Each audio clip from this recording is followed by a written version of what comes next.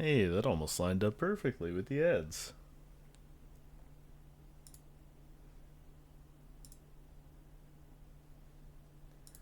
How's it going?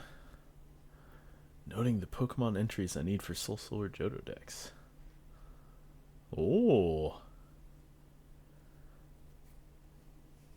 Wait, I thought you just National Dexed. Uh or is that Heart Gold?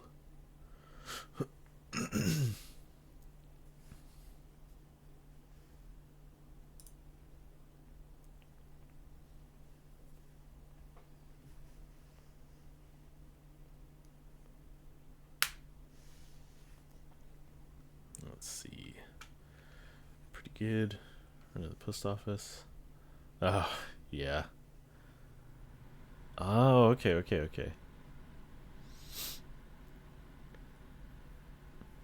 Yeah, hopefully. I mean, eBay's usually really good about protecting the customers, so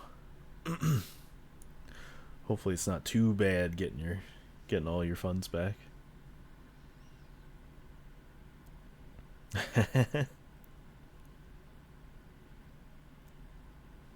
see. Might wait a couple more minutes in case people want to make it in here. Because I feel like what Clover is about to say is a pretty big revelation. Not like being an asshole. Yeah. How did you how did you figure out it was a repro? Like, did it just look kind of weird?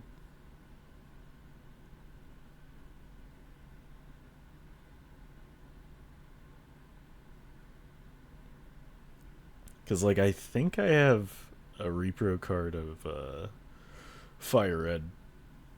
Chrono first time travel gate locks you. Oof. All right, no worries.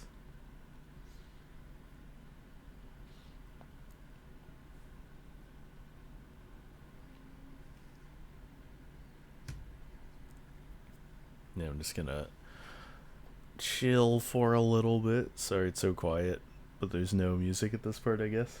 I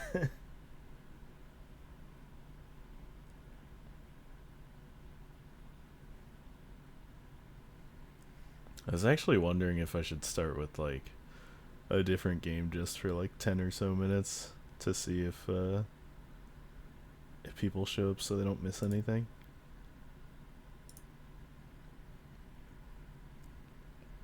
How do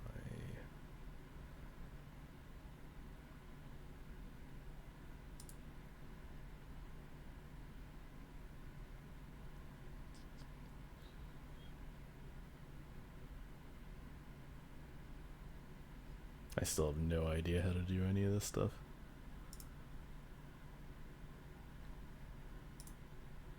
Oh, there we go.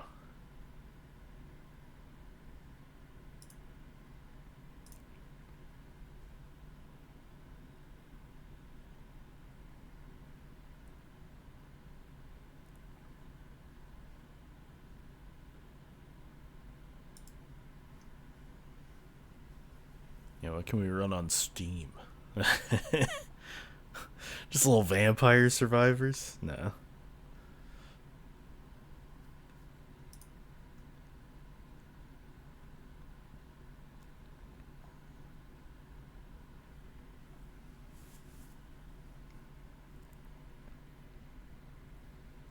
DQ5 locks people out at the beginning.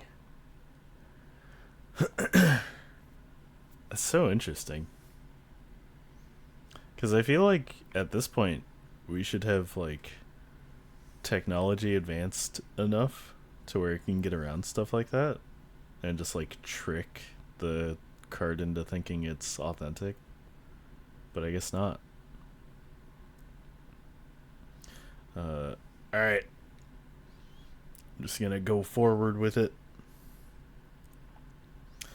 If you don't tell me the if you don't tell me stuff in the right order, I'm never gonna be able to figure it out.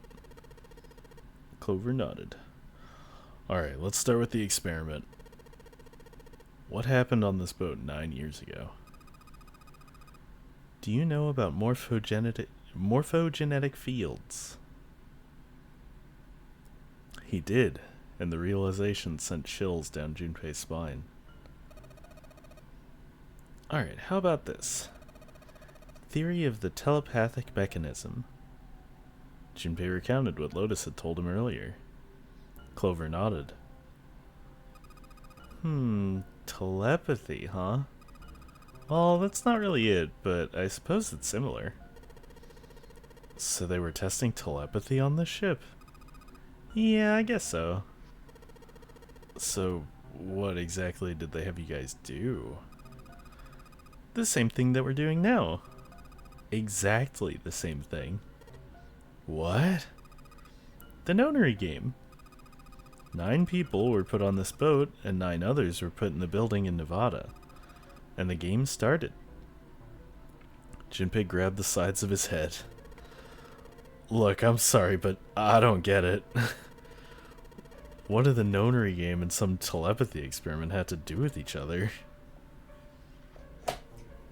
Clover bit her lip.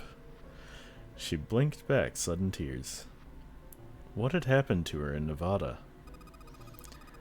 The ability to access a morphogenetic field is affected by a couple of things. The first is epiphany, and the other is danger.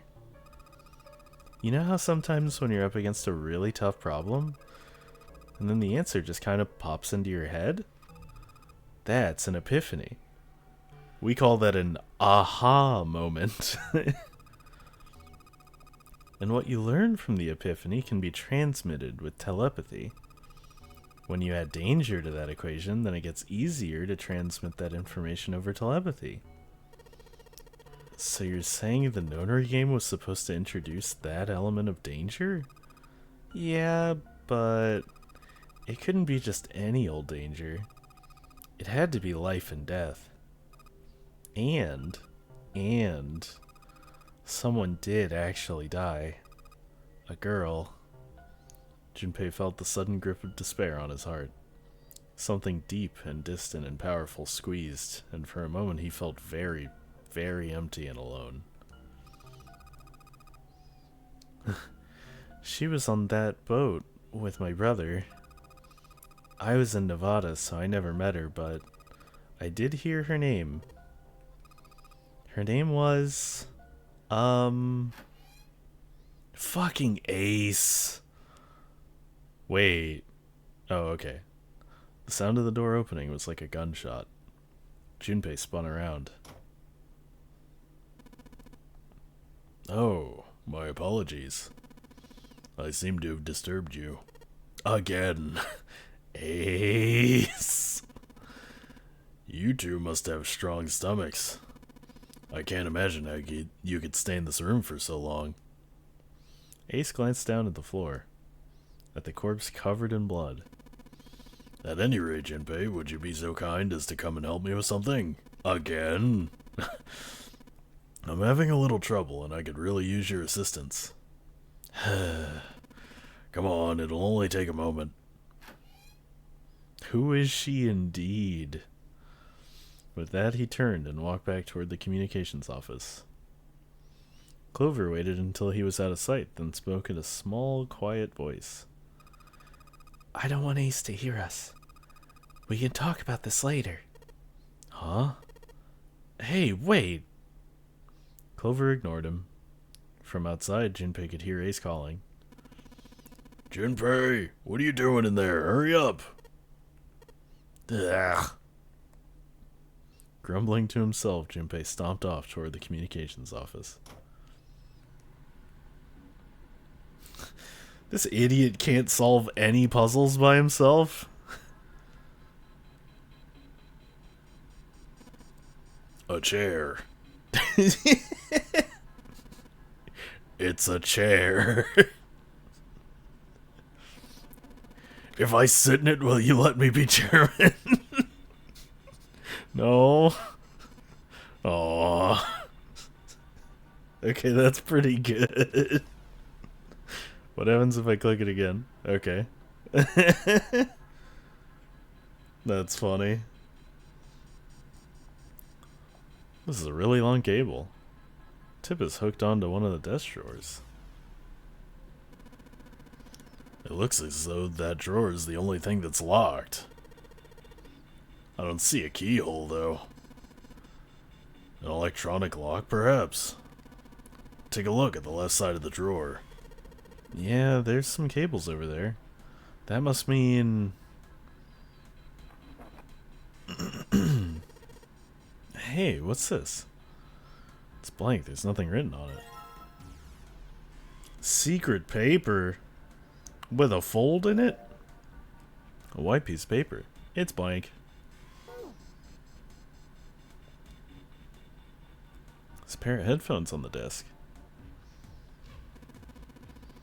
An early telecommunications device. Yeah, he's an angry Magikarp. Most likely used to transmit a radio signal of some kind, some sort. I experimented with it earlier, but to no avail. I imagine it's broken. Alright, that's probably everything here.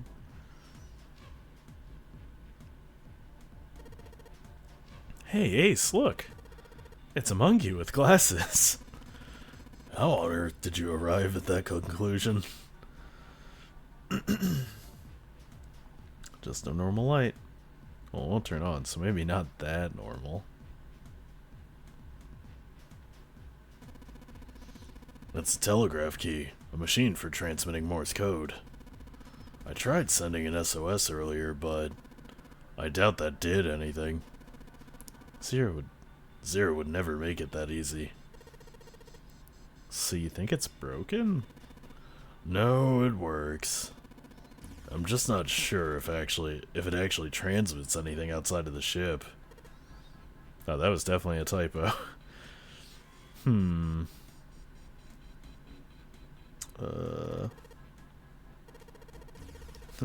Hey Ace, look! There's a big-ass rat trap over here. I told you that's a telegraph key. It is a device that transmits messages through Morse code. Dude, he's so mad.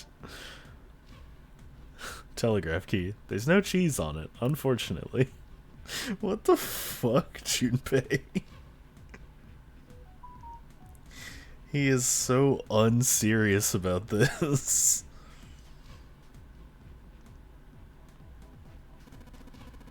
A clock mounted on the wall. The hands aren't moving. A little surprised that the time is wrong then, I suppose. And there's nothing on the back. Look, a hook. That wasn't a joke. I know, man. It's a hook for hanging clothes, I think. It's an old telegraph machine. Nothing suspicious here. Oh. I'll be honest, I have no idea how this works. Ooh, an iFixit kit? Let's go. Set of small screwdrivers.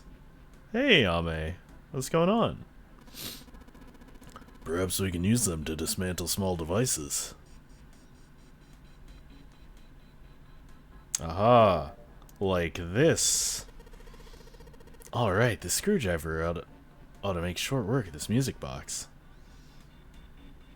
Oh, no worries. Looks to be a cylinder for a music box.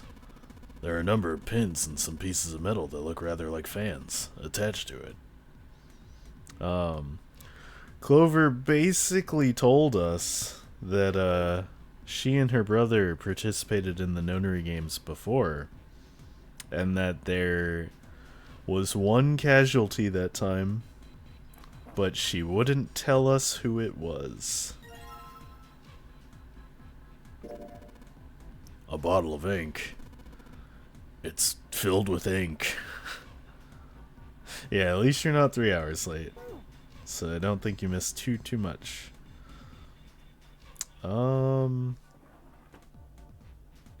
Sweet. Was that everything in here?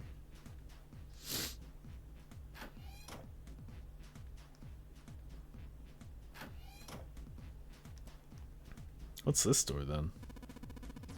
Junpei, what are you doing? We've searched the wheelhouse from top to bottom. There's no reason to go back. In fact, don't you think it would be wise to investigate the captain's quarters? I think we ought to check out both rooms, don't you? Oh no! Did something else go wrong?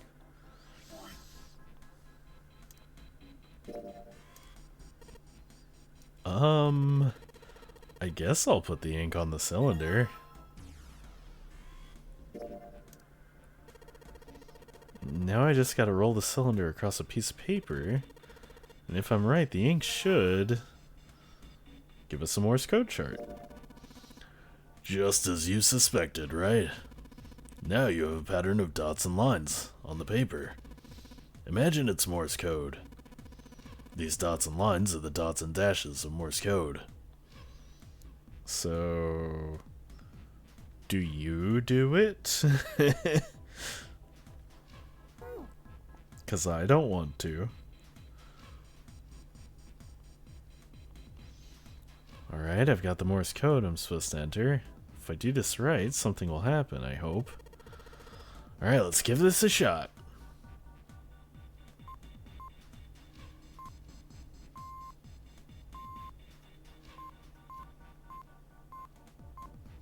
Thank God they let you actually look at this paper.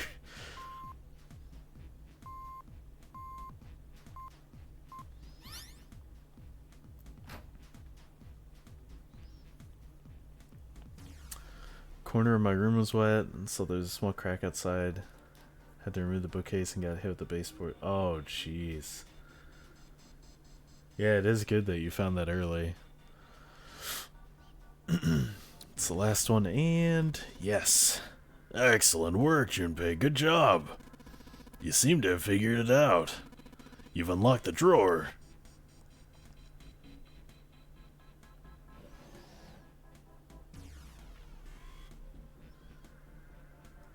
A red file lay in the drawer. Junpei reached down and picked it up. The cover read, "All ice." All ice? Alice. Did that mean...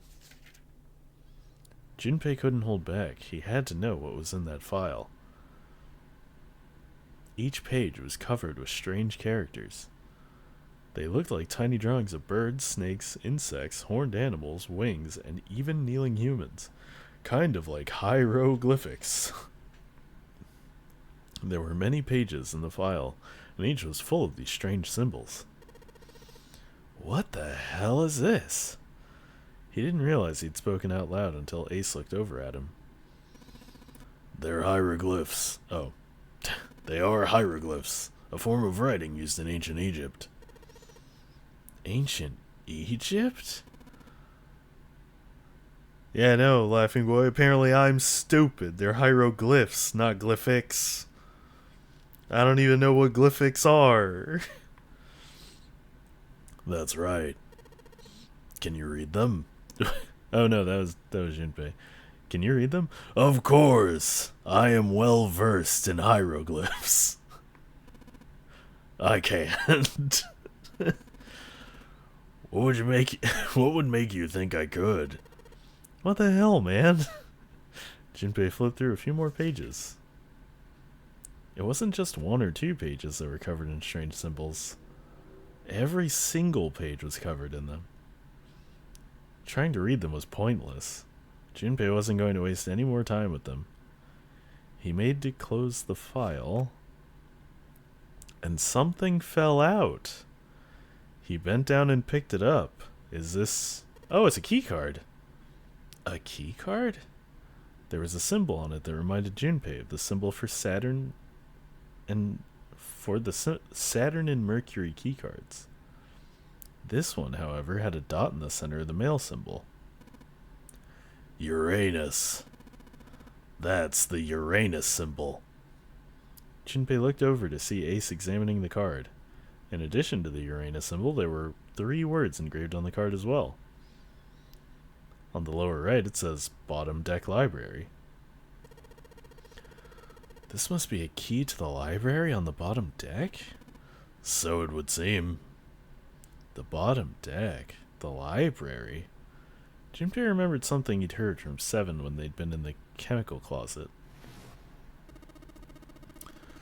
Alice sleeps in a small chamber past the Forest of Knowledge, beneath the navel of the Gigantic. Did beneath the navel mean the bottom deck? Did Forest of Knowledge mean the library? If it did, then was Alice in a room somewhere beyond the library?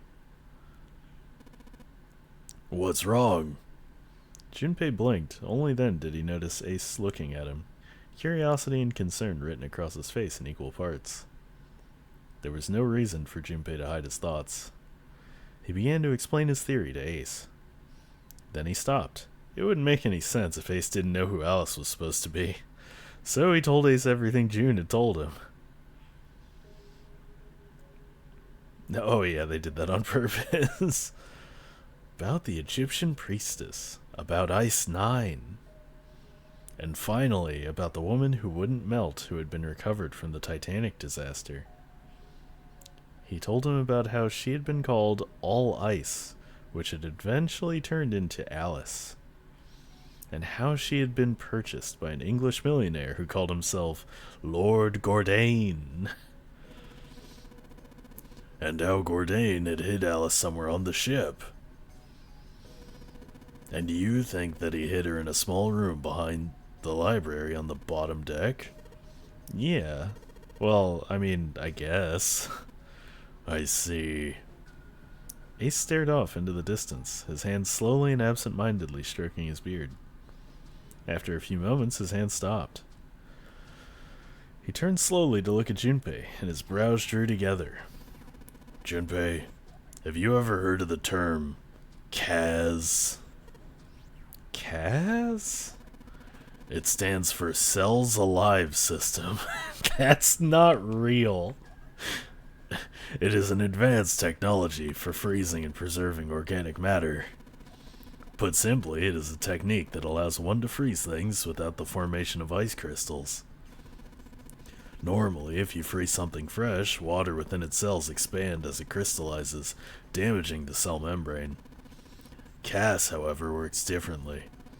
The object to be frozen is supercooled using magnetic fields, and then frozen instantly and uniformly, giving ice crystals no time to form. It was originally developed for the preservation of food, as an alternative to the normal freezing process. Now, however, there are rumors that it can be used for other things. What do you mean, other things? Why'd you say it like that? Get out of here.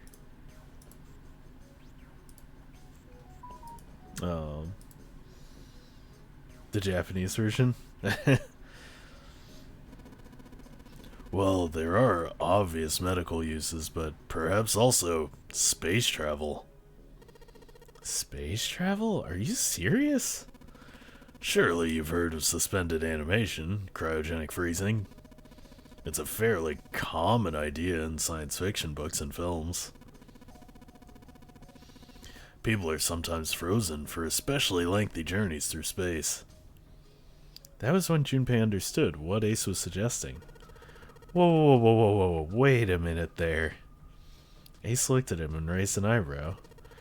Are you saying that Alice was frozen using that CAS thing?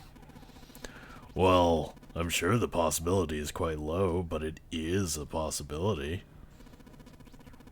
If the special ice you call Ice 9 does indeed exist, and if CAS were used to freeze her into the sort of ice instantaneously... You think she could be alive? Well, I can't say for sure, of course. I'm only talking about possibilities. The melting point for Ice 9 is 96 degrees, right? If she were put somewhere where she could reach that temperature... That's nuts! Are you really saying she could have defrosted and started walking about? You're quite right, it does sound unbelievable. But if she had, then we would have an explanation for the men we found dead on the floor. You mean the guy dressed like a captain? Yes. Call that cryogenesis. He was dead when we found him. Clearly he was murdered. But if he was murdered, then by who? It couldn't have been one of us. That would be impossible. In order to enter the captain's quarters, one must first open door 1. That door that requires the Earth Key prevented us from accessing door 1. Who was it that opened that door? Santa and Lotus. Right. Clearly the two of them could not have opened door 1, or any other door for that matter. Who else then could have done so? Junpei thought for a second. Nobody. After Santa and Lotus had used the Earth Key, they turned back and met up with Junpei and June, who had just returned from EDAC. The four of them then proceeded to return to the large hospital room to reunite with Ace 7 and Clover. When Junpei and his team had gone into the shower room, Ace 7 and Clover had been left in the large hospital room, but they would have been unable to open door 1. Perhaps when Junpei and June had taken the elevator to door 2 then? No, that would have been impossible. They had been gone only 5 minutes. No human being could have run to the captain's quarters, killed the man in there, and run back in 5 minutes. It would be impossible for any of us to be the murderer. That being the case, who could have killed him? Wouldn't it make sense if his killer was someone who had been in the ship for some time? A person like that would know the ship well. They would know the locations of all the hidden passages and secret doors. The numbered doors would mean nothing to someone like that. It would be a simple thing for them to enter the captain's quarters. You, Ace, it's you! Then you're saying the killer was Alice? It was Junpei's turn to raise an eyebrow. Ace drew his thumb across his lips thoughtfully. Well, this is all only one possible theory. A game theory. All ice. Alice. Was Alice indeed somewhere on the ship with them? Junpei had only one clue. The key card in his hand. It would, he hoped, grant him access to the Forest of Knowledge. But beyond that, what waited for him beyond the Forest of Knowledge? Whatever might be there, however, would have to wait. At the moment, there was nothing Junpei could do. He gripped the keycard tighter and shoved it deep into his pocket. Yoink! This is mine now. I'm assuming this is just the book. Yeah, the book about Alice. Okay. Oh. There's a weird looking key in here. A key with a leather case. It isn't metal? My guess would be ceramic. Junpei, have you found a keyhole that might fit it? I don't think so, but let's look around.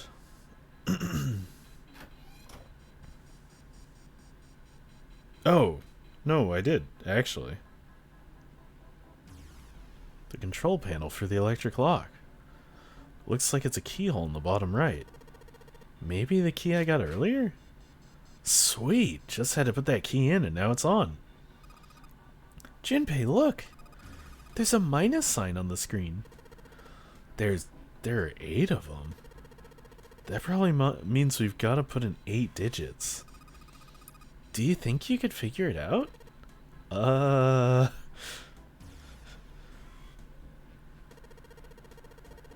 This kind of camera records to a hard drive, but it doesn't look like this one's recording anything.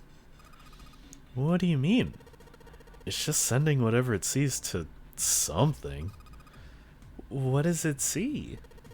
The door. Look with your fucking eyes, Clover. It sees the door. The new steam cleaner is fantastic. Oh, hell yeah.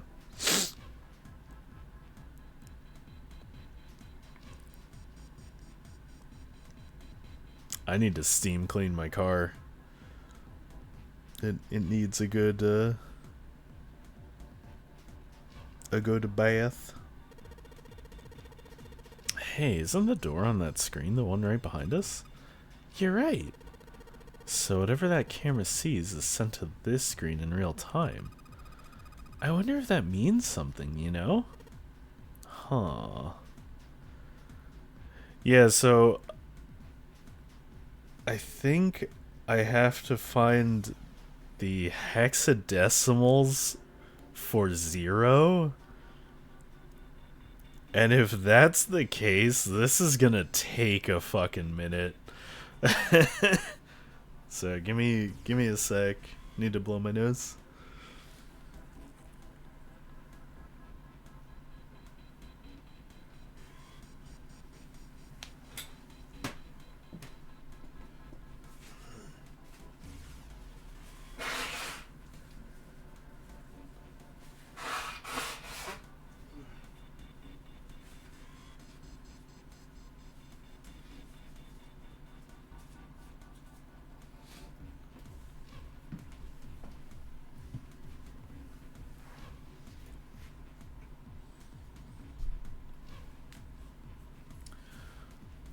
Alright.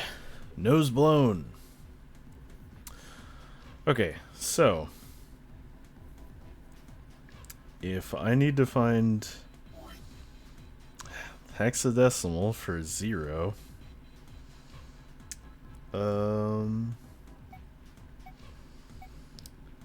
didn't I have a thing? Yeah. Oh, dude, this is gonna take... This is gonna take so long.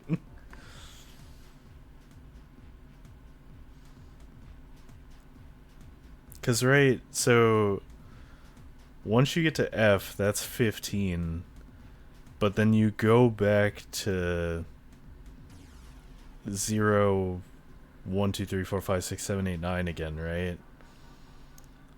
So 9 in that instance would be 24, and then G would be 25, I think.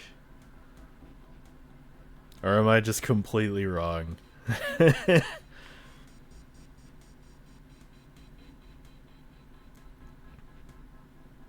This is why I have guides handy.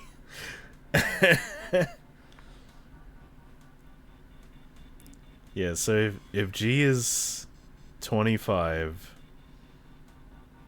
H is 26, I is 27, J is 28, K is 29,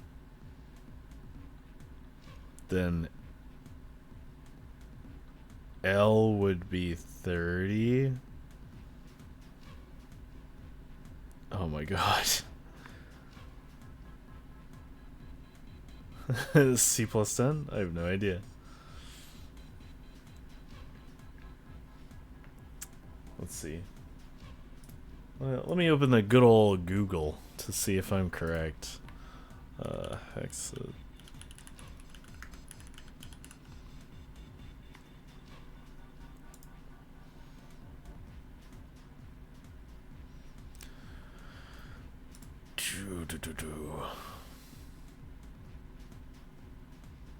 Yeah, it goes up to F. I need past F.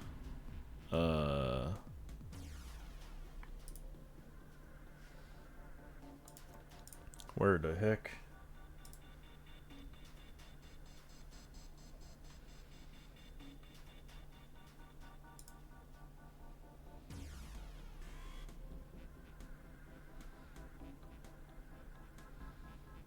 Oh, this is like something completely different.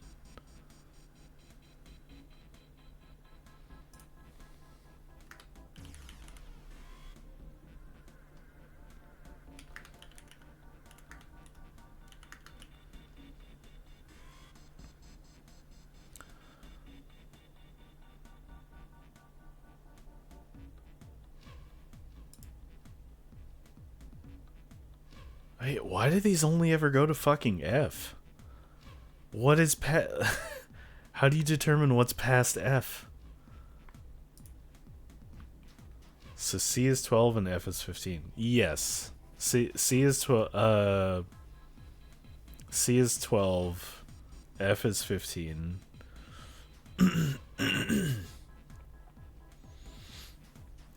So that's why I think G is 26.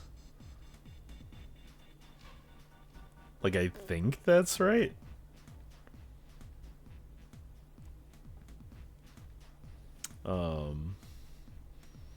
The hardest fucking part is that this thing starts with 0. Or it starts with Z. So I have to get all the way over to Z. I need to spell the word 0 in hexadecimals. So, hold on. G equals 26, which means GHIJK. K would be 31. Or no, it'd be 30. K would be 30. Right?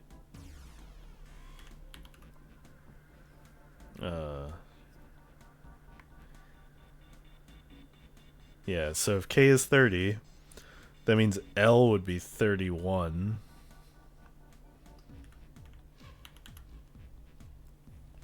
And then MNOPQ.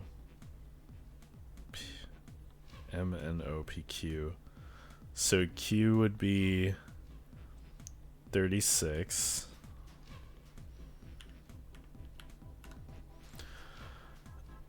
And then R would be 40.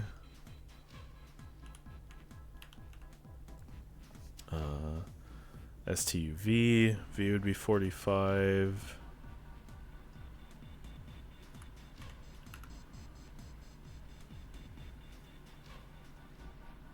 Wait, would it? Hold on. No. If R is 40, V would be 46.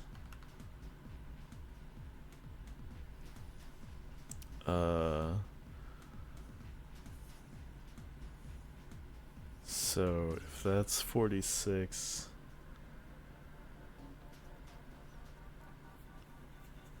Oh god, I hate this so much. QSTV W. So W would be 50, I think.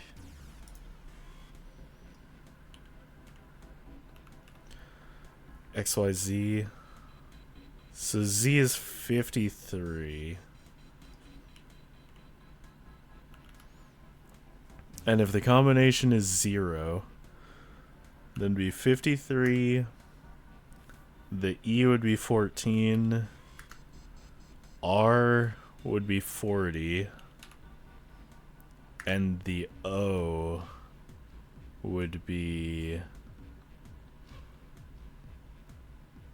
LMNO. P. So P would be 35.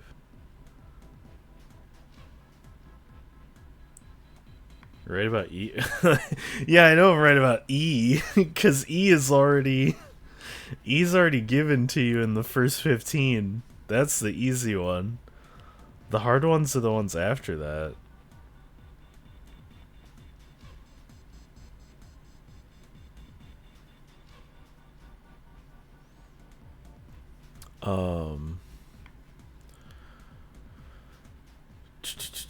If I click this, does it actually say anything about how to determine the other?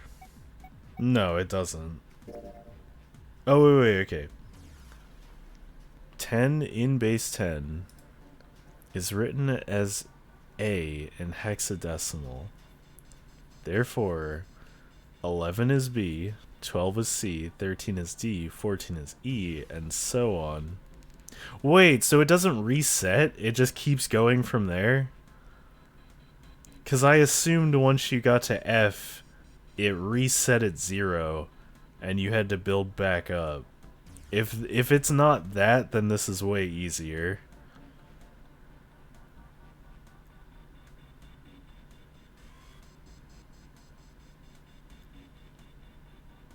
Yeah, if it's literally just counting letters, then this is much easier. I thought it was like reset your shit every time. Um. Okay, how many letters are in the fucking alphabet? Is it 26? I don't fucking know.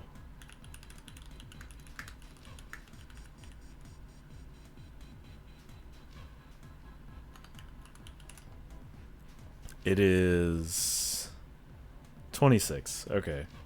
So yeah, now we just do just math.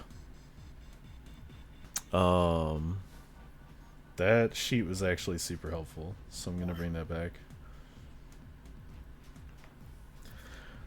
Okay. So G 16, 17, 18, 19, 20. So K is 20. I don't need to know G. L 21, 22, 23, 24. So O is 24. So that's at the end of my thing.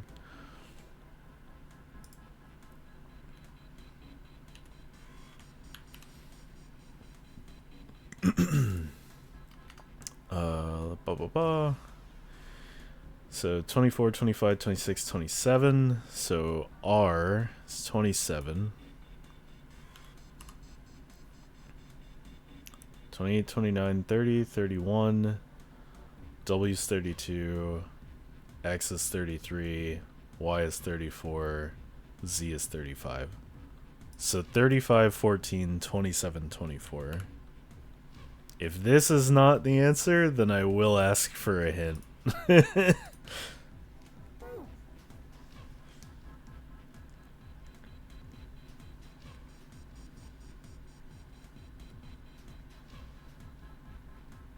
I was thinking way too hard about this. Well, I don't know if it was that I was thinking hard. I think I just misunderstood how hexadecimal worked.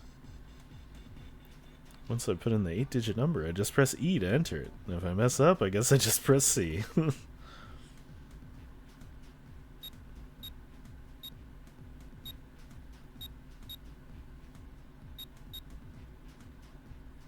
Enter.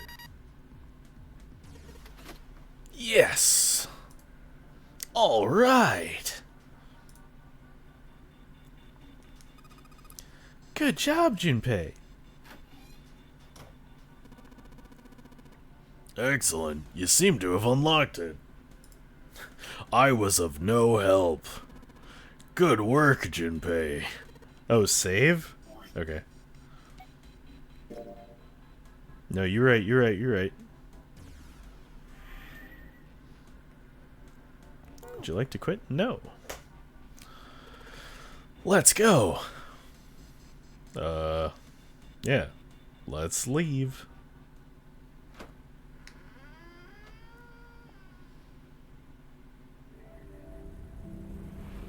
You found it! They stepped out of the captain's quarters and into another hallway.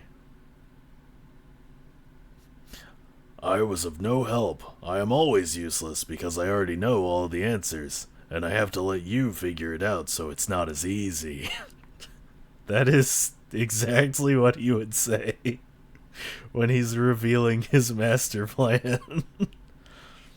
The hallway stretched out in front of Junpei for a bit before turning left, like a great backward L.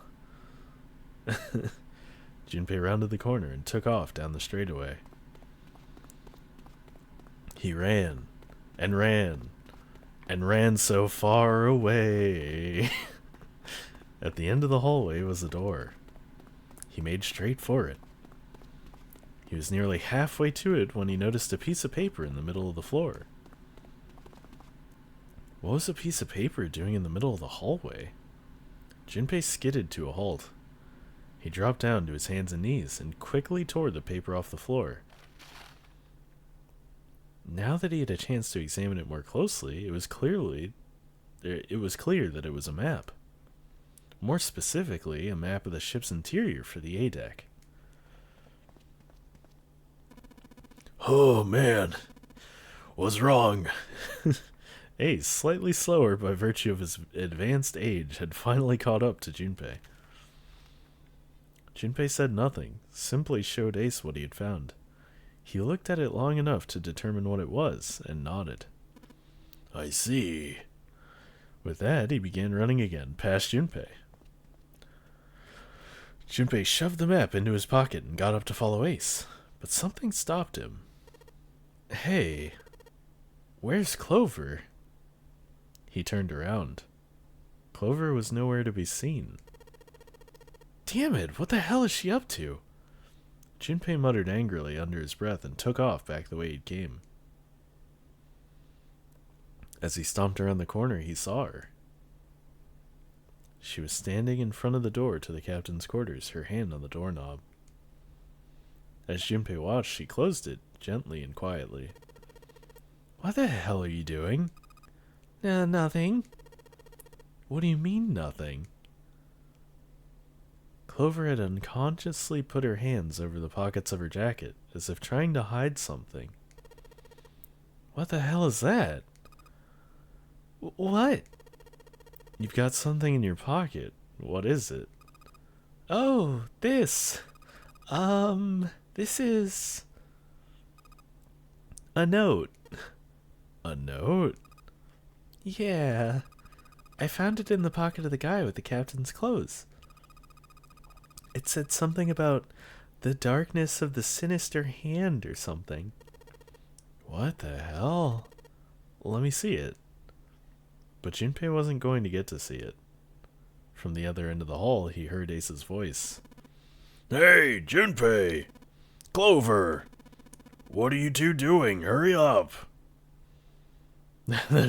Yeah, that's a lot of notes. Clover struggled.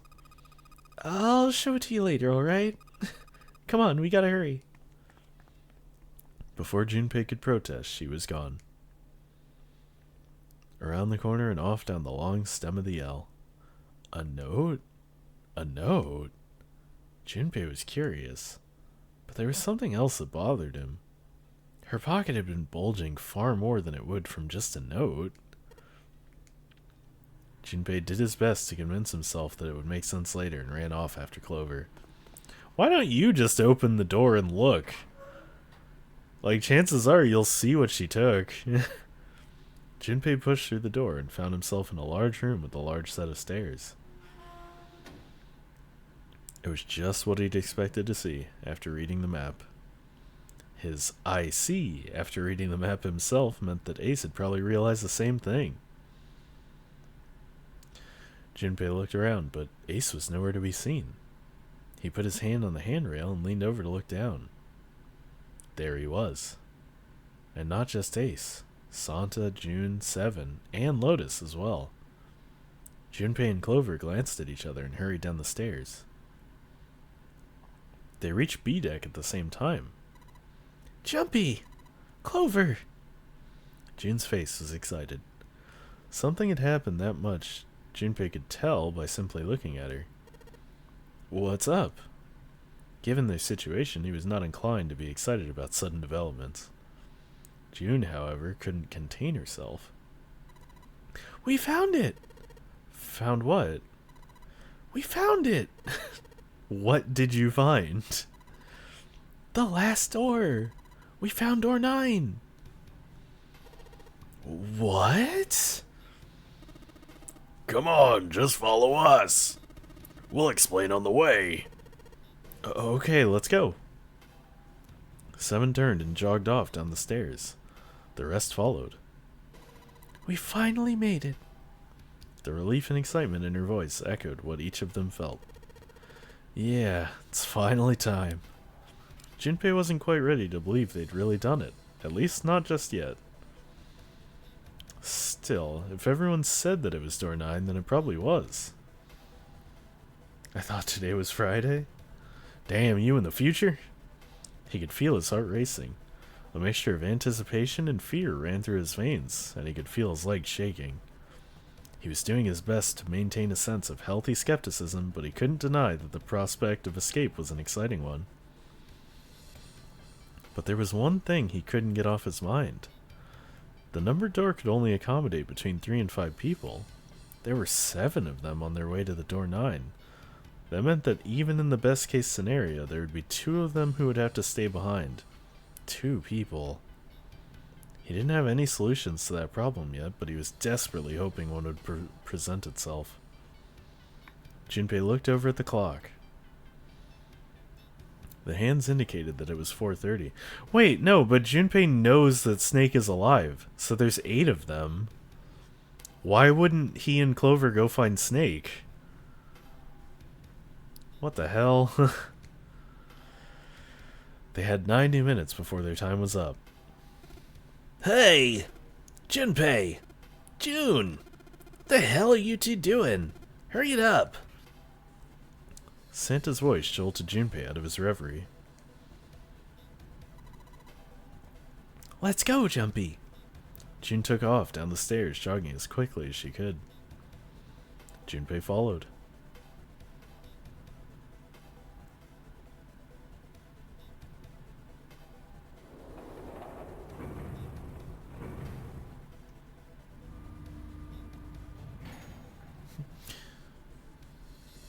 Your brain was a whole week ahead? Here, ads are about to run, so I'll just let them run here anyway. Because I'm pretty sure after this is just going to be the, like, ending cutscene. And so, I don't want to interrupt that. I'd rather just interrupt here.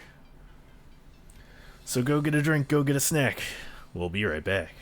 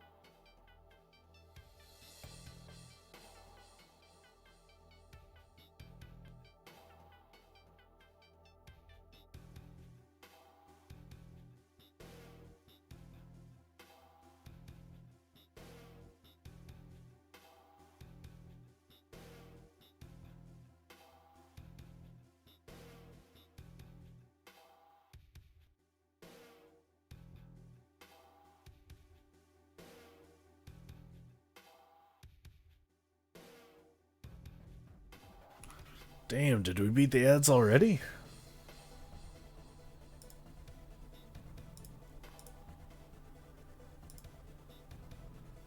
Oh, so fast.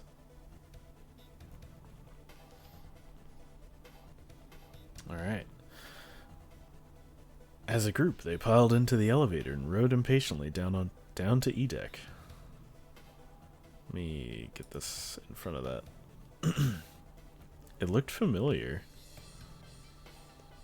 There was a metal grate between the two elevators. Seven grabbed hold of it and began to talk. I know I told you I'd explain it later, but honestly, there ain't much to explain. After we split off from you guys, the four of us got into the elevator on the left. And that took us to the other side of the grate. After that... They'd headed down another hallway. It took them toward the bow of the ship and eventually to the number 6 that Junpei and June had found earlier. With 4, they'd been able to open the door and keep going. As usual, they'd faced the locked door, but had been forced to completely two different areas before they could unlock it. Once they were through that door, there was another hallway that went into the other direction, towards the stern. So, on your way, you found the elevator? That's right! So in other words, you kinda did a lap, huh? Came from that side to this side. Yeah! With that settled, Junpei looked around. So, where's number 9 door? Over here! Follow me! 7 began walking down the hallway that led up toward the stern. Junpei and the others broke into a jog to keep up with them. They had been walking for a while. June in silence stepped with Junpei when she spoke. You know, it's because of Santa that we're all here right now. Huh? That all 7 of us are going to the 9 door. You don't get it. Santa, 7, and Lotus? What's their digital route? 378 18 189. 9, it's 9. That's right. They could have just left me behind and kept going if they'd wanted to. But they didn't. But they didn't? Yeah. Because Santa wouldn't let them. He said we can't leave June behind. That's why we went looking for you guys. And then you got on the elevator and went back to the central staircase? That's right. Huh. Well, I wouldn't have called that one. That Santa would be the one to stick up for you. I mean, that is kind of weird. Junpei felt his eyebrows knit as he considered that. Oh, don't get me wrong. Perhaps June had sensed Junpei's concern. I don't mean that 7 and Lotus said they wanted to leave me behind. We were just talking about it, and Santa objected to it first. Junpei was about to respond when 7 suddenly stopped. In front of them stood a door. So is this... Junpei couldn't see 7's face, but he could see him nod. There's no other place for us to go. Nope. Just look around. At the end of the hallway was a thick iron wall. To the left and right, other hallways led to the port and starboard sides of the ship, but they were both closed off by thick metal grates. It looked as though 7 was right. The door in front of them was their only choice. Alright, let's get moving. He pulled open the door and walked in. Junpei took a deep breath and followed. It appeared they'd been telling the truth. The first thing Junpei saw as he entered the room was the number 9. Like all the others, it was a rough thing made of red paint. The door it decorated sat on the back wall of a rectangular room. Junpei ran up to it. It was a large double door with powerful styling. Something about it was almost majestic, and it made the red paint look especially garish. Junpei grabbed the handle and shook. It didn't budge, but then he hadn't really expected it to. The red was bolted to the wall next to the door. Its display read vacant.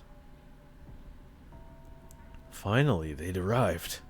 Junpei felt a flood of emotion wash over him. He felt a chill down his back and his chest tightened even as his blood began to boil. He was about to speak when... Junpei, look behind you! He turned around. Junpei could scarcely believe what he saw. A door and a 9. There was another one? Hey, what the hell? What the hell is going on here? His words came slowly and his brain struggled to understand what he'd seen. On shaky legs, he made his way to the second 9. It was a small door, set parallel to the door that they'd come through, but in the corner of the room. Yup, the 9 room. There was no mistaking the number. And if any more proof was needed, a red was bolted to the wall near the door. He grabbed the handle and shook the door, but not because he expected it to open, but because he had to make sure it was real. Why the hell are there 2 doors? It was Ace who spoke first. Do you think perhaps one is the right door and the other one is the wrong one? Lotus was skeptical. I don't know about that. That seems unlikely. What makes you say so? Well, think about all the rooms we've been through so far. They're full of puzzles, but there are always hints about how to solve them. Alright, Game Master, have a good trip. Yeah, for sure. Where we just had to go with our best guess and leave it to instinct to solve the puzzle. Do you really think that at the very end of the game, Zero's going to suddenly throw in something that depends entirely on luck? Then you're saying there's some sort of hint in this room? No, I don't think there's a hint anywhere here. I searched it very well when I was here before. I didn't find anything that might have been a hint, though. Well, then that means... Yeah, both of these are the right door. I mean, if you think about it, Zero never actually said there was only one door with a 9 on it. The exit is hidden, but it is there. Seek the exit. Seek the door that carries a 9. Junpei began to mutter to himself. So if there are 2 number 9 doors, if we split it up right, that's not gonna work. Junpei blinked and looked up at Clover. She held out her hand. You've got a notebook and a pen, right? Can I borrow them? I let you borrow these before. Slightly confused, he pulled them out and handed them to her. How about you get the thing in your pockets, Clover? Look at this. Clover opened the notebook to a blank page and set it down on the desk. Everyone else gathered around her and watched as she wrote down a series of numbers. Holy smokes. You get it. The numbers on the top are all the combinations with digital roots of 9. The numbers on the bottom are all the people who don't fit. There's only 8 possibilities if we split into 2 groups of 3 or 4 people. So, if 3 people go through the door, then 4 are left behind. If 4 go through, then 3 are left behind. Right? Clover nodded, almost as if she were pleased with herself for solving a difficult math problem. But see, this gets fixed if Snake were here, because he's a 2. So the group that has 4 left behind would just add him and they could go through the other door. The room went very quiet. Silence lay across everyone like a thick, heavy blanket. No one spoke. Their faces were blank. Desperate for something else to look at, Junpei turned his eyes to the room around him. As he did, he began to wonder, what was it? The walls were covered with candles. The wavering flames made the shadow of Junpei and his companions look as though they were dancing.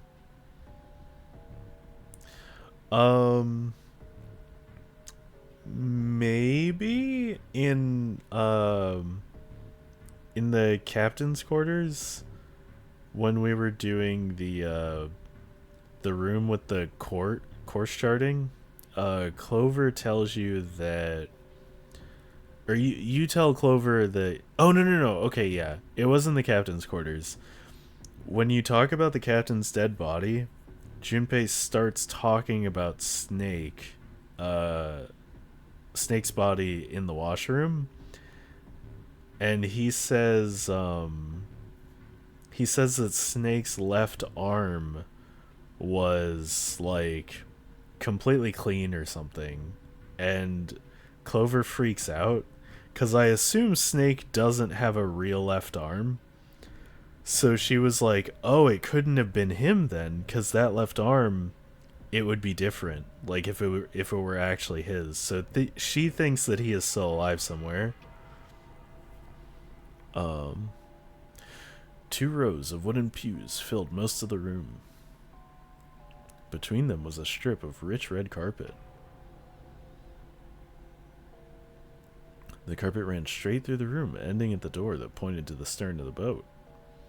At the other end of the carpet,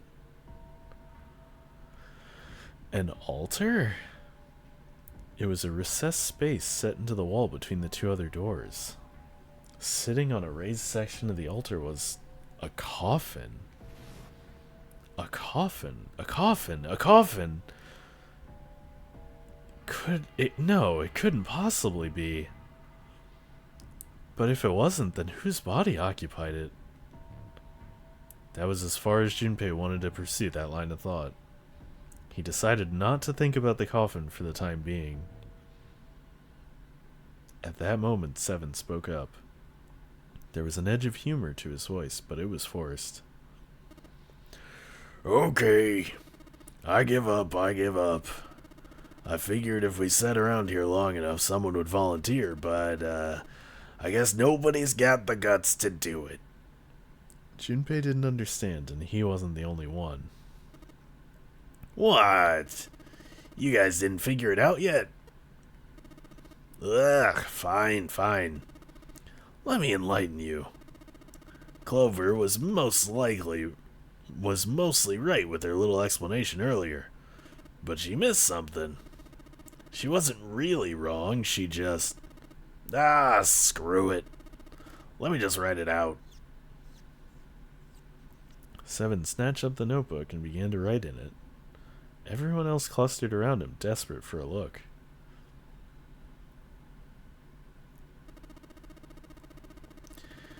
If you're trying to leave with a group of 3 and a group of 4 and get everybody out, Clover's right. But there's another way. Only one combination, though. If you split us up into groups of 3, 3, and 1, you can make this combination. Wait. This means... Don't get me wrong here. I'm not trying to copy Ace or anything like that. Even if he hadn't been the hero back in the big hospital room, I'd still be saying the same thing. The same thing? Are you saying... Yeah, I am. I'll stay behind.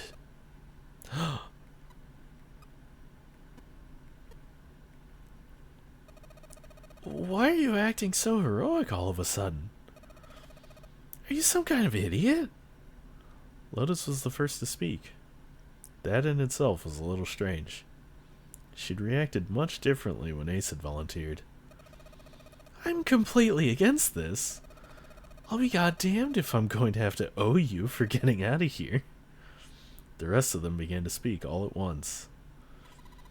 I'm against it too. I didn't want to leave Ace behind, and I don't want to leave you either. I don't like that idea. There's gotta be other options.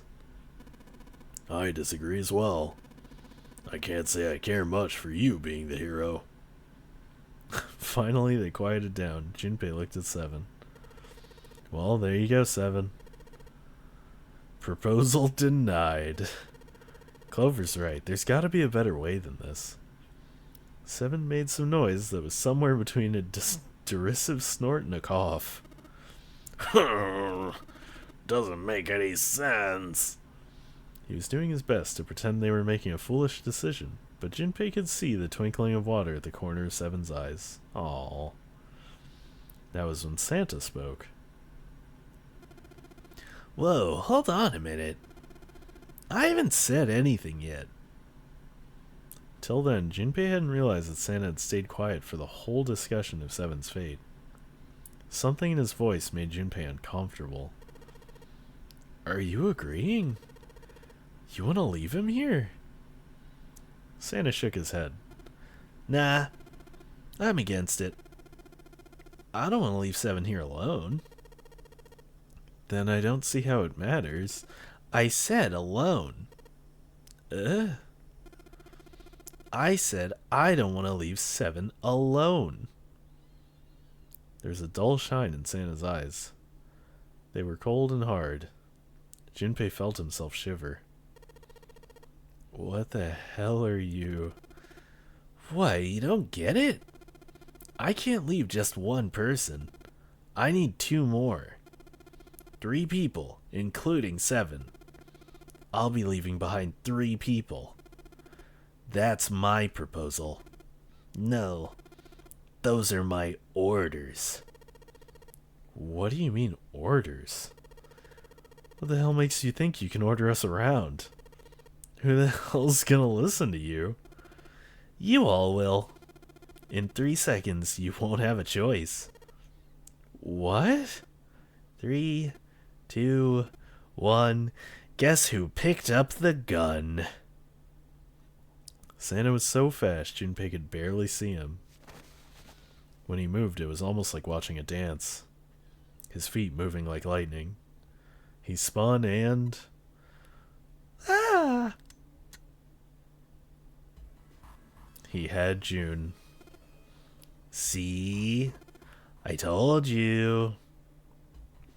His lips curled into a cruel, mocking smile. A shudder traveled the length of Junpei's spine. His chest froze and he could feel his breath go stale in his lungs. Nothing made sense. Junpei felt as though his head were about to explode. Santa's sudden change in attitude, saying that he needed 2 more? The gun in his right hand, a revolver? Santa had grabbed June from behind and pressed what Junpei's shaken brain identified as a revolver roughly against her temple. What was he doing with a gun? Hey, Storms. Where on earth had Santa possibly found a gun? Junpei's questions roared in his mind, but his mouth refused to ask them. Seven spoke, almost as though he had sensed Junpei's confusion. The gun's from the other room! What room? One of the rooms behind door 6. I should have known he was gonna do this. I should have taken the gun! Well, it's too late now, fat ass. Damn it! A mixture of fury and frustration twisted Seven's face, and he glared at Santa. Santa, for his part, didn't so much as flinch. The corner of his lip twitched into a slightly wider smile. Then the smile faded, and he began to move. He walked backward, dragging June with him. Before long, his back was resting against the door. On the wall next to him was the red. He put his hand on the scanner panel quickly, and then forced June to do the same. So wait, that means he's leaving with Lotus and June? Right? Because, wait, no. 3 and 6...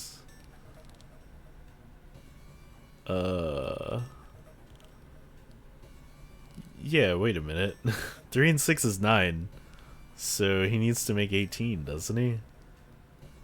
How can he do that with 3 people?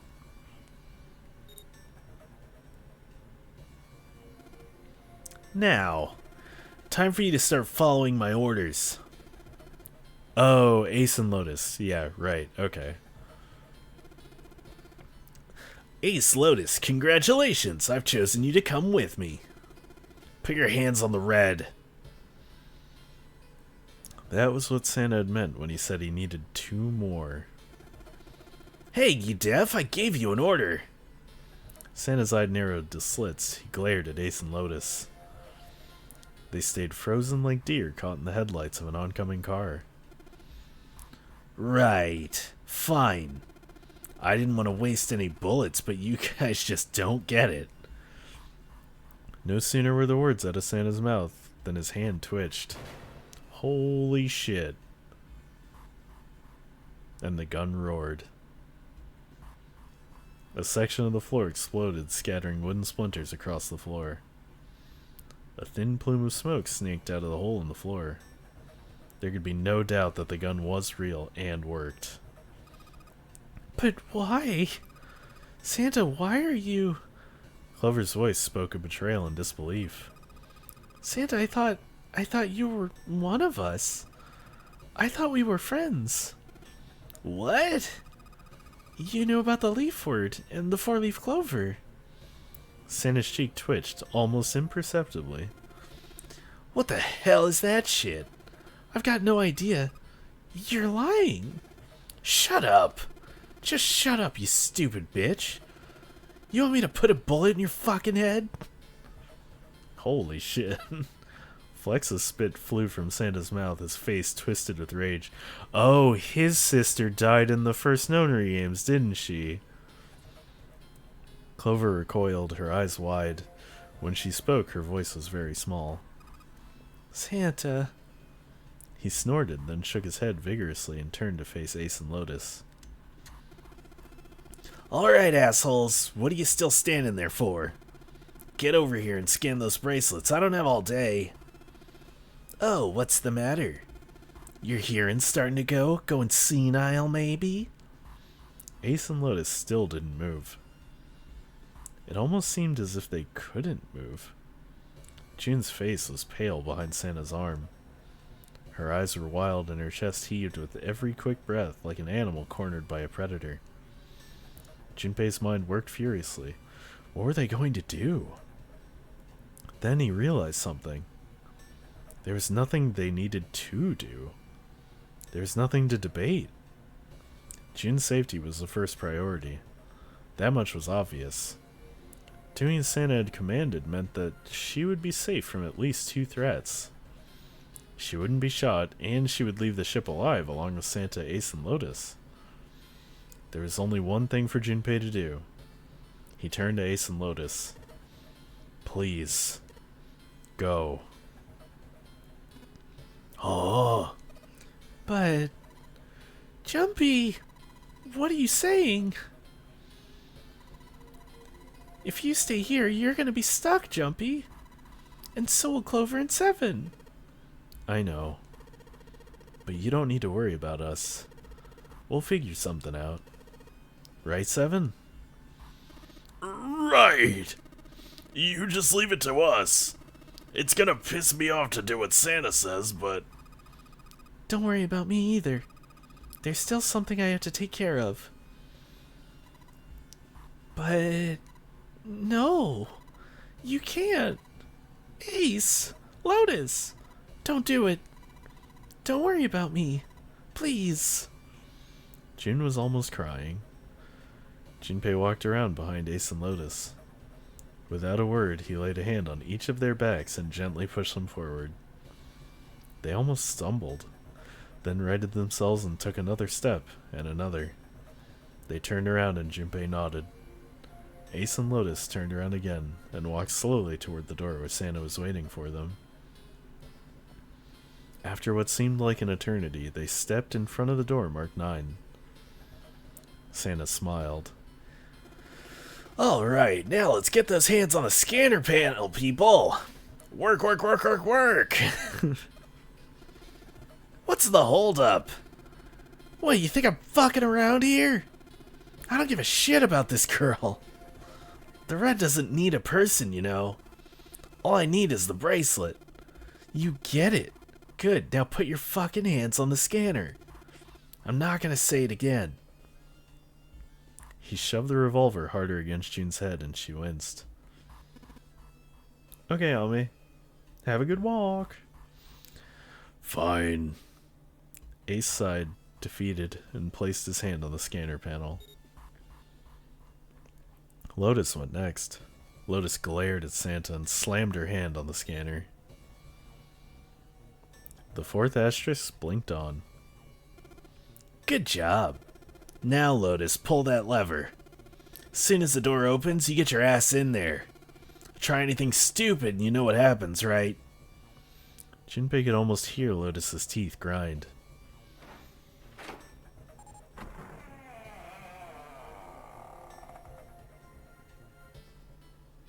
The door slid open. Door number 9 opened at last. It opened with a low, powerful rumble, a drum roll to welcome the chosen few. All right, go! Lotus and Ace walked through the door, their eyes furious but defeated. Santa waited until they were all the way inside, then hauled himself and June across the threshold as well. 6, 7, 8, 9. Later, chumps.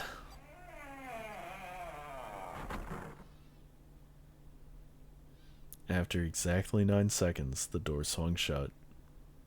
The gust of air it created caused the candles on the altar to flicker and die.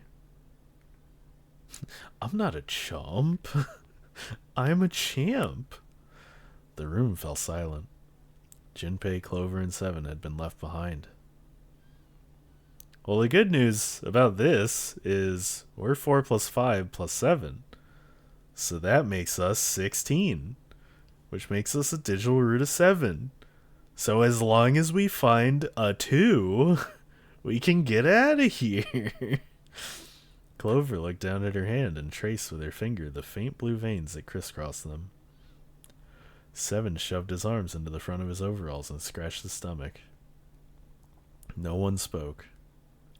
Silence made the air feel thick and oppressive. Desperate for something, anything, to occupy his mind, Junpei walked to the larger of the 2 9 doors. He stood in front of it and looked at the red. It read engaged. He moved to the smaller door. The red read vacant. The digital root of the remaining people was 7. There was no possible way for them to open a door with a 9 on it. Junpei touched the surface of the door. He thought about June, about Akane Kurashiki. Was she safe? That was all that mattered to him. If she were alive, if she had escaped this horrible boat, that was what Junpei prayed for. 7 came up next to him. He pulled off his hat, scratched his head, and sighed. So, what do you want to do, Junpei? What do you mean, what do I want to do? What can we do? 7 opened his mouth to respond when... Holy shit. A noise echoed through the room. Someone was pounding on something, vigorously. It wasn't mechanical. It was certainly human. Junpei and 7 looked at one another. What the hell is that? Shh! Quiet! Clover motioned to 7 to be quiet. She put one finger to her lips and closed her eyes in concentration.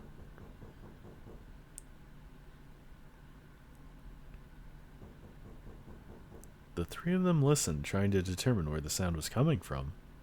Where was it coming from? Could it be? Hey, I think it's coming from this coffin. You're right. Let's open it. But how? What are those muscles for show? You're telling me to force it open? Just shut up and try. Junpei and 7 grabbed hold of the coffin. They tried to get a good grip with what little purchase they could find and pulled with all their strength. Go! Damn it. Man, it won't even budge. There was some sort of keypad attached to the coffin.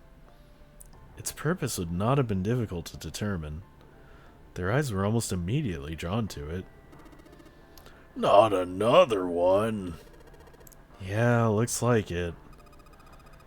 Do you think we had to put in the right password or it won't open? I think so. The noise wasn't stopping. In fact, it was getting louder. They had no idea who was in the coffin, but they wanted out, and they wanted out now. They had no idea what they were supposed to do. Without a passcode, it didn't seem like there was a lot they could do. They couldn't even tell how many numbers the passcode needed to be. Isn't there a hint somewhere? Well, let's look for one. Unfortunately, there didn't seem to be anything near the coffin. Clover ran to examine the pews, and Seven investigated the deck, but they turned up nothing. The sound still wouldn't stop. It wasn't a noise that belonged in that room.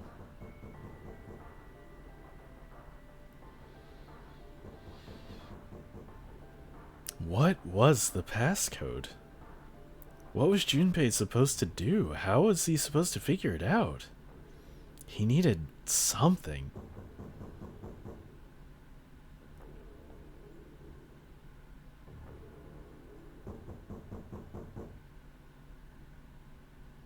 Ah.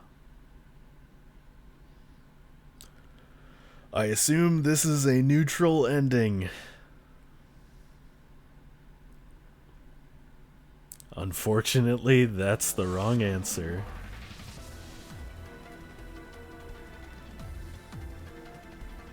Wait, what?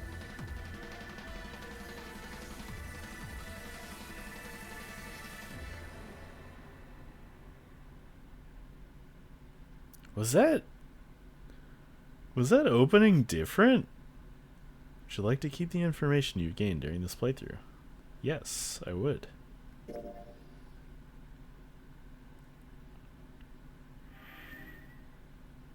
So we got... Okay. Is that ending 2, I guess? I don't quite... Coffin ending. I don't quite get how they are ordered. Because, in this guide that I'm following, that was supposed to be ending number 1. So,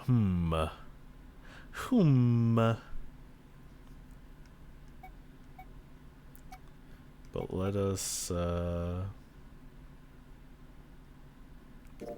begin with our memories. So now we're going to go for door 5, 8, and 1.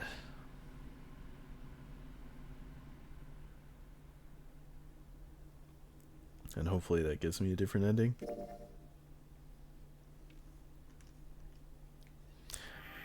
I wish I didn't have to collect everything in this very first escape.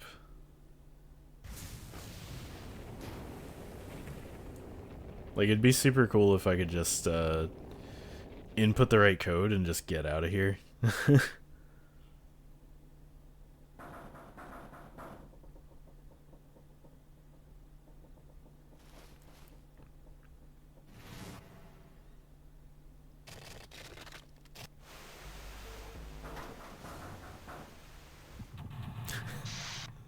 All these all these things super sped up just sounds so funny.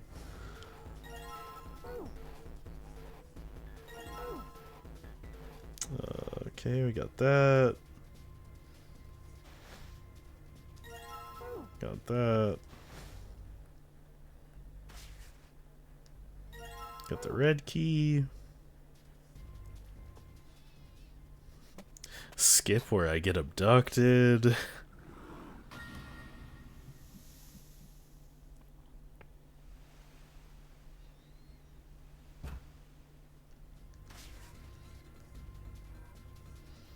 Check the teapot.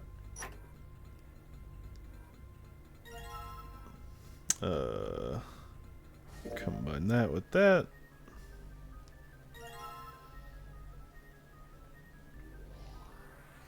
Yeah, I should probably memorize this so I don't have to keep I don't have to keep turning this thing around.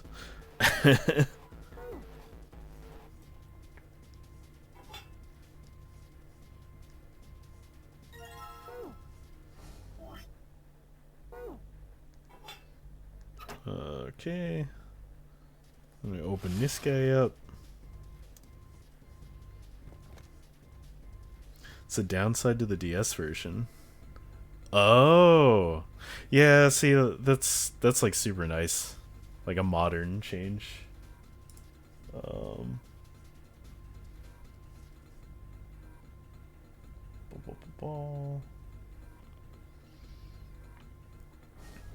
oh wait, let me solve this really quick first. So that in box. So 8-5, and that and that. 7-4-8-5. Let me write this down.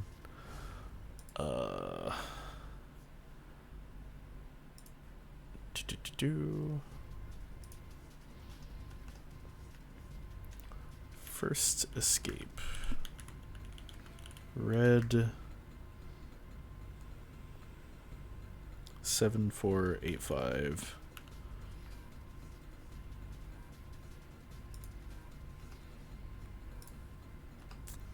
Okay.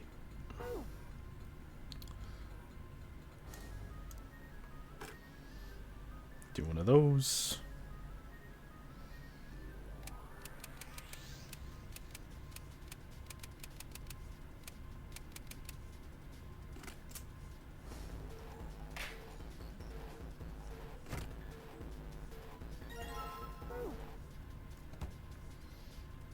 So I get that.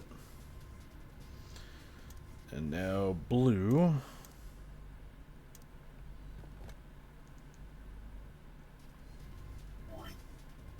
Because I should have looked at this first.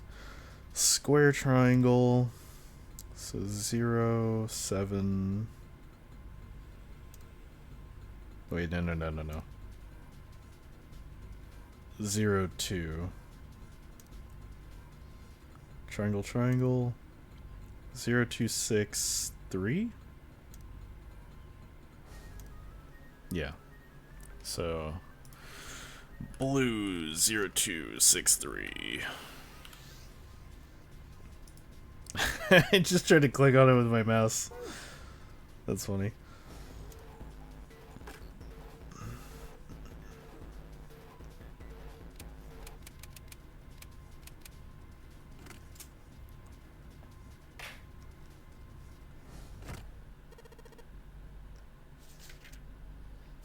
Find digital roots. Pogo.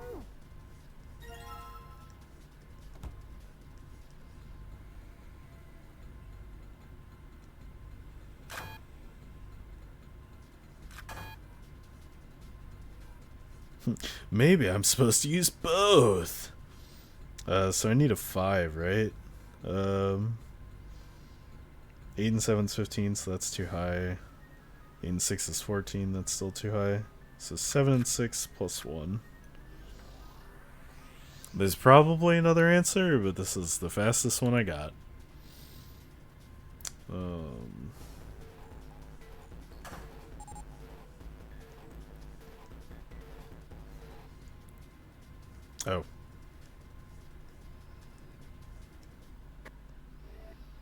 Hey, that didn't take long at all.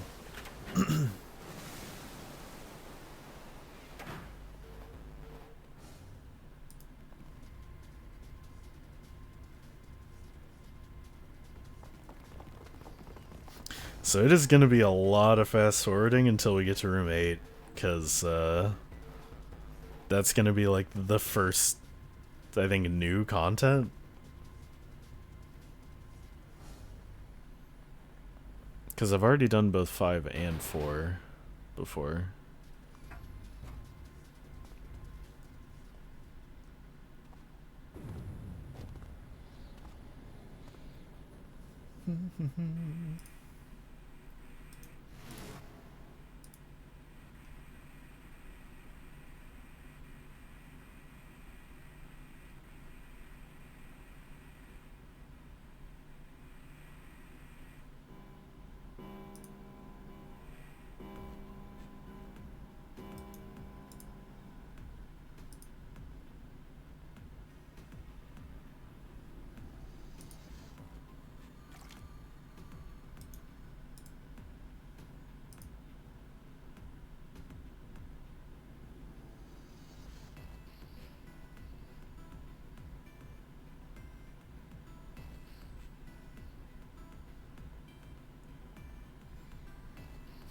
Hey, Mlep. Which one is the Shiba ending? So what happened? Fode decided that Data didn't get to work on the walk. Oh no, you missed it. So after Snake took Lotus and Ace with June and left, Seven, Clover, and Junpei started to hear knocking inside of the coffin, but none of them knew what the password was, so they couldn't open up the coffin. And we got a to be continued. So it is the coffin ending.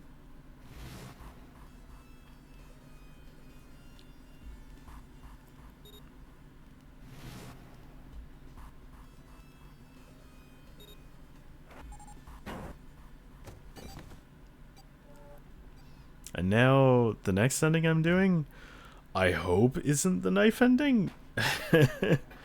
Nothing super exciting, yeah. No revelation. But yeah, sure. We'll do this through some new dialogue. Santa and June, you think you can give me a hand here? Pun was a little too on the nose, but the mood was still grim. Both Santa and June lifted their left hands silently. We already got the knife ending, Mlep. We don't want that one again. Our digital route is 5. They'd fulfill the conditions. If they were to pull the lever on the side. Guys, about to get gross.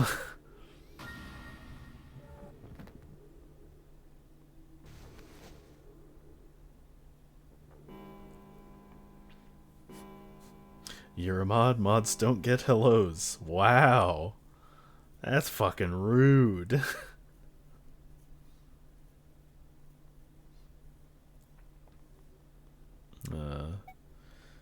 Yeah, I mean, I'm not gonna say the other things. I'm not stupid. I know why you died.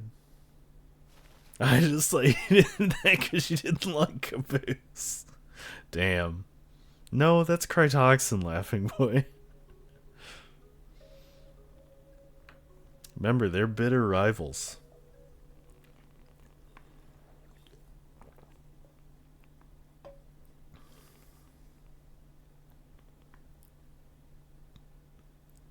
Crytoxin just hates everything Caboose loves.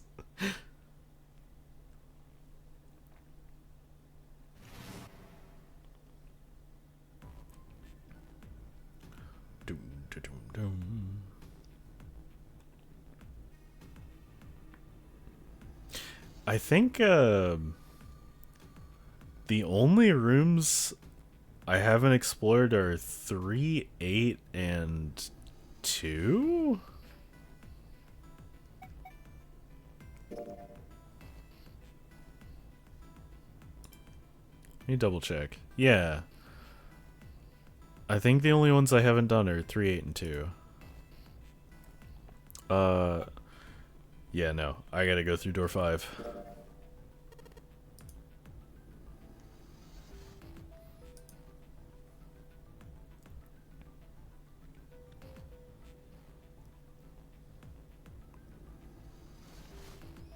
I gotta hang out with my boy Snake.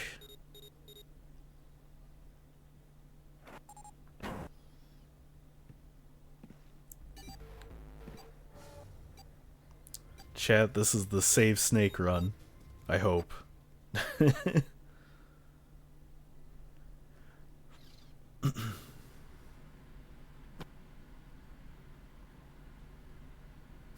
Metal Gear. Oh god, I forgot this is the one with the shitty ass. The shitty piano that doesn't actually fucking work.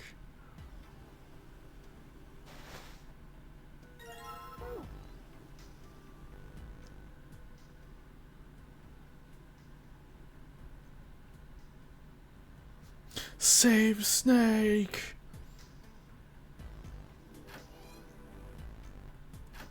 Forget, is there anything we can actually do in here? No.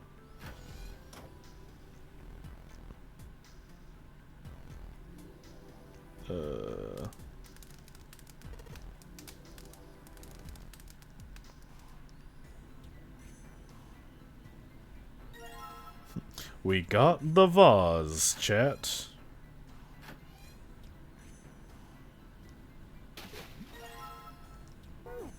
Time to fill it with water.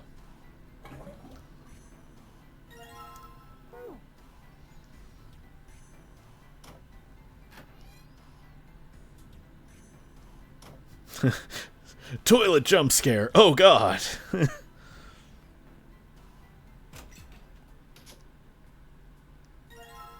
Wait a minute. We don't ever open this, huh? The safe is locked. Wait, I just realized that. Yeah, we never opened that safe. What the fuck's in there?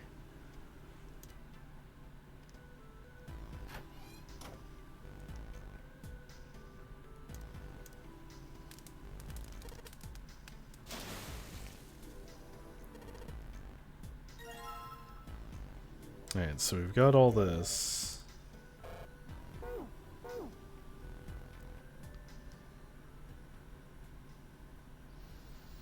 Yeah, this is where Seven tells us he's an amnesiac. We shall never know what is in the safe.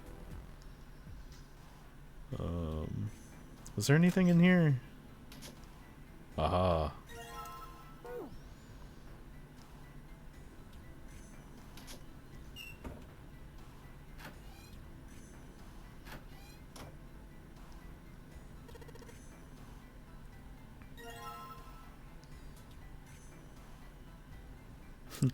Alright, Junpei, now play some fucking tunes.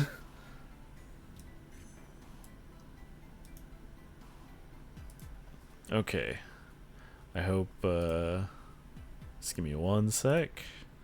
So this is room 5. And the code is 3, 4, 5, 6, 3, 5, 4, 3, 4, 3, 5, 6, 6, 5, 4, 3. Fuck this puzzle. I hated this.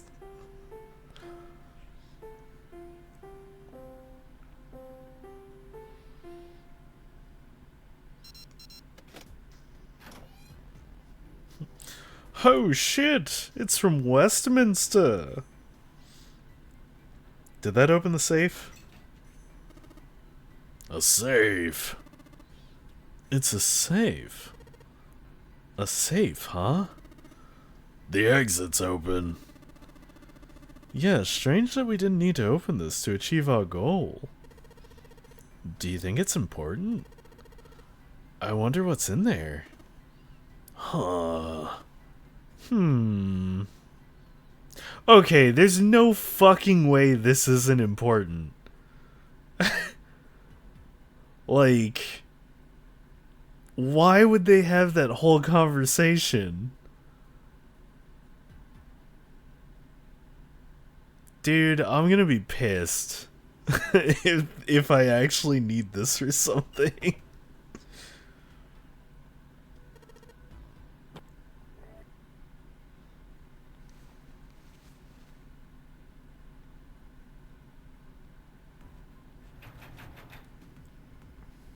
Alright. That room is done.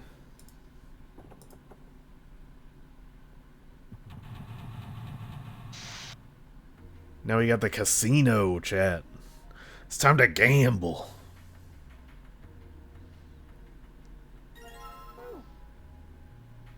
Which ending are you going for this time? It's telling me... Because this is like a no spoiler guide, so it doesn't tell me the actual endings. But it's telling me that I go through door 5, door 8, and then door 1. And that should lead to an ending that's different from the one I just got. I assume the knife ending has to end with door 6. Because, like, otherwise we wouldn't go down there and get stabbed, I don't think. Dude, this song's such a bop.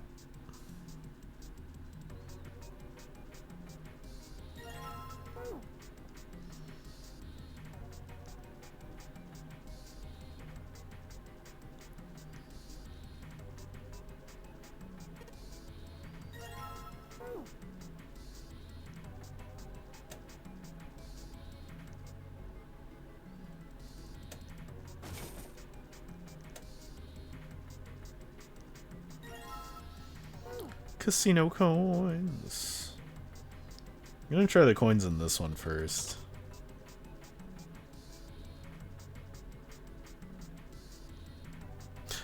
Oh, okay. Good. So that one I got nervous about that whole time ago didn't actually matter.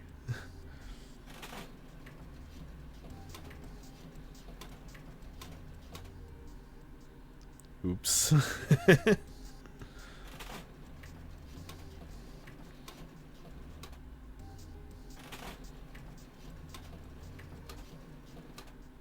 Oh my god. How did I do this first try the other time? I'm sure that save is important for one of the endings, I would assume, but maybe you'll still need info. Maybe, yeah.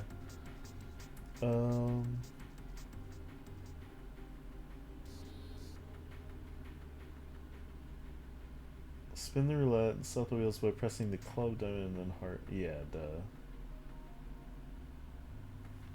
Oh, so I just need to actually, like, get lucky? Bro.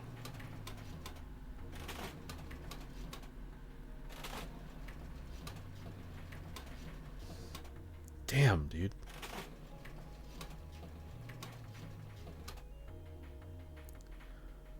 Why am I so bad at this?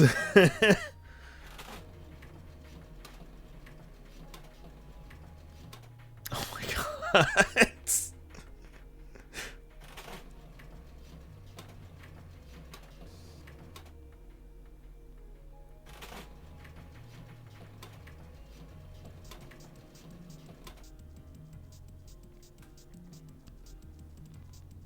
Am I...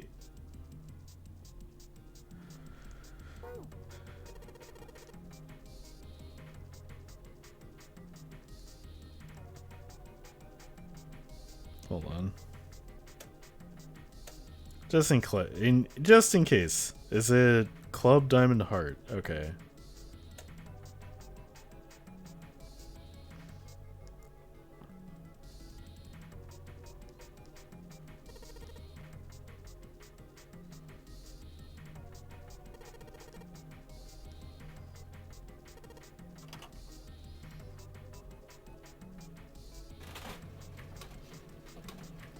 Oh, okay. I am dumb. It is literally you were supposed to hit it in that order. I mean, to be fair, it's been a minute since we've been in here, so I definitely forgot that one. All right, time to play Baccarat.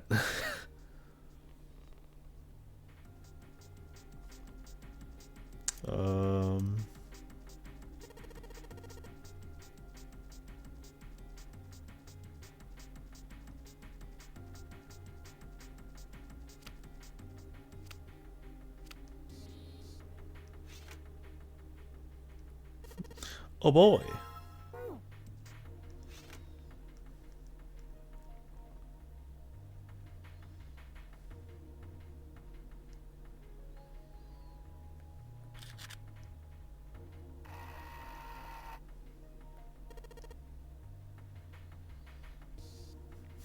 Well, this is easy. It's the only cards we have left.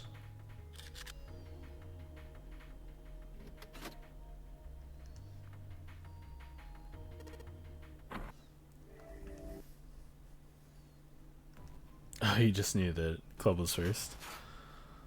Let me write that down in case I have to do that again. So, Clover, diamond, and then heart. The table is 5, 6, 7. Keypad is 8. And then 2, 3, 4. So that's room 5 puzzles.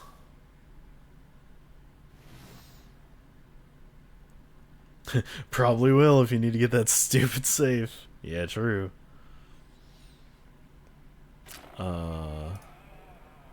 But we're coming up on a new room that we haven't done yet, so that'll be exciting.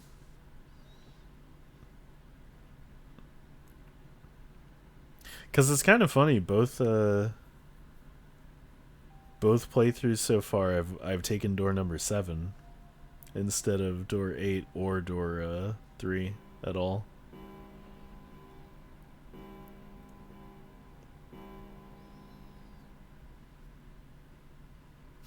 New puzzles. Yeah, I like most of the puzzles so far.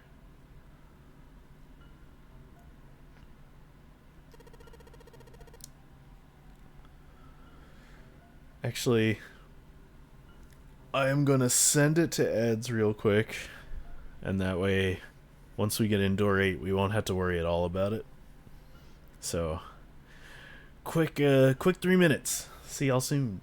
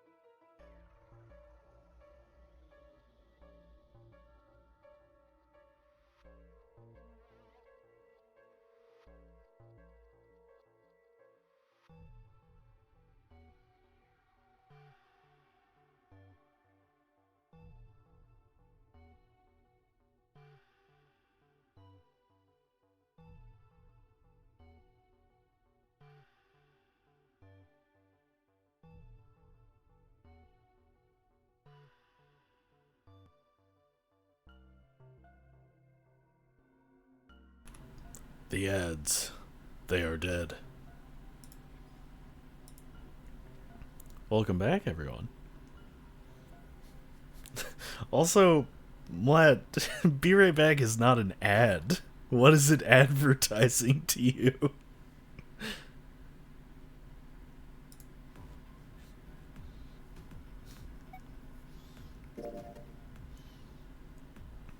It's advertising none pizza left beef.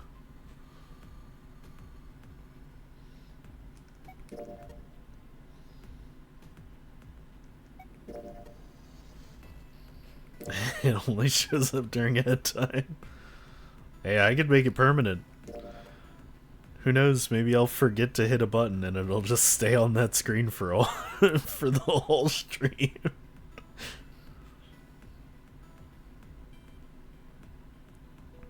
I'll be so confused why nobody's reacting to anything.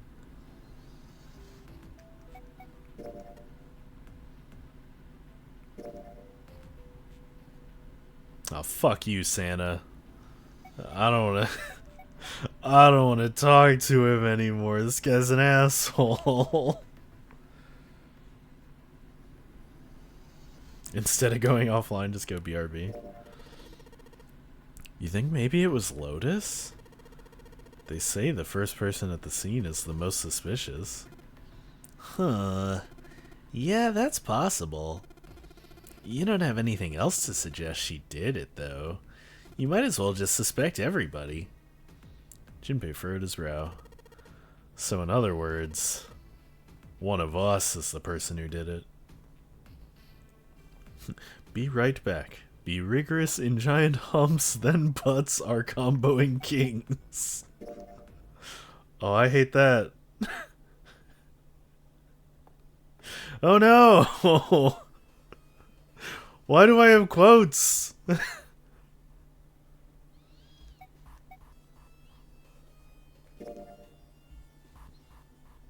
Now I'm not gonna get anything for Christmas. How dare you?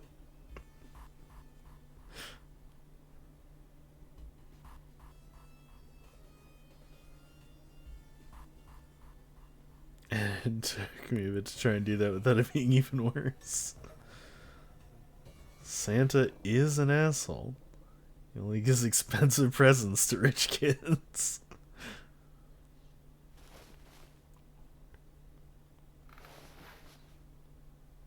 Wait, Mlappy, you were definitely here when Santa pulled out the gun, right? Or did you get here after? Because this whole time you've hated Lotus. And it was Santa who actually had the Glock. Alright, gang. We're going through door number 8 now.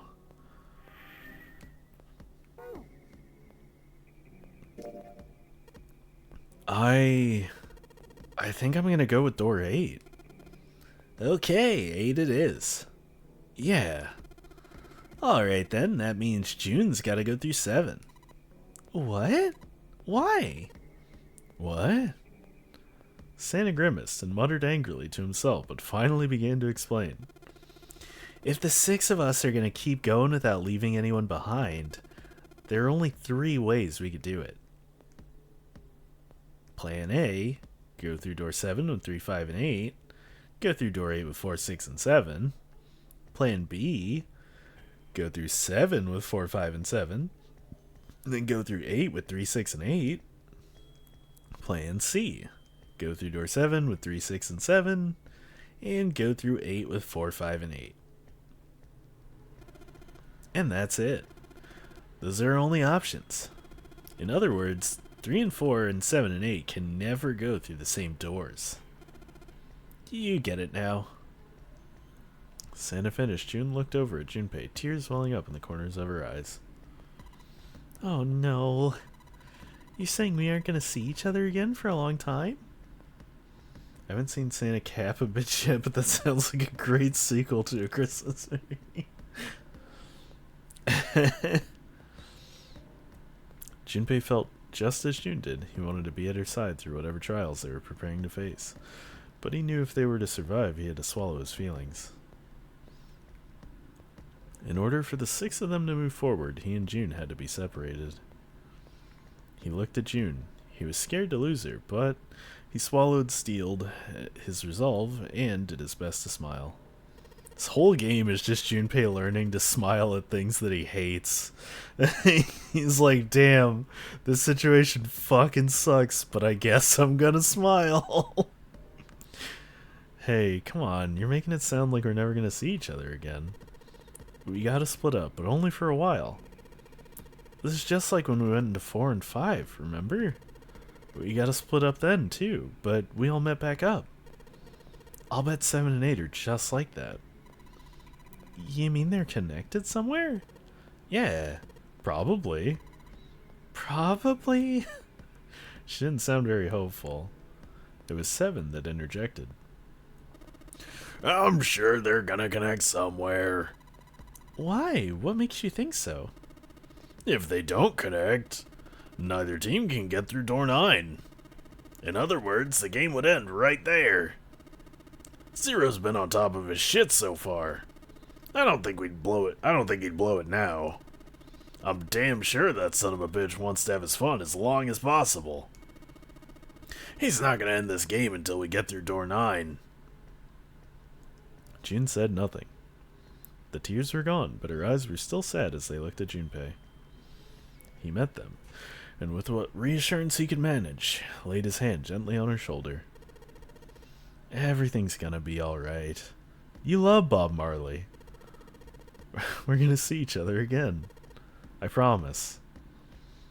June bit her lip and gave him almost imperceptible nod. Yeah, promise. Her voice was barely above a whisper. Santa's voice shattered the moment. Yawn. You guys are done, right? Stretched and continued. Anyway, that's pretty much it. See ya. That was my moist critical impression. Clover and I will both go into separate groups. I figure I'll take 7 and Clover can take 8. Any problems with that, Clover? Please, no improv. Let's take it from the top. Clover looked away and was silent for a moment. Whatever. It was more of a dismissal than an agreement, but Santa didn't seem to care. Alright, we're ready to go then. Let's move! At Santa's command, the group split and headed for their respective doors. Santa, 7, and June walked toward door 7, while Clover, Lotus, and Junpei headed for door 8. For a long moment they stood in front of the door. Then Lotus laid her hand against her chest and turned to Junpei and Clover. Are you ready? Yeah. Yes. Then, shall we go?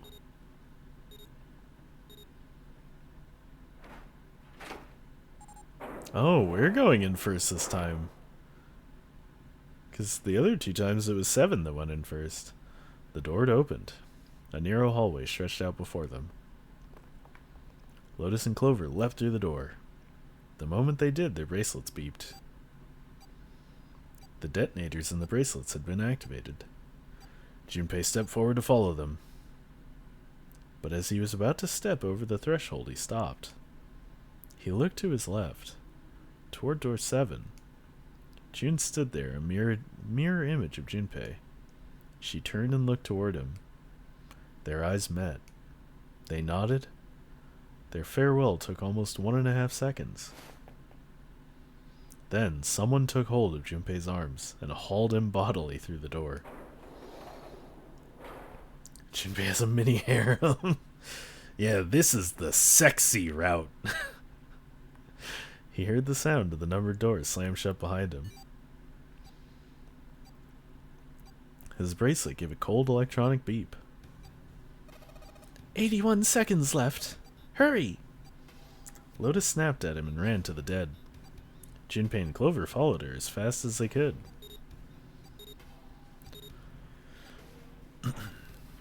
Wow, we found this one so much easier than the 7 side.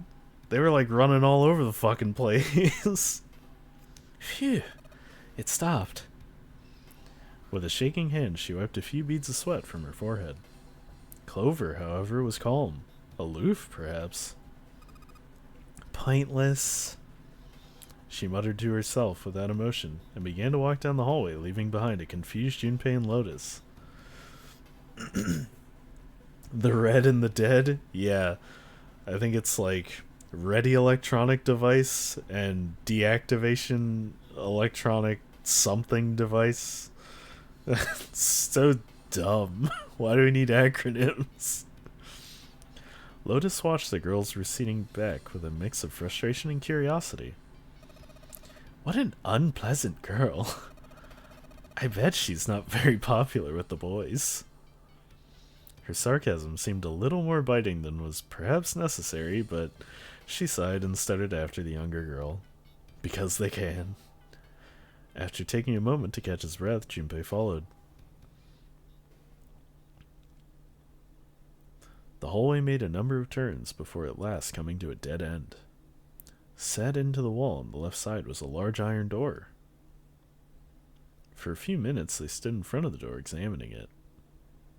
Laboratory. Above the door was a plate with the word laboratory engraved on it. A lab, huh? That doesn't sound very pleasant. I don't like the look of this place. Me either, but there aren't any other doors. It's not like we have a lot of choices. Junpei. Huh? Please, you first. Junpei suspected her politeness was motivated by something other than respect. Gah. Junpei muttered to himself and pushed open the iron door.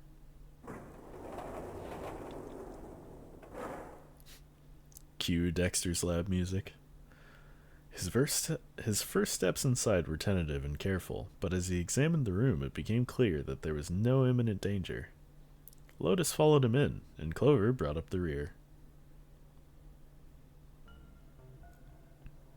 The room they found themselves in was divided into two separate areas by a curved wall.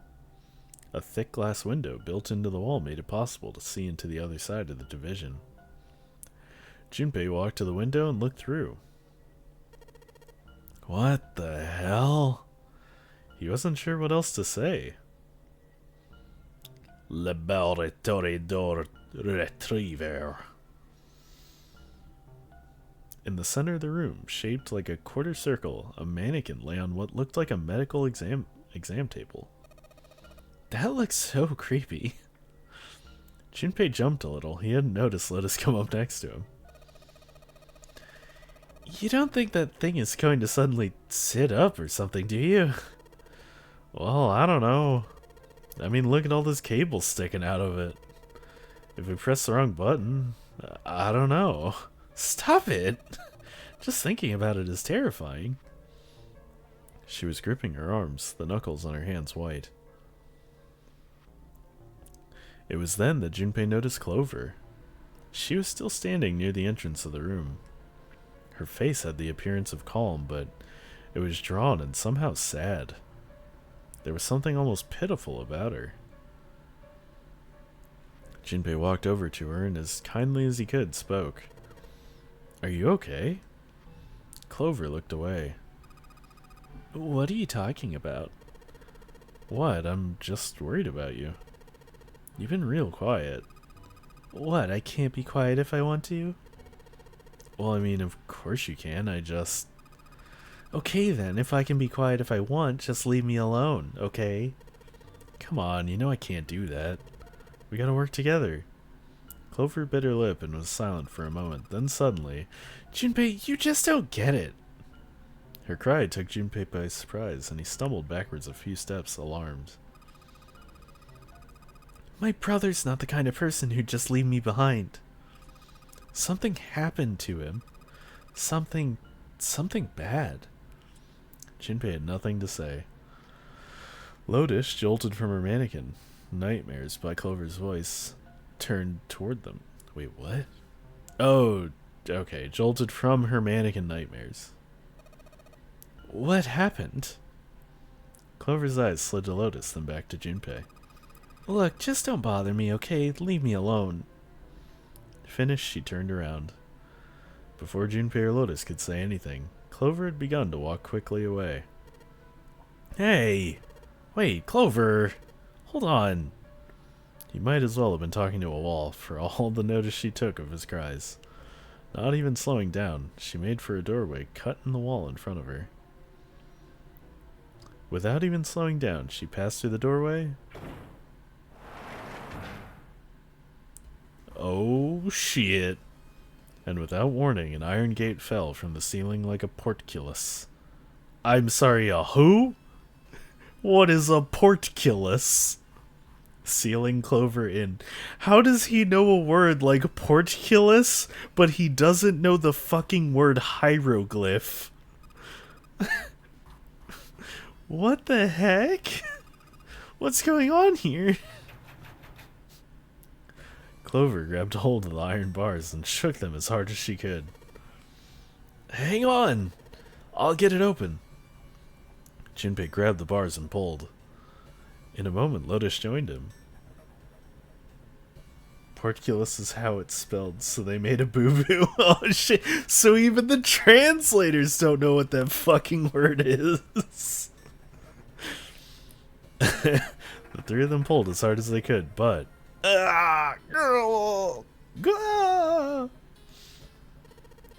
Damn it, it's not moving. Wait, are you just gonna give up just like that? Plural portcullises, or portcullises. A gate in the form of a grating, which is lowered into place at the entrance to a castle or fort. Yeah, bullshit, he knows that word. No, I'm not giving up. This has gotta be another one of Zero's puzzles. Meaning sliding gate. If it is, then there's gotta be a way to open it. Junpei nodded. Just what I was thinking. Now all we gotta do is find it. Lotus and I can look around out here. Clover, you're gonna have to see if you can find anything in there. Oh, yeah, I'm on it. Escape the room.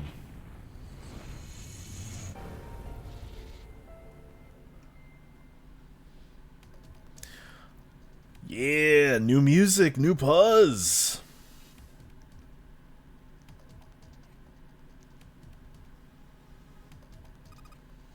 Junpei, do something, please. Alright, thanks. Quick! Figure out how I'm gonna get out of here. Okay, great. Okay, it's the same text. I have to check now, after Ace did the whole thing, where he just, like, kept talking about the chair. It's really funny. Is this, like, an examination table? There's a creepy mannequin in here, guys. Spelled the name from the Japanese way to say it, and we're like, that's probably okay. No one's gonna really know.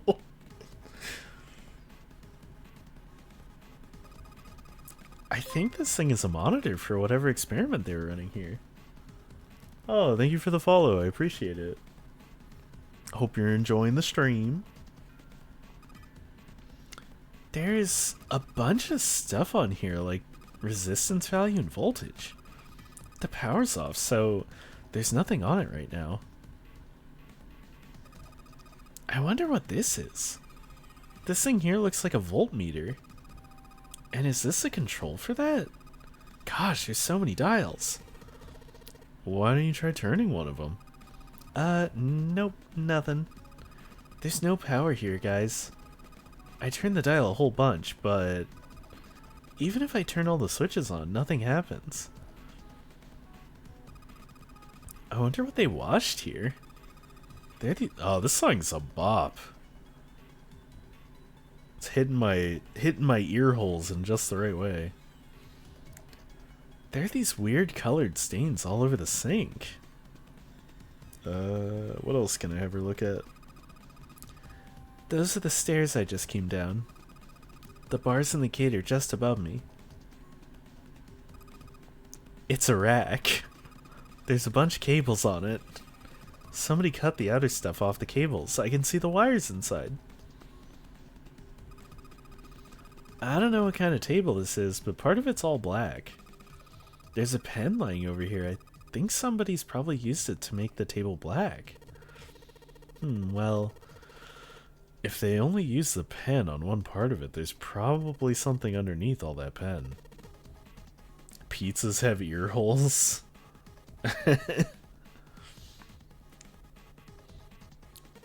Clover, do you think you can erase it? Yeah, sure. Oh, this is a permanent marker. Junpei, do you know how to erase ink from a permanent marker? Erase ink from a permanent marker, huh? Give me just a minute, Clover. I'll be right back. I gotta go find OxyClean. Alright, we got 2 doors. Hey, Clover. There's a door over here too. Wait, I'll be right there. I can hear her over there. Is this door gonna... Damn it. Can't open it. Clover! What about your side? It won't work. I can't even move the knob. This looks like the control for some kind of electronic lock. The red light is on. Then it's gotta be locked. There's a green light just below it. Although that one isn't lit. I bet it'll turn off if we can unlock it, right? Or turn on. Yeah, but how are we gonna unlock it? There's no keyhole, no card reader, and no keyboard for putting in a password. I have no idea. Looks like this door's the exit. The door on the right just gives to the laboratory. Nope, this door isn't going anywhere. No dice. It won't open. I mean, that's about as much as I expected. I don't think Zero would let us out of the room quite that easily. Oh, here's where the good shit is. The hands on the clock have stopped moving. The clock may stop, but time goes on. No time to screw around. Need to figure out a way out of here. There are 2 levers here. Do you think they activate something? Well, why don't you move one? Alright, I'll give it a try. Nope. Doesn't look like anything's happened. Shit is broken. I know how to unlock it. Haumlep. There's a lot of stuff here. I don't know how we could use any of these. Well, I can say for sure that I do know how to use at least one of these things. Which one? The one on top. I think it's a power cable. The power cable, huh? I'll take that. Yo! We can set up a PC with this. This is definitely a power cable. Oh, with a gun? Do you remember if we ran into anything that didn't have power? I sure don't, because I just started looking at this room. Oh, wait, no. I can pass this cable to Clover. Yeah, hold on. Let me go do that real quick. Quick! Figure out how I'm gonna get out of here. Wait, okay. Clover, there's a door in the back, isn't there? Wait right there. I'll take a look. Oh no, it's locked. I can't get it to move. Yeah, I figured.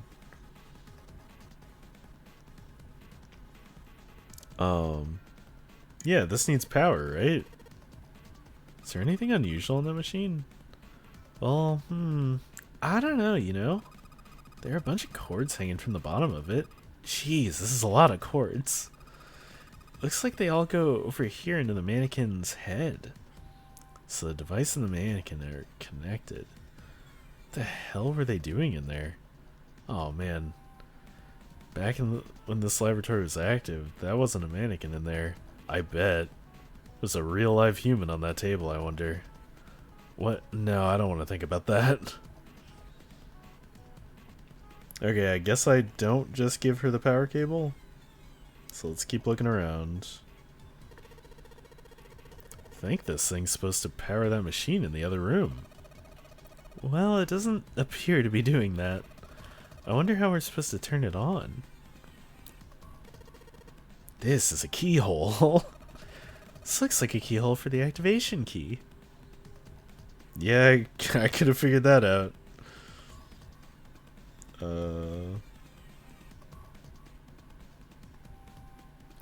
This monitor doesn't have a power cable, so one end of this cable needs to be connected to a monitor, and the other end needs to plug in under the desk. Alright, let's just slip you in. Huh? Well shoot, I can't use this. What's wrong? This cable has 3 prongs, but the socket only has 2. It's not gonna fit is what I'm saying.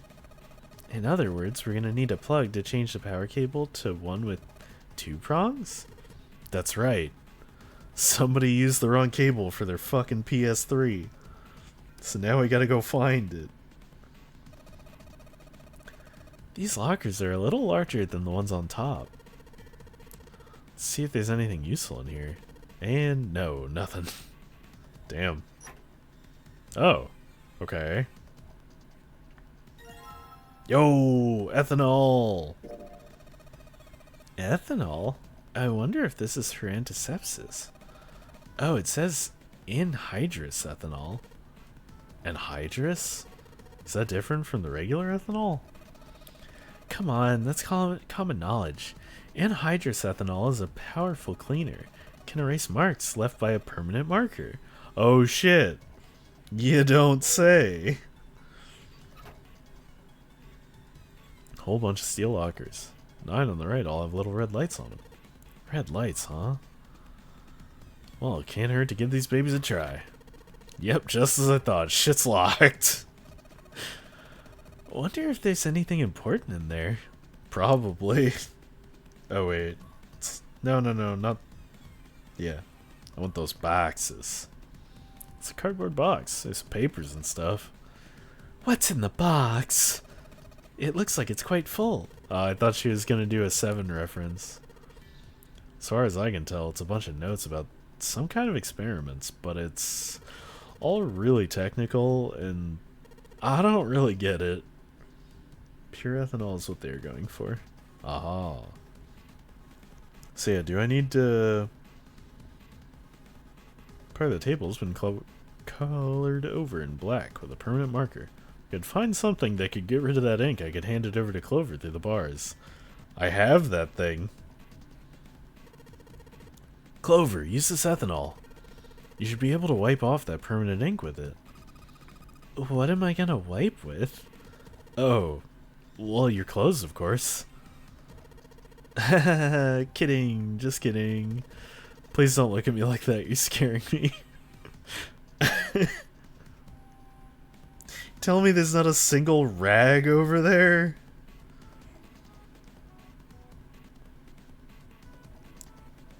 Wait, for real? I have to find her a cloth? I don't see anything around here.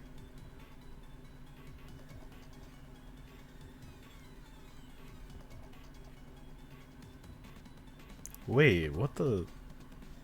I checked the lockers. But yeah, none of them have stuff in them. Remove shirt. Alright, Mlep.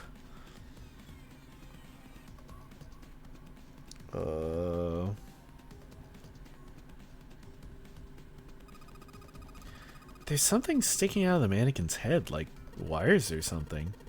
The hell were they doing in there? Huh? Why is she all quiet now? They were doing experiments on humans. Probably. Not probably, definitely. Oh man, now she looks sad. Wait, okay. Hey, Clover, how are the power cables over there? Huh? What do you mean? Does the plug have 3 prongs or 2? I don't know what you're talking about. Let me go look. Guess she does have to kind of crouch down to get a look under there. The cable on the monitor has it's got two of those little metal things. What does that mean? That's it. I found a new recipe. Okay, can you unplug the cable and bring it over here? Okay, but... Well, I can unplug it, but it's connected to the main computer. I can't take it over to you. Damn it, that's no good then. Well, how about just the plug? What? The plug. Well, maybe more like a connector? It's a sort of thing that makes the plug with the 3 metal thingies into a plug with 2 metal thingies. Still useless? Not useless. Not useless at all. Just what we were looking for. Okay. Can you hold on for a little bit? And back down she goes. Alright, unplugged. I'll hand it to you over at the bars, okay?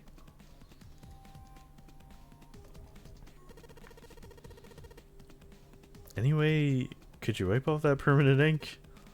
Look, Clover, right now at this moment, you're the only person we can depend on. I'm trusting you with this. You trust me? I feel kind of special. Thingies, the universal term for anything you do not know what it actually is called. Yeah, true. Hey, Clover. And she's just wandering around the table. I don't think she even knows we're calling her. Oh, okay, so I have to watch her clean this? Clover, can you use the cloth on the table? Huh? Soak it in ethanol and then use it to wash off all that stuff from the permanent marker. Okay? The Joss Whedon method. Right, okay, so I gotta soak the cloth with ethanol. Clover, have you never cleaned anything? Why do I have to help you with this? Well, she's got the cloth, but she seems to be having a little trouble with the bottle of ethanol. When she's ready, I should ask her to get to work on that stuff on the table. Soak the cloth in ethanol and... Junpei! It's working! It's wiping the permanent ink off! Huh? There's some kind of weird drawing under all the permanent ink. What's the deal with that drawing Clover found? Maybe I should ask her to take another look at the table. I wonder what this is. There are a bunch of numbers in some kind of grid. I can't see it from here. Clover, you got a pen and a notebook, right? Could you write those numbers down and then hand them to me through the bars? Yeah, keep looping things. Okay, Roger. So now I get the notebook. Here, Junpei. I wrote down all the numbers from the desk on here. Paper with numbers on it acquired. New material. Here you go. The 2-prong plug that we were talking about before I got all those numbers, but I got sidetracked because I didn't know how to clean things. Thanks.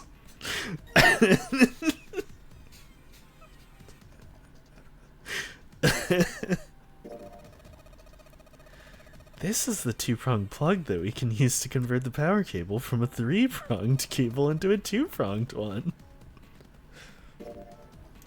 Thank you, Lotus. Wait, yeah, Lotus is legit just standing here. Okay, put the 2-pronged plug onto the head of the power cable. Wabam! We've got a working cable. It fits perfectly. This should be just what we need. You know what? I'm starting to understand why Santa grabbed the gun. Because he had to go through this room with Lotus. No, I kid. Alright, I've got the 2-pronged power cable in my hand. We can now use NEMA. I'm pretty sure this'll work. Under the desk I go. And let's plug this thing into the monitor. Alright, that ought to do it. Alright, let's turn the power on. I don't think anything's gonna happen. Why not? Well, it's not connected to the main computer. You never know until you try. Pretty optimistic. Holy shit, it worked! Junpei pushed the button on the front of the monitor. With a soft hum, it turned on.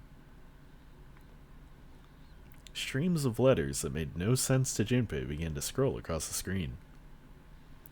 He had hoped it would turn on, but he hadn't expected this. Huh? It's actually working? So it would seem.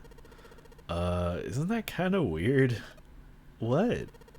Well, it's not connected to the main computer, right?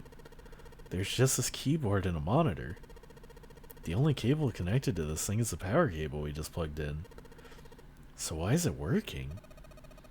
Maybe it's a wireless display. Clearly, this was a reasonable explanation to Lotus. A wireless display? Yes, it connects to your computer wirelessly. Hence the name. Have you been living in a cave, Junpei? He most certainly had not, but is that normal? Yes, at least where I worked. Huh? As they spoke, the lines of letters suddenly stopped and disappeared. The only thing left on the screen was the word pass, followed by a colon. It looks like we need to enter a password. Again? There must be a hint around here somewhere. Could you go take a look? Yeah, I'm on it. What are you gonna do? I'll see if I can do something about this on my own. On your own? Yep, on my own. Lotus pulled over the nearest chair and dropped herself down onto it, in front of the keyboard. Hacker man, I'm in. The computer needs to fart. For a second, she stared at the screen. She kneaded her hands, knuckles popping, and twisted her back left then right. Alright, let's kick some ass. Lotus smiled to herself and rubbed her hands together in anticipation. Then, before Junpei had time to blink, she was typing at an incredible speed, the click-clack of the keys running together like machine gun fire. What? Junpei was for once at a loss for words. Why do her boobs look bigger in that image than the other ones? Those are her hacker boobs. Didn't expect that, did you? Of course I didn't. What kind of job do you have? What are you? I'm unemployed at the moment. Oh, this makes perfect sense. She's a Redditor. I used to work for a cybersecurity firm, but I quit. Why? Lotus blinked. Huh? Oh, it was just something. She stopped typing for a moment and her face fell. This was not an avenue of questioning to be pursued, Junpei realized and quickly shut his mouth. Lotus's fingers began to move again, and in a few seconds she was back up to speed. As she typed, more letters and symbols meant that nothing to Junpei. Ugh. Letters and symbols that meant nothing to Junpei began to pour across the screen. What are you doing now? I'm gonna try and brute force it. Brute what? A brute force attack is, well, the short version is that I just attack the thing head on. The long version, without looking up or slowing down, she began to explain. A brute force attack is one of the simplest ways to break a cipher, she told him. I used to work for Blizzard. It checks every possible combination until it finds the right one. For a complex cipher, it can take a very long time. The thought of doing something like that made Junpei feel tired, but Lotus explained that she was writing a program that would run just such an attack on its own. Heartless, calculating, hacker, definitely a Redditor.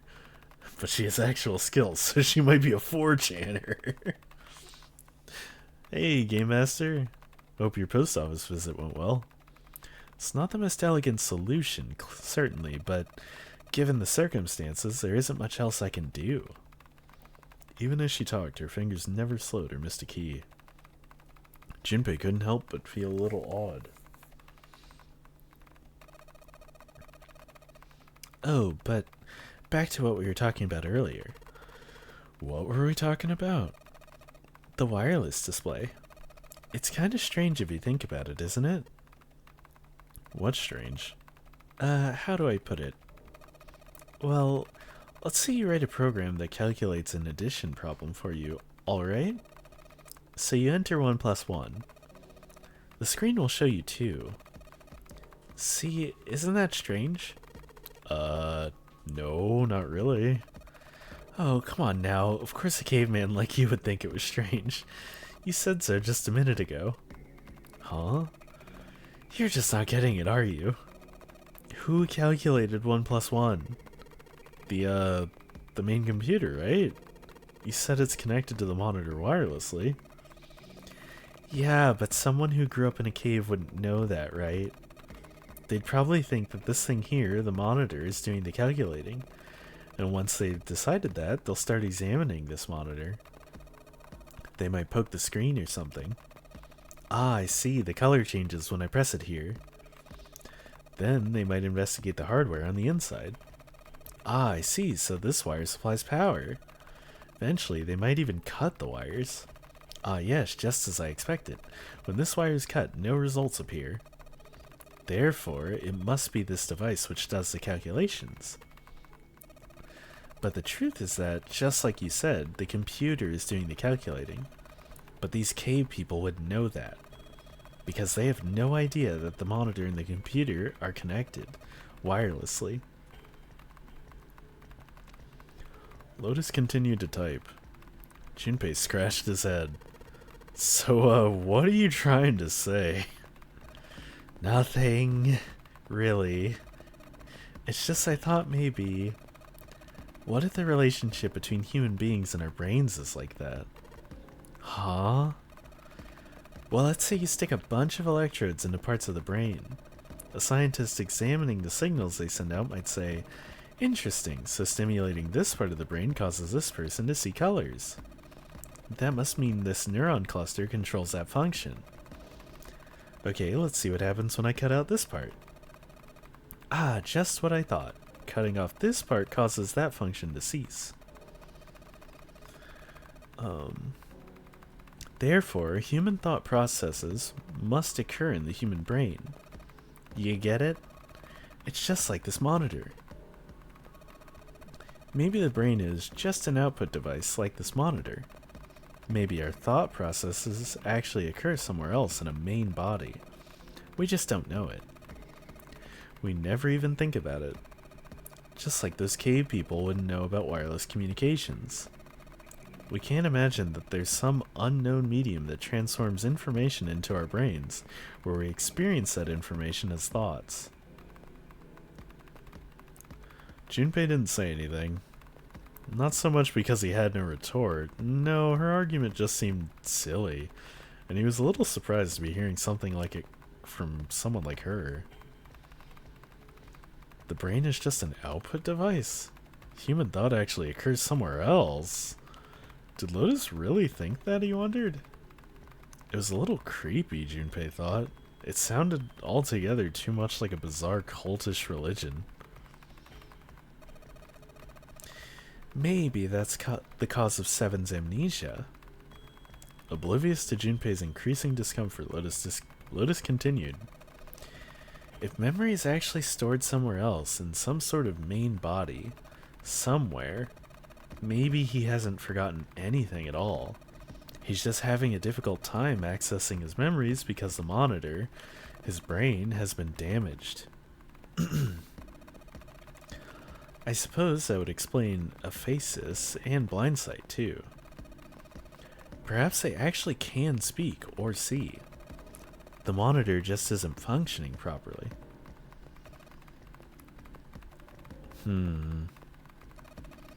I guess people with prosopagnosia? Prosopagnosia? What is that? Could be suffering from the same thing. Oh, wait a minute. Prosop what? He knew what aphasia was from watching medical dramas on TV, and blindsight was easy enough to guess, but he'd never even heard the word prosopagnosia before. I like Junpei's jacket thing, but I'm a sucker for blue. Yeah, he looks like Marty McFly. What, you've never heard of prosopagnosia? Lotus spun around in her chair to look at him.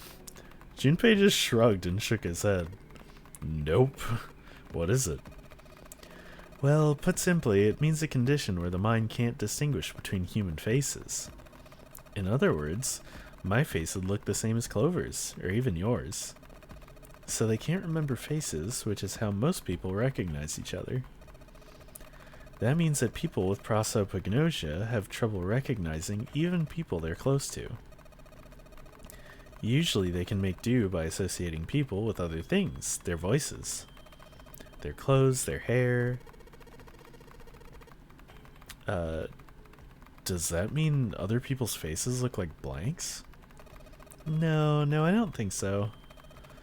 You've seen monkeys, like in a zoo, right? To you and me, all the monkey faces look the same. Even though they've obviously got faces, it's almost impossible for a human to distinguish between them. The zoo staff that works with them would learn to identify different monkeys eventually, but you or I couldn't, unless one had a scar or something else to set it apart. That's how people would be to someone with prosopagnosia. Prosopagnosia. That word is so hard to say. That word, huh? Didn't even know that kind of thing existed. Junpei did his best to act as though the entire lecture hadn't gone entirely over his head. Prospagnosia. Oh, you don't pronounce the other O? Between the pag? Okay. And, what are we talking about? The idea that your brain is just an output device, like a monitor. Are you serious about that stuff? Not really. I was just kidding for about half of it. What about the other half? Well, I guess I was just adulting. Not funny. I thought it was. Lotus's smile had something rather masochistic to it. It's nothing more than a story I made up out of boredom. Don't take it seriously. This is the second fucking time she has done this. It was the first thing that came to mind, and I just talked about it to kill time. But it looks like I don't need to talk anymore. Why? I don't have to kill time any longer. As she spoke, Lotus raised her right arm high and brought it down on the enter key. The program took only seconds to analyze the system. Chat, where are your Hacker Man's emotes? I'm in. Chunks of text flickered on and off in quick succession, and then a line of numbers appeared, blinked, and disappeared. The screen cleared, and all that was left was the word accepted. Piece of cake. Lotus would clearly have patted herself on the back if it would not have made her look entirely ridiculous. After a few seconds, the accepted disappeared to be replaced with 9 squares, arranged in a 3x3 square. What the hell is that? No idea. It looks like a puzzle. Suddenly, Lotus stood up. Huh? Aren't you gonna, I don't know, do more computer stuff? I can't do any more. It won't let me do any more programming. See the keyboard? Nothing. So there's nothing more I can do. Well, I guess I'll leave this to you then, Junpei. What? Let me take a break, alright? I did my part. He wasn't sure what to say to that. She certainly had done her part. In fact, without Lotus, they probably would have run completely aground. I shouldn't rely on other people so much, Junpei thought to himself. From here on out, he told himself he would rely on no one else. Junpei crossed his arms and stared at the puzzle shown on the screen. Yeah, I guess this is interesting because, like, Lotus is the only person that could have done this. So when I press one of the panels, the colors on the ones next to it switch. Oh, looks like there's some text here. All panels green equals unlock. Restriction, no more than 4 attempts, will automatically reset after failure. In other words, I have to get all the panels green in less than 4 tries. Aha, it's one of those puzzles. Where is my... There it is, Clover's note. The note copied from the stand in the laboratory. It has 4 numbers within 9 separate cells. Ah, so this is the solution. 1, 2, 3, 4. Okay. I was gonna just futz with it, but whatever. Yeah, no, I don't need the instructions again, buddy. 4 turns, 4 touches. Yep.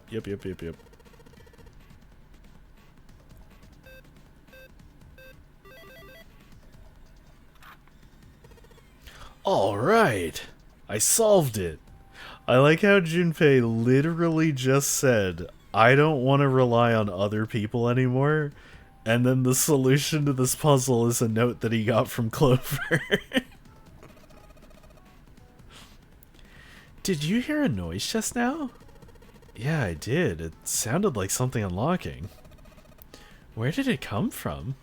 Probably the fucking lockers that are green now. Look, Junpei. The lights on the lockers are green.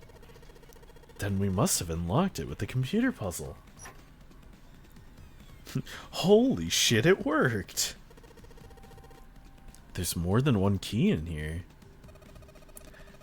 This one is small and looks like it goes to some sort of machine. And this one has the Earth symbol on it. I think the Earth symbol matches a keyhole in a door on the A deck.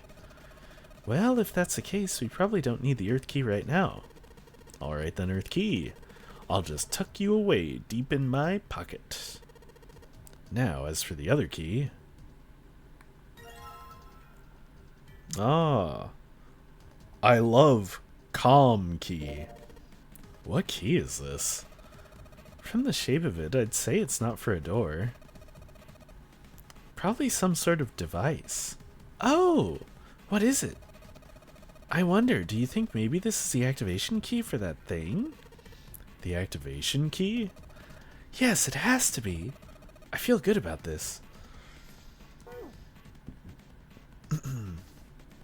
It was just at that moment that he heard a voice behind him. It was Clover. Hey, Junpei, do you have a minute? Hashtag come key. He put the puzzle aside for the moment and walked over to Clover. What's up? I wanted to ask you something. Junpei, you went into door 5 with my brother, right? Did you hear him say, like, anything weird? Why is she asking me this? The more he thought about it, however, the more it made sense. Snake had been gone for a long time. Clover was quite attached to her brother. Of course she would have been worried about him. He thought back to when he'd gone through door 5, hoping he might remember something, even a small something that would help her. However... Sorry, Clover. I can't really think of anything. I mean, he did mention that his hearing exceeds that of a regular person, or something like that, but that's about it. Oh no. Well, no, yeah, it is good that you walked him earlier. Okay. Clover's words are barely audible. She nodded vaguely to Junpei and turned to walk away. Hey, wait a minute. Look, I don't know if I should ask you things, but if you don't mind, I was hoping you could tell me if, is Snake, I mean, was he born? You're talking about his eyes? Yeah. No, he wasn't born blind.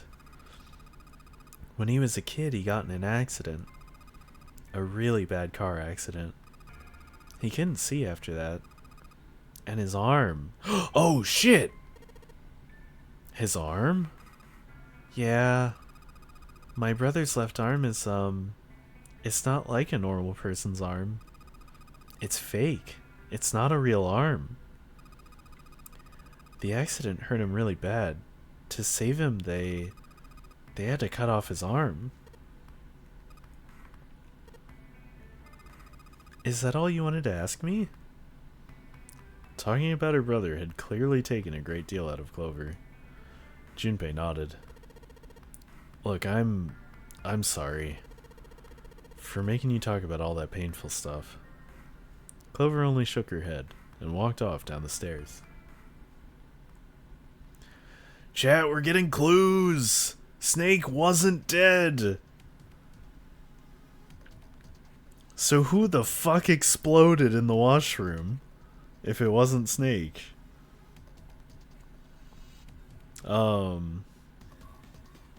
Okay. I'm gonna run ads, and then we figure out this solution, and hopefully we escape this room. We already know that part, though?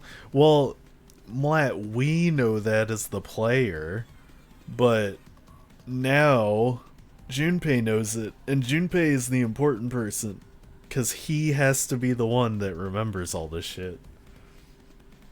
Otherwise, we don't get certain choices, I'm guessing.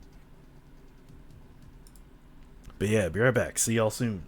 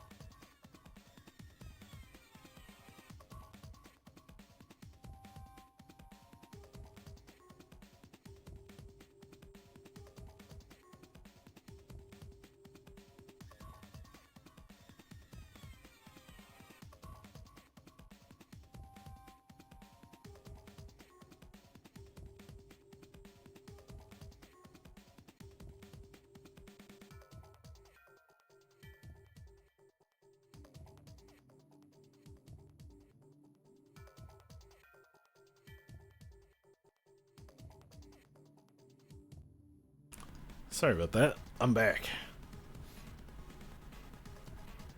Let me tap back over. Welcome back. Thank you. Wait, who are you calling a monster? I'm just doing what I need to do to play cool games. And if that means risking getting fired again, I'll do it. Alright, let's throw this key in the keyhole. Who you think, thief? I'm just channeling my inner Locke. This key. The shape sure makes it seem like it goes to the machine. Alright, I'm turning it on. Oh no! We've hit the nuclear button! Okay, the monitor's on now. And it's full of letters. Welp, we did. It's showing some kind of warning. Power restored to experimental device. Emergency system will activate in the event of abnormal subject behavior. Okay.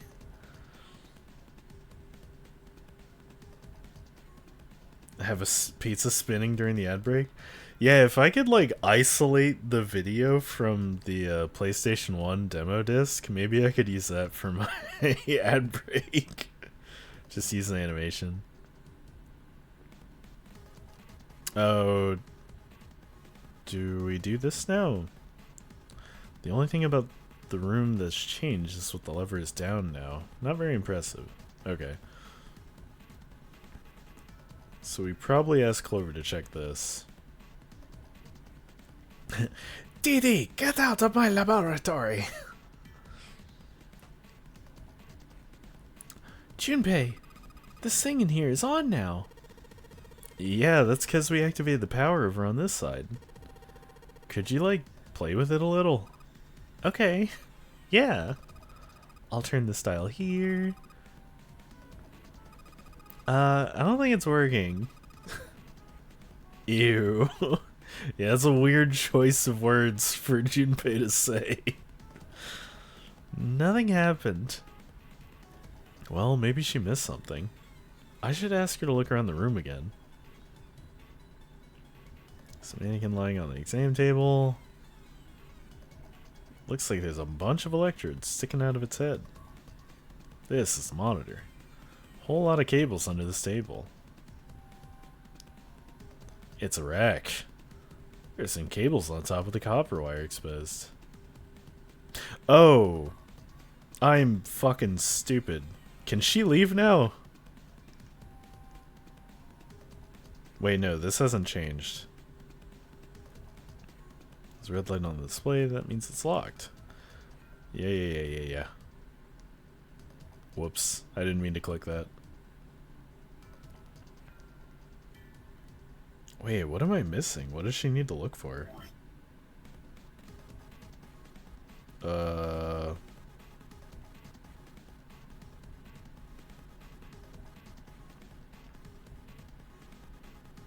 And then his words cannot even come out without being weird sometimes.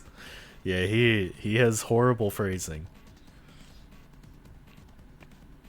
Yeah, like, don't see anything that I haven't clicked on besides the weird, yeah, wash basin.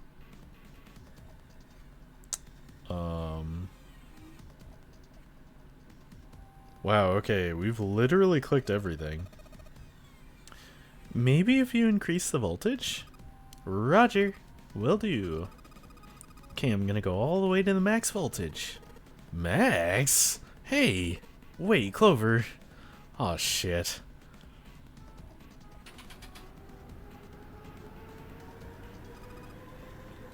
Ooh, what? I think, Oh, God. Oh, my God. The mannequin's head. Oh, man, that sounds like a fire alarm. God, what the hell? Fire detected. Fire detected. The emergency system will be activated. Evacuate the room immediately. Oh, is it open? Oh, thank God. Control device. The electronic door lock. The green light is on. Wait, did we lit... This is how we solve the puzzle? Junpei, look at the light. Yeah, it's green. The emergency system is activated and disabled the lock. Now we can save Clover. Junpei! Come on, kid. Jump. She's safe. Oh man, that smoke is some serious business. Time to close the store again and never think about this place again. Clover, you okay? Are you hurt? I've got the black lung, Pa. Damn, she's coughing so hard she can't even talk. Of course I'm not alright. What the hell took you so long, you big jerk? I was almost dead. Sorry. I was going as fast as I could. You two can do this later. Right now we need to get the hell out of here. That fire's not gonna stay in the room forever.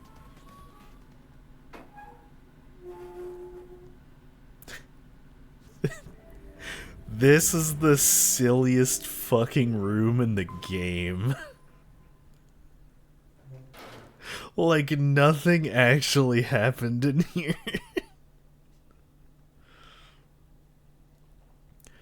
Junpei, Clover, and Lotus leapt out of the laboratory, slamming the door shut behind them.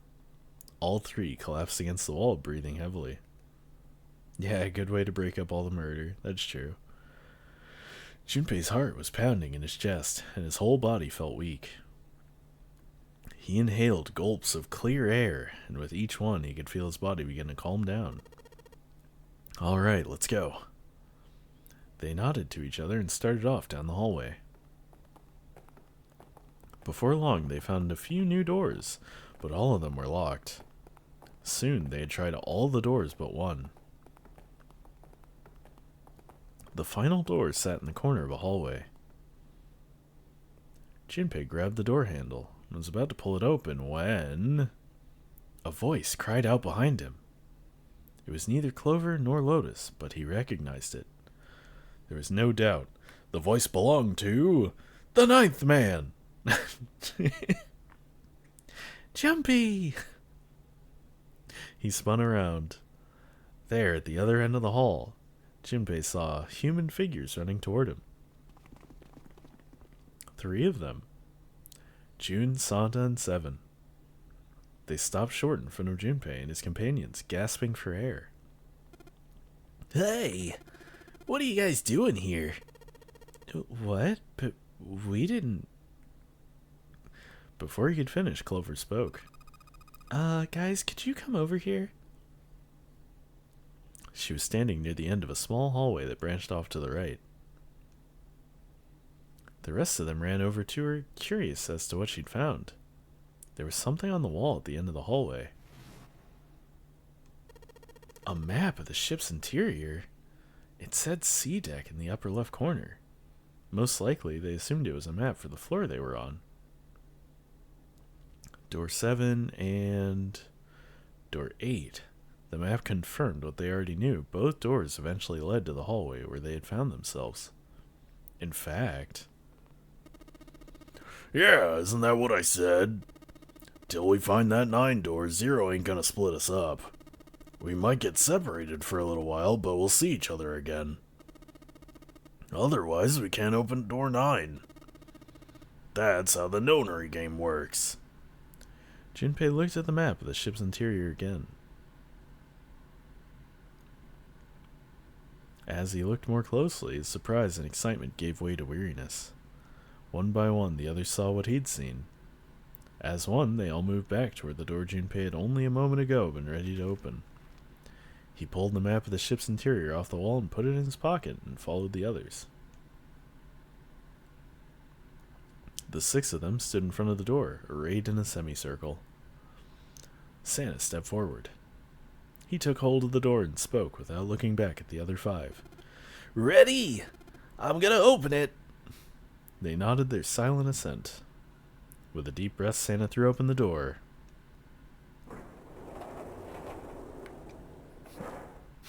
Aw, shit. Here we go again. They poured through the doorway and into the room. Even without looking around, each one of them knew where they were. They were just where the map had said they would be. Inuyasha! Kagome! The same room they'd been in not so very long ago. The tremendous central hospital room with empty beds from wall to wall. Shit, we went in a circle!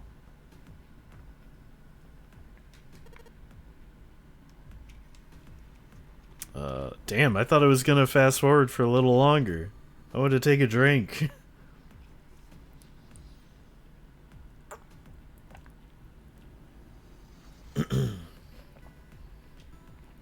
Ah, that's good agua. Seven smiled. The key? Ain't that what I just said? I'm talking about the Jupiter key. We found it in the operating room. Here. Seven tossed something small and metallic toward Junpei. He caught it and found that the object was a key. On it, someone had engraved a symbol very similar to a 4. He looked over at June, who nodded back. It had to be the Jupiter symbol. I'm gonna let you hold on to that, alright? Yeah, got it. Well, I've got something for you too, then. Here. It's the Saturn keycard. We found it in the kitchen. I might lose it, so it's probably better if you hold on to it. That way it won't be my fault if it gets lost. And with that, she pressed it into Junpei's hand. He felt slightly less than honored. As a group, they now had 3 keys that had not been used. The Earth key, which had been found in the laboratory. The Jupiter key, which 7 had just handed to Junpei. And the Saturn keycard, which Lotus had just handed to Junpei.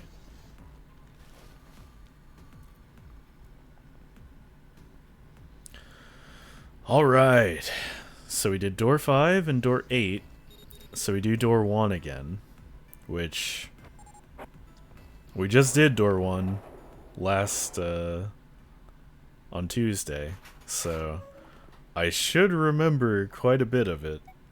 Yeah, just doesn't matter what I answer to this. Oh, I could,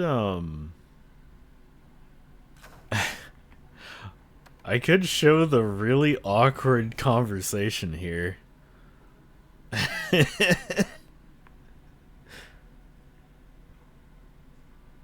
I mean, Ame, this is one of the things that you missed on Tuesday. Here, yeah, we'll do it. After a little thought, Junpei decided that she had been nervous about being locked up in such a small space alone with a boy.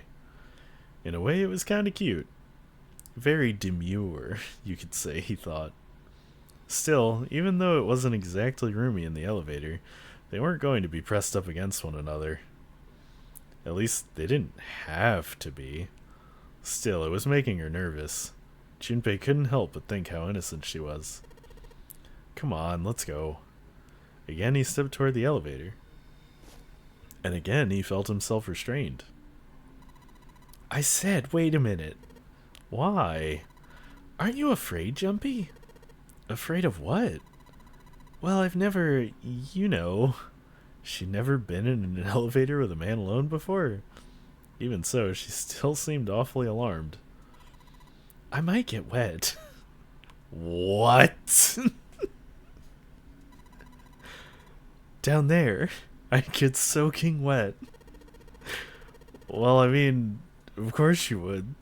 That's the way it works. I mean, I've never heard of anyone getting soaking wet somewhere else. That's true. You don't mind? Mind what? Getting wet? Well, I don't know. I think I'd probably, like it. Gosh, Jumpy, you're so brave. Really? I mean, I kind of think any guy would do the same thing, you know? What happens, happens, right? If you get the chance, you gotta go for it. That's what a man's supposed to do, I guess. You're so cool, Jumpy. I really admire you. That doesn't really seem like the sort of thing you ought to admire someone for. I'm really scared. Yeah? I mean, like you said, you've never done it before. Yeah. So I don't think I'll be able to last very long, and then it'll be over. Over? Yes. I'll go to heaven. Heaven? Feels kinda like you're floating in space and your mind gets all fuzzy. Like when you pass out. At least that's what I've heard from people who've experienced it. Ah, yes, I've heard that too. Although I don't think the same thing happens to guys. What? Huh? But it would happen to men too, wouldn't it? It would happen to anyone. Once it gets into your body, the same thing happens to everyone. Well, I mean, usually it doesn't go inside the man. I mean, generally. Yes, it does. Well, eventually it will. It's not like you really have a choice. Your body will force you to swallow some of it eventually. What are you trying to do to me? Nothing. I'm not gonna do anything to you. I'm just saying that's what happens. It's a psychological reaction to what you're experiencing. Was that really how it happened? It occurred to Junpei that perhaps that was how it worked. Perhaps he'd been mistaken all these years. Had he misunderstood life so gravely? The thought terrified him. Jun seemed to be entirely oblivious to Junpei's mounting confusion and terror. I know most men probably have larger lungs, but... So yeah, this is where they finally get on the same page. But, this fucking part is so ridiculous. It was pretty good, though.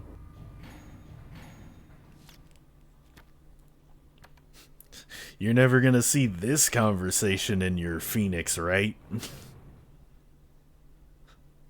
Apollo can't talk about sex. The best part of the game? I don't know. I don't know what my favorite part has been so far. But this route definitely is like the most humorous one. My back hurts from laughing so hard.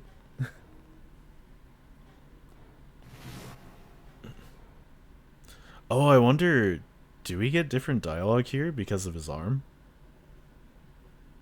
Nope, we don't.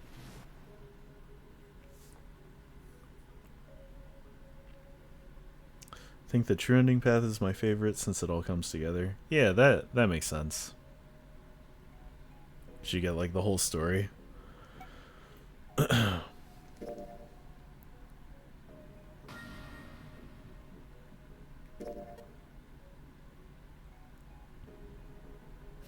Zero might be one of us. That bastard.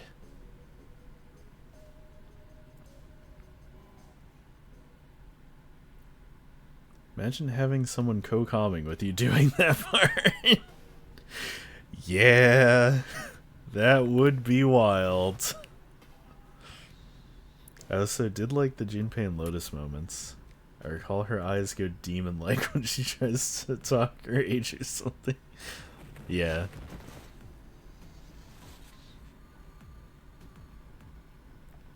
Okay. So, I'm pretty sure that I go through door 1 here. And if this gives the knife ending, then I'm supposed to go through door 6 instead. I've done 5 and 8. So I read that 5, 8, and 1 are supposed to give me an ending.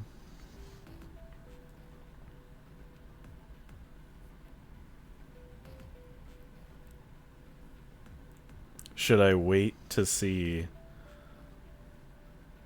6 for the next ending you need for the true ending, unless you want a bad one?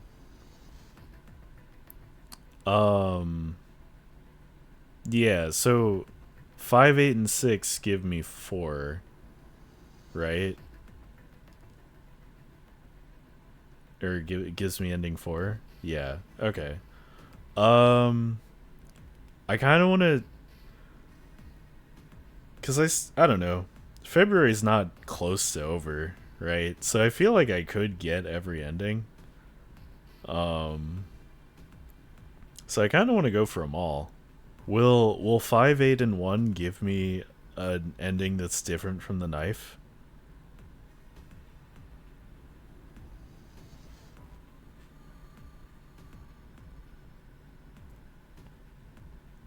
You'll get ending 3. Okay. Then yeah, I'll do that. Cuz I mean it's only like 4:30, right?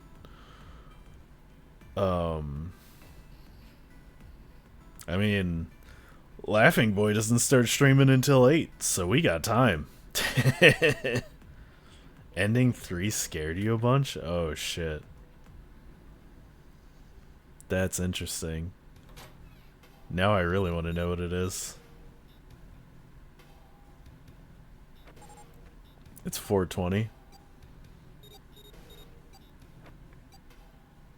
Found which doors lead to which endings. Oh, hell yeah.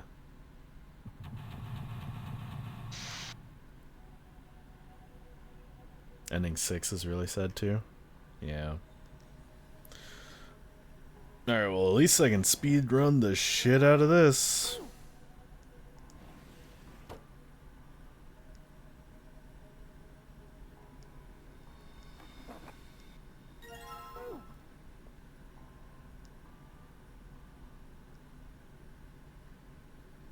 Oh, we can do a different answer here. Well, not a problem, but Junpei looked desperately around the room, anywhere but at Ace, trying to find a convincing reason to dismiss him. Ace opened his mouth, then took another look at Junpei and shut it again. A small smirk appeared on his face.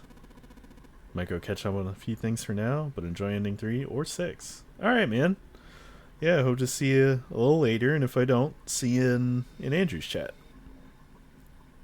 We've gotten Coffin and Knife. So those are the only 2 we have, Coffin and Knife. We don't have a third one yet. Oh, I see, of course. He looked Junpei over, then glanced at Clover. I apologize for the intrusion. Well, best of luck. Ace gave Junpei a knowing pat on the shoulder and left. I mean, the knife ending is bad, right? So maybe that... Because it does say bad end after. For no reason he could fathom, Junpei's head began to hurt.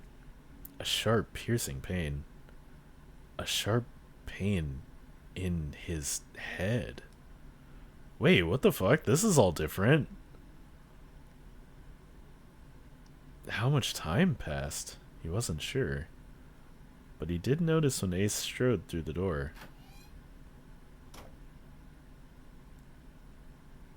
His smile was more of a smirk, and he had the air of a man who knew more than his opponent.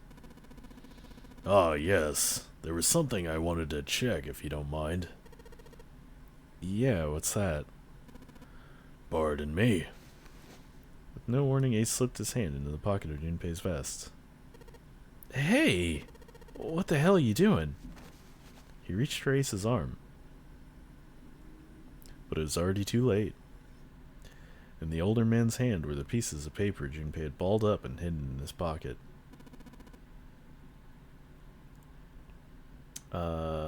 Should be ending 3 for sure this time. It's bad, but that was also my first ending. Oh,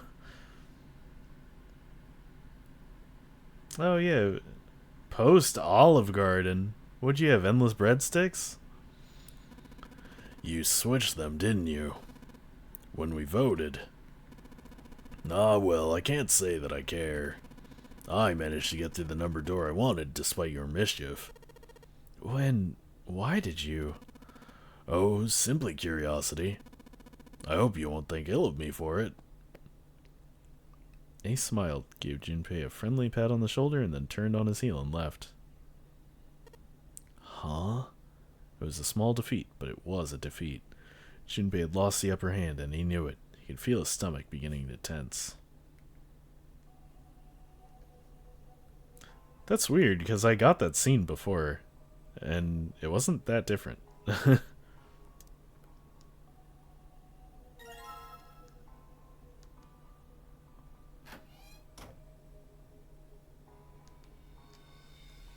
Oh, and this time Clover and I don't really talk about the thing.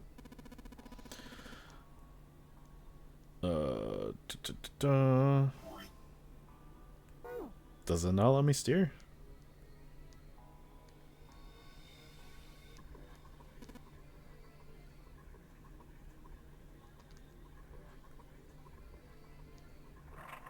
Ah, there we go. Alright. Let me pull up my thing. So, we are south.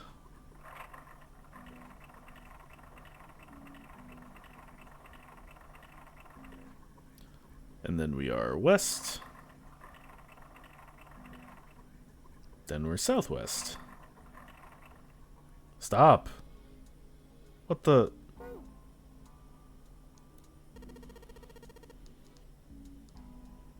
It did the thing again. 2 breadsticks, chicken and gnocchi, salad, create your own pasta, spaghetti with meat sauce, sauteed shrimp, 2 lemonades. What the fuck? How did you order that much food?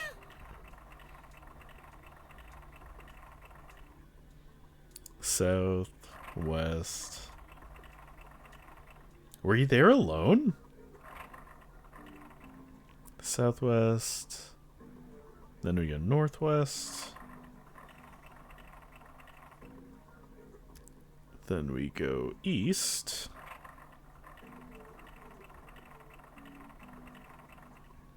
And finally north.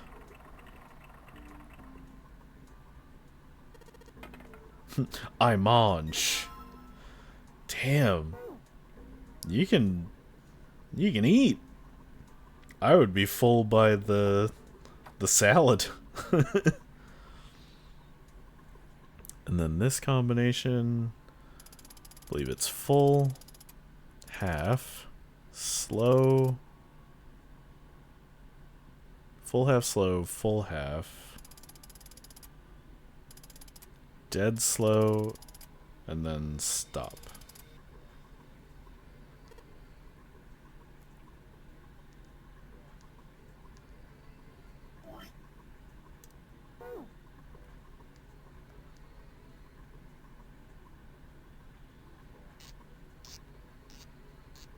And you have to specifically hold the pocket watch while you look at that, or else Ace won't fix the time for you.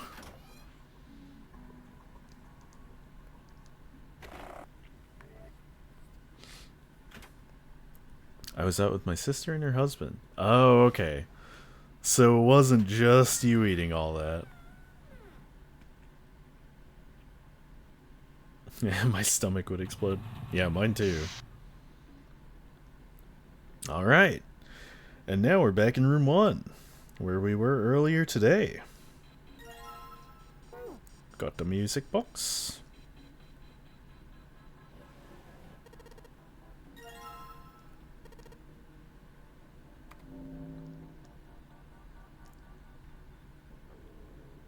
That was your portion? Holy shit. I know it's important to figure out who this guy is, but don't you think we should figure out how to get out of here first? But Please. I don't want to waste any more time. Clover looked miserable, as if she could start crying at any moment. Junpei just didn't have the heart to tell her no. Alright, sure thing. We'll leave him alone. Was his mind playing tricks on him, Junpei wondered? For a moment, he could have sworn he'd seen Clover smile. Uh-oh. Oh, no. I don't like this ending.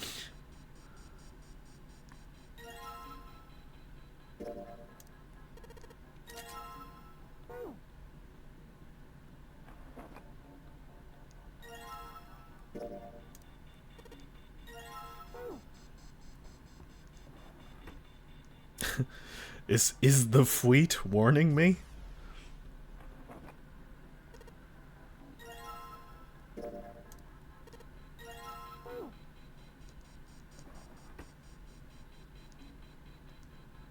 There we go.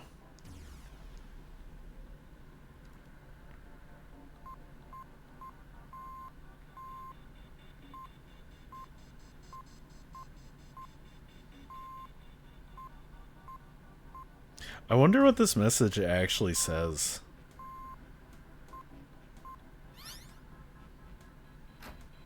Because, like, I'm sure it's a hint for something. With a red flag, I'm using it as danger, danger.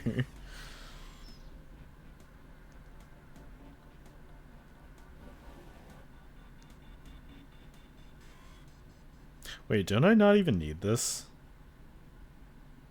But was it supposed to say all ice? There wasn't a space between the L and the I.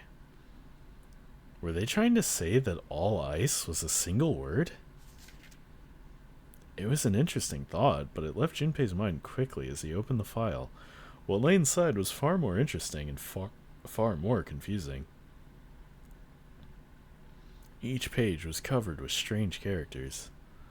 They looked like tiny drawings of birds, snakes, insects. Yeah, I've already read this part. What the hell is a hieroglyph? Was the bottom deck a library? Whatever might be there, however, would have to wait. At the moment, there was nothing Junpei could do. He gripped the keycard tighter and shoved it deep into his pocket. I did all that for this fucking key.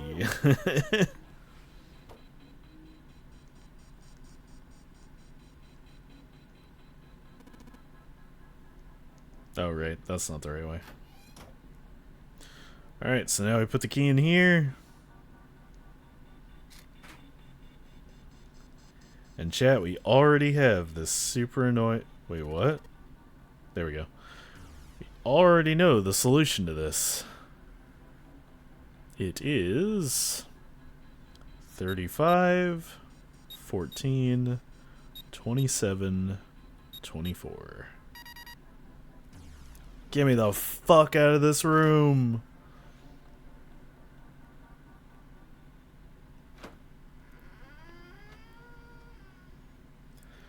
Morse code translation gives 35 equals Z.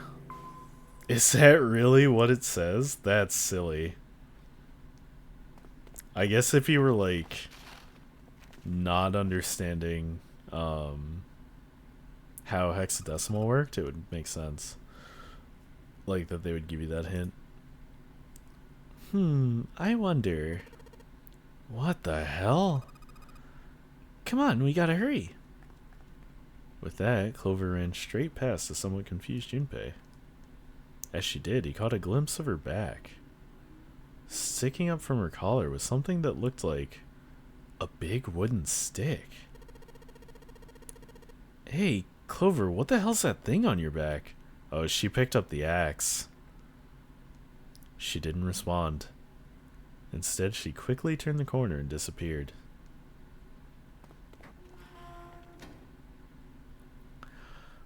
That sumbitch has an axe! They reached B-Deck at the same time. Jumpy! Clover! Jun's face was excited. Something had happened, that much Junpei could tell simply by looking at her. What's up? Given their situation, he was not inclined to be excited about sudden developments.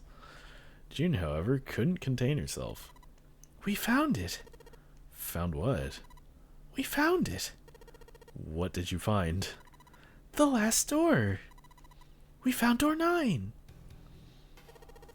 What? Come on, just follow us. We'll explain on the way. Okay, let's go. 7 turned and jogged off down the stairs. The rest followed. We finally made it. The relief and excitement in her voice echoed what each one of them felt. Yeah, it's finally time. Junpei wasn't quite ready to believe they'd really done it, at least not just yet. Still, if everyone said that it was door 9, then it probably was. He could feel his heart racing. A mixture of anticipation and fear ran through his veins, and he could feel his legs shaking. He was doing his best to maintain a sense of healthy skepticism, but he couldn't deny that the prospect of escape was an exciting one. But there was one thing he couldn't get off of his mind. The numbered door could only accommodate between 3 and 5 people. There were 7 of them on their way to the door 9. Meant that in the best case scenario, there would be 2 of them who would have to stay behind. 2 people. He didn't have any solutions to that problem yet, but he was desperately hoping one would present itself. Junpei looked over at the clock. The hands indicated that it was 4:30. They had 90 minutes before their time was up. Hey, Junpei, June, what the hell are you two doing? Hurry it up. Santa's voice jolted Junpei out of his reverie. Let's go, Jumpy. June took off down the stairs, jogging as quickly as she could. Junpei followed. They were quiet for a while until they had just reached C deck when Clover spoke. Hey, what about door 2? Everyone else stopped. They all turned to look at Clover. 7 spoke. What about door 2? Door 2 is the only one we haven't gone through it. I mean... Yes, that is true. Are you guys okay with that? Not investigating it, I mean? So what? We found door 9.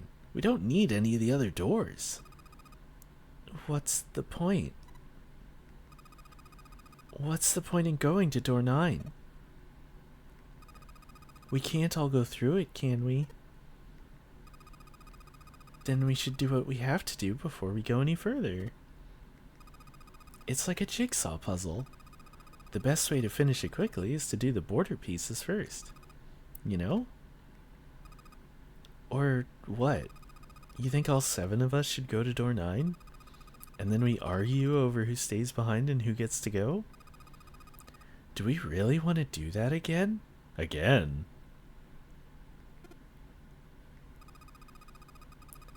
Who knows? If we check out door 2, maybe we'll find something. Maybe we can find a way to get all of us out. I don't know what might be in there. We might not find anything. But don't you think it'd be better to at least have a look? I mean, am I wrong? Does that sound wrong to you guys?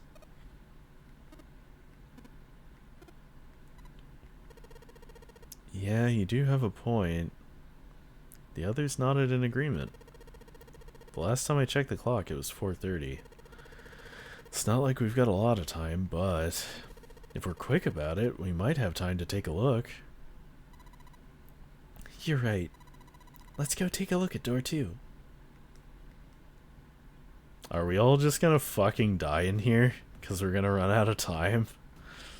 They were back in front of the elevator. Nearby was the large hospital room. The elevator could take them down to door 2. After a few minutes of discussion, they decided that Clover, Santa, and June and 7 would go. 4367. Alright, let's get going. I'll see you later. Okay, be careful. So what, it's just me, Ace, and Lotus?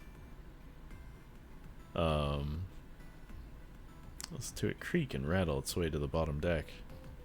Only Junpei, Ace, and Lotus were left. As the elevator rumbled out of sight, Ace spoke. Lotus, would you be so kind as to go with me? Go with you? I didn't think people still talked that way outside of 1950s. Well, I'm a mother. Would that be a problem for you? That wasn't what I meant. I was hoping you could come with me. Oh, seriously though, I was kidding. So where was it you wanted to take me? There's something I wanted to show you. Hey man, what the hell? I'm not important enough? Well, it's not like that. Once I've shown Lotus, I'll show you. Really? Of course. Ace's smile was friendly. Fine. Do whatever you want. Thank you. Are you coming, Lotus? Fine. Doesn't look like they're going to be back anytime soon. Might as well go see whatever it is that you think is important. Thank you. Well then, shall we go? Ace turned and began to walk. Lotus followed. They disappeared into the hallway on the left. Ace is gonna kill Lotus and then Junpei, isn't he? Well, so isn't that just the knife ending? Because that is what happened in that one. Somebody stabbed Lotus and then stabbed us. Junpei wasn't sure how long they'd been gone when the elevator suddenly opened.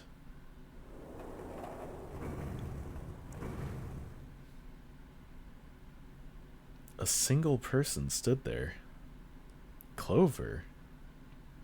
She looked at Junpei, then slowly, purposely stepped out of the elevator. The door closed behind her. Where's everybody else? What happened? She didn't answer. Instead, her eyes swept the room and then settled on Junpei. Where are Ace and Lotus? Junpei explained what had happened. Oh, then they weren't over there? Her voice was small and timid. Yeah, I think so. He repeated his earlier question. So where are June and Santa and Seven? Why aren't they with you? You really want to know? There was something wrong with her smile. Yeah. Okay, sure. Here, let me show you. Clover pulled something out of her pocket and tossed it onto the floor at Junpei's feet. He looked down. On the floor in front of him were 3 metal rings. Bracelets.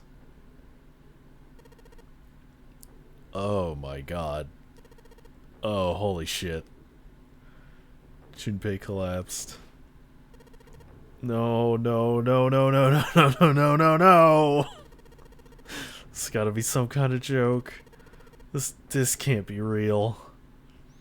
Junpei's body felt like rubber. His heart felt like a cold lump in his chest and his hands shook uncontrollably. Sweat poured down his face. The three bracelets sat there on the floor before him. He could see the numbers on their faces. 3, 7, and 6. Lastly, let us discuss how to remove the bracelets. There are only 2 ways to do so. 1, you escape from this ship. 2, your heart rate reaches 0.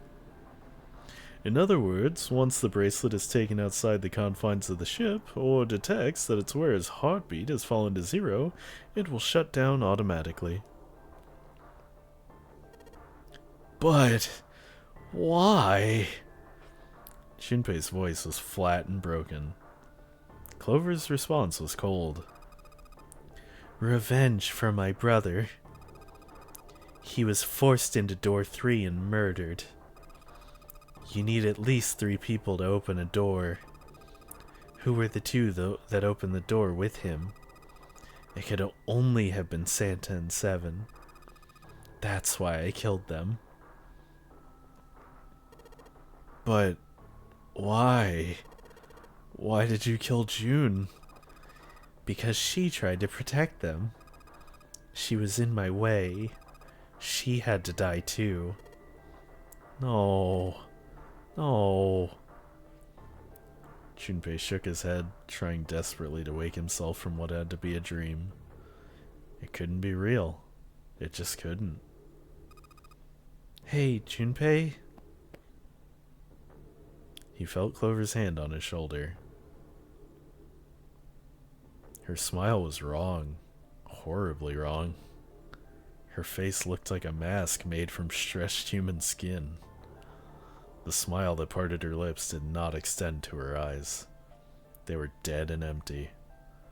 The girl in front of him was no longer the Clover he had known. Perhaps she was not even human. Let's go. Her hand reached out toward him. Let's get out of here. Let's leave this ship. What the hell are you talking about? To open a numbered door. Yeah, I know. You need at least 3 people. But as long as we have this... Once again, Clover reached into her pocket and pulled something out. It was another bracelet. Junpei could see the number on the face. 0. 0. Got something in your pocket. What is it? Oh, this? This is... See? You get it now. If we have the 0 bracelet, we can leave. You and I can open door 9 with just the 2 of us. See? So let's go. Come on. Hurry up. She shoved out her hand again. Junpei looked up at Clover. She had the face of a demon. But there was something else. There was a holy light that surrounded her. She was both a fierce god and a benevolent goddess filled with love. Junpei! Her voice was soft. Her eyes weren't empty anymore. They were deep, so deep, Junpei could feel himself falling into them.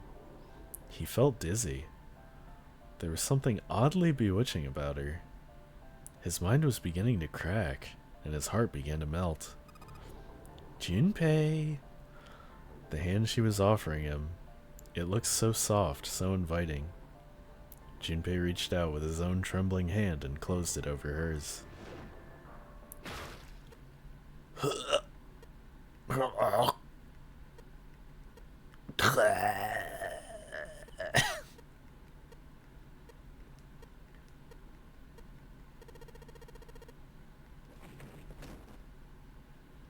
Junpei writhed in agony. He shuddered and twitched, his body spasming as he went into shock. He screamed until his throat was torn and bloody, then screamed more. His cries echoed across the room. Eventually his movements slowed, then faded. There was no strength left in Junpei.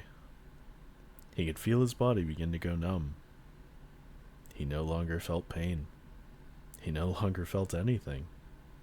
Whatever Junpei had been was gone. The last remnants of his mind began to fade. Even as his vision faded to nothingness, he saw Clover. Thanks, Junpei. I'm just gonna borrow this, Kay. Her smile was cold. What was left of Junpei's conscious mind drifted away. All that was left was a twisted, broken corpse. She cut off my fucking arm?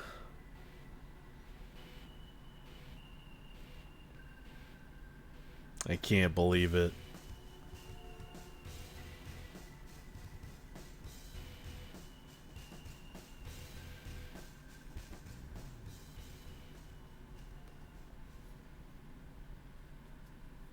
Yeah, this probably is a really good ending in the Wait, I didn't get a new... Oh, I probably have to save it.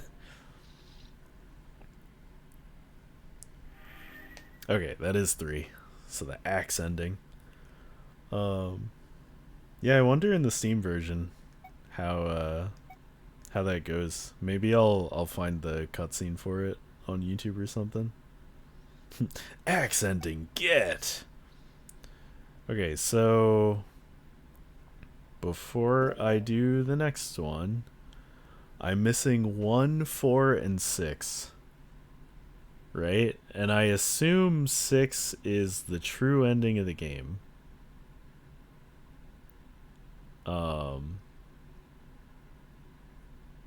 So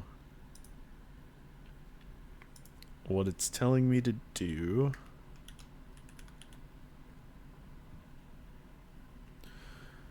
my next pathway, it says door 4, door 8, and door 6. 1 is the true ending, 4 is neutral, and 6 is bad one too. Okay. So do 4, 8, and 6 lead to the bad ending? Or at least one of those numbers? 1, 4, and 6? Okay. So then we do that. We ride, chat. We ride.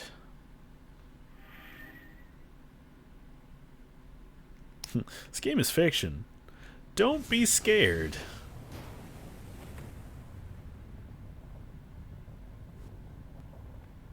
But so that ending basically confirms that you just need to have somebody's like arm, right, with the bracelet on it, cuz she's able to escape just by putting his like dismembered hand on the thing. 4, 8, and 2 gets you an ending, and 5, 8, and 6 get you an ending, from what the guide says. Okay.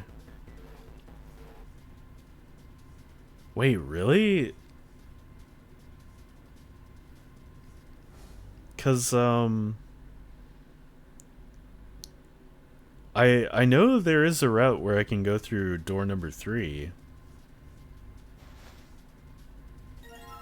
Oh wait, I don't need that. I need this.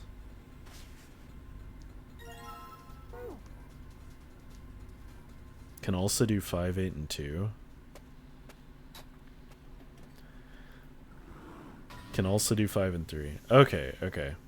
So yeah, I was gonna do 4, 8. I was gonna do 4, 8, and 6. And then I was gonna do 5, 3, and 2.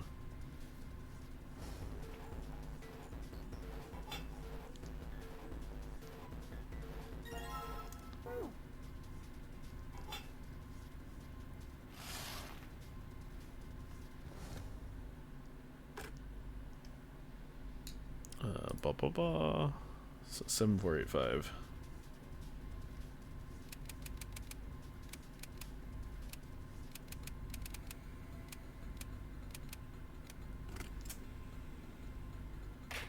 Four, 8, and 6 will get you a repeat ending again from what this says. Okay. So then we skip 4, 8, and 6. So okay. So 5, 8, 6, and then 4 or 5, door 3 and door 2. Okay, okay.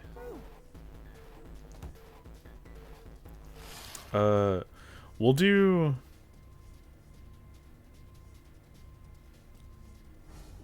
the 5, 3, 2 one then, because at least that's 2 new rooms instead of just 1 new room. Or yeah, that'll be fun.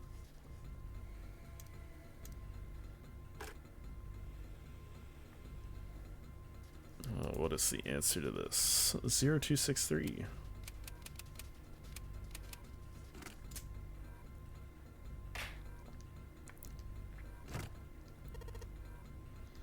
Yeah, because I'd rather avoid going through 4 as much as I can, just because 4 feels way longer than 5, in my opinion.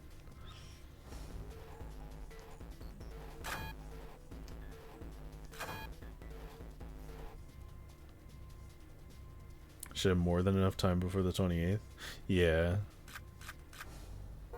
Whoops. I hit the wrong thing.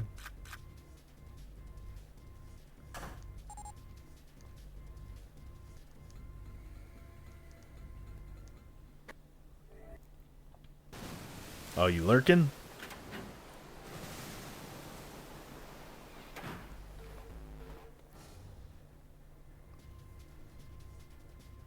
Boom, boom, boom, boom.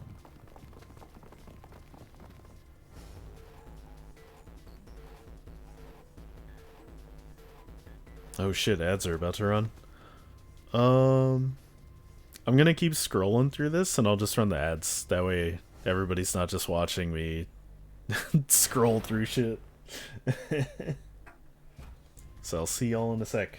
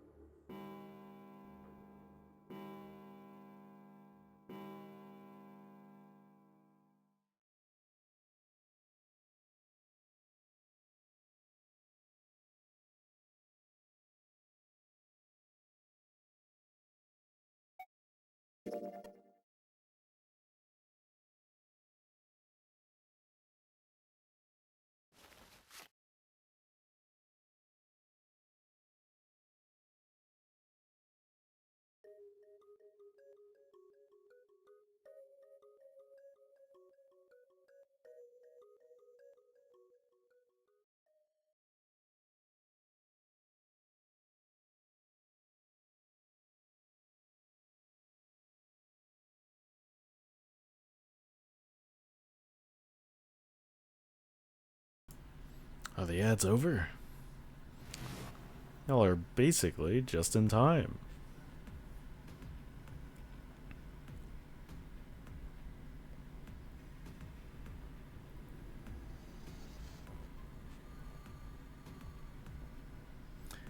Yeah, I wonder... Man, do I want another bad ending? Or do I want Do I want to break up the sadness with a nice neutral ending that helps me get to the true ending?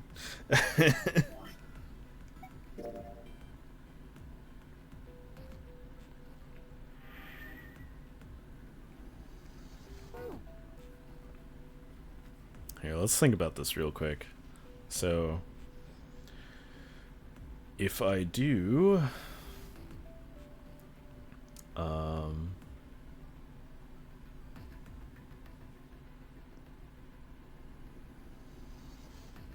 if I do 532, I assume that's the neutral ending.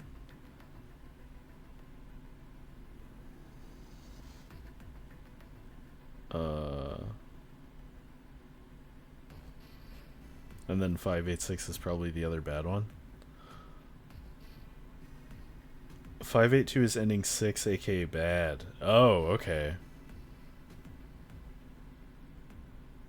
Or wait, 582? But that's not what I was gonna do. 5 and 3 will get you the neutral ending. Yeah, 532. That one should be neutral, right?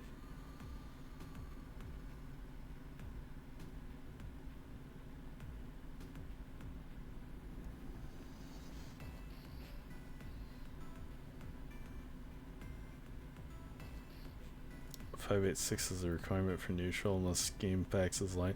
Well, so I think there's multiple paths you can take. Cause like the very first time we did 5, 7, and 6, and 576 is the same ending you would get from 486. So I think there are like different possibilities of where you can go.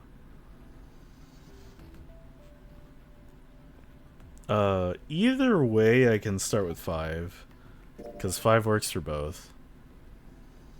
And then I guess by the time I get to, you just redo it all over again? Yeah, true. 572, 582, 53, 482, 43, 472. Wait, is there no way you can go to 3 and 2 in the same run?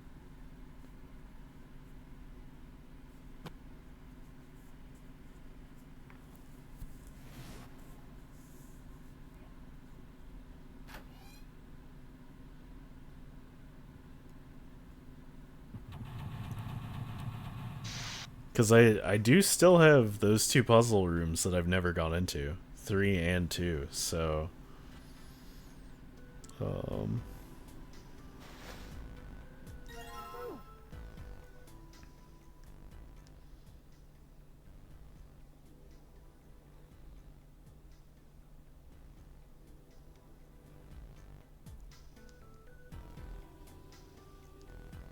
Let's see.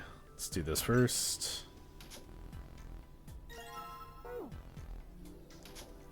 This safe is gonna bug me. You don't need it for anything. Why is it here?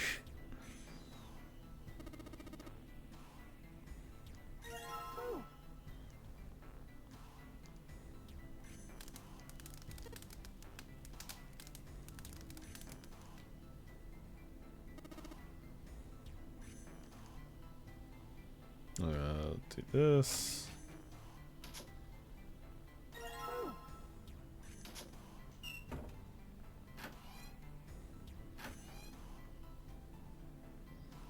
Let's get our water. Empty the tub. Dude, we are straight up speedrunning.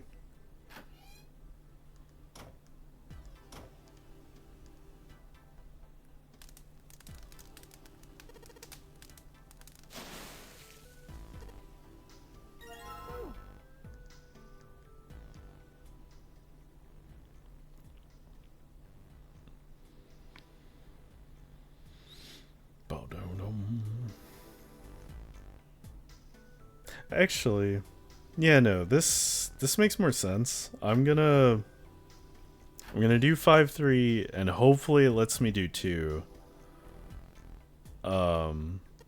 That way I do all the puzzle rooms that I haven't done yet, and I get the neutral ending, and then I can just do the true ending right after that. And the last bad ending I could just get on my own, right?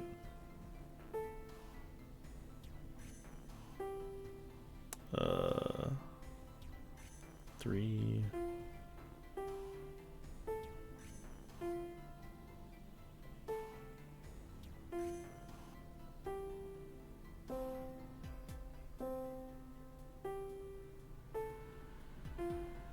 Nice.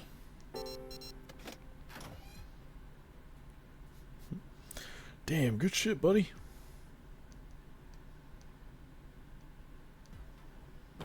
It's like 3 is only in the neutral ending, so that's the only time you can do door 3.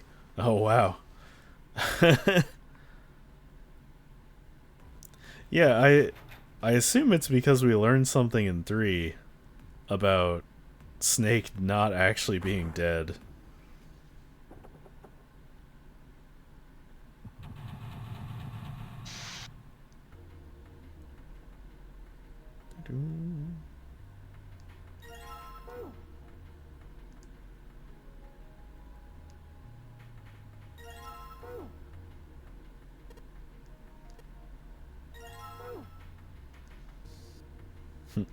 It's crazy how much you can remember.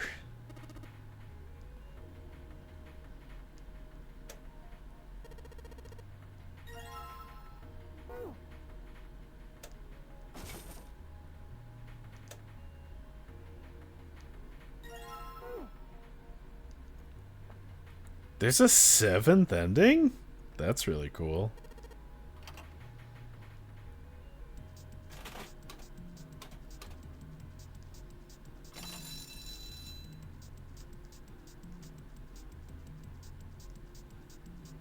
Is it called the truer ending?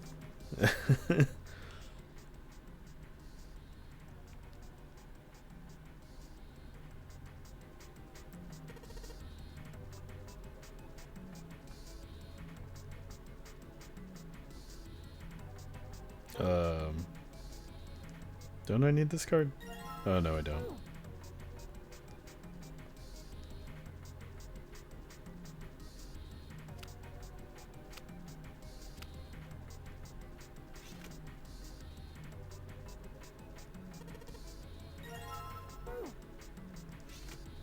Oh, I don't like that. Syringe ending?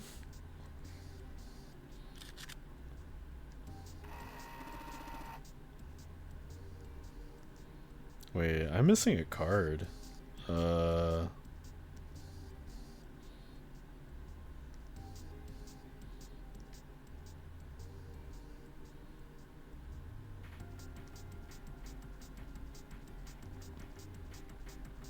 Oh, I'm... I solved it, but I never opened it. Whoopsies. Going too fast now.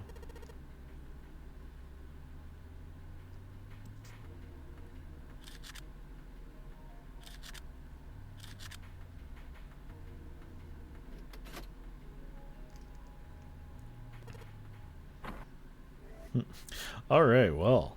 Chat, we're just here chilling, vibing to weird sound effects in the background while I scroll through endless dialogue.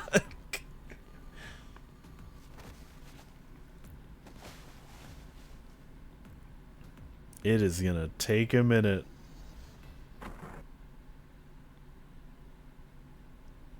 Oh no. Ame, why? Why'd you do that to yourself?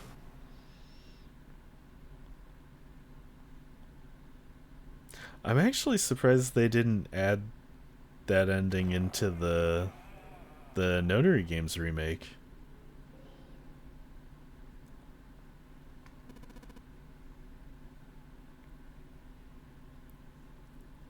My curiosity was too strong.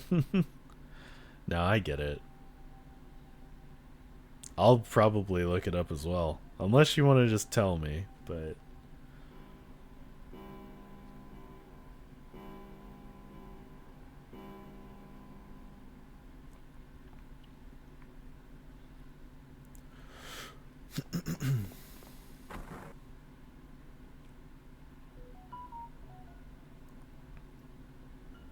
I hope it didn't spoil too much. Oh, yeah, because I guess we still don't know who the killer was in the ending where I got stabbed.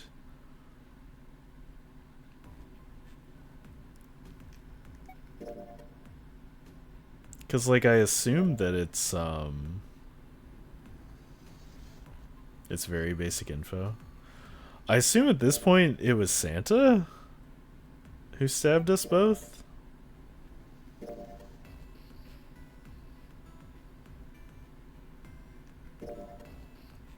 Unless there are multiple people here who are killers. It's not Santa. Okay. Kid's an asshole, but he's not a murderer. Fair enough.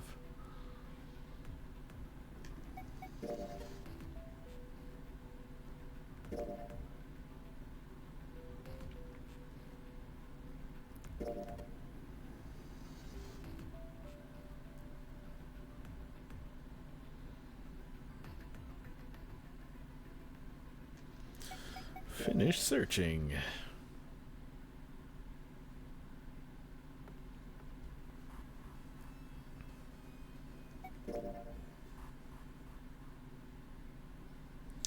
Alright, new room time. What's behind door number 3? There's no way we see Snake dead early, do we?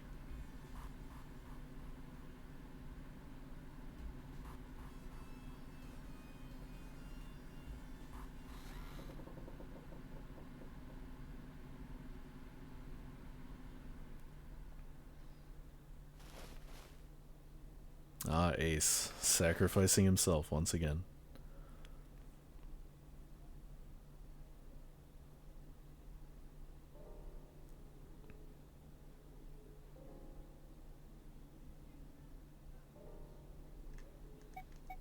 Alright, we save here.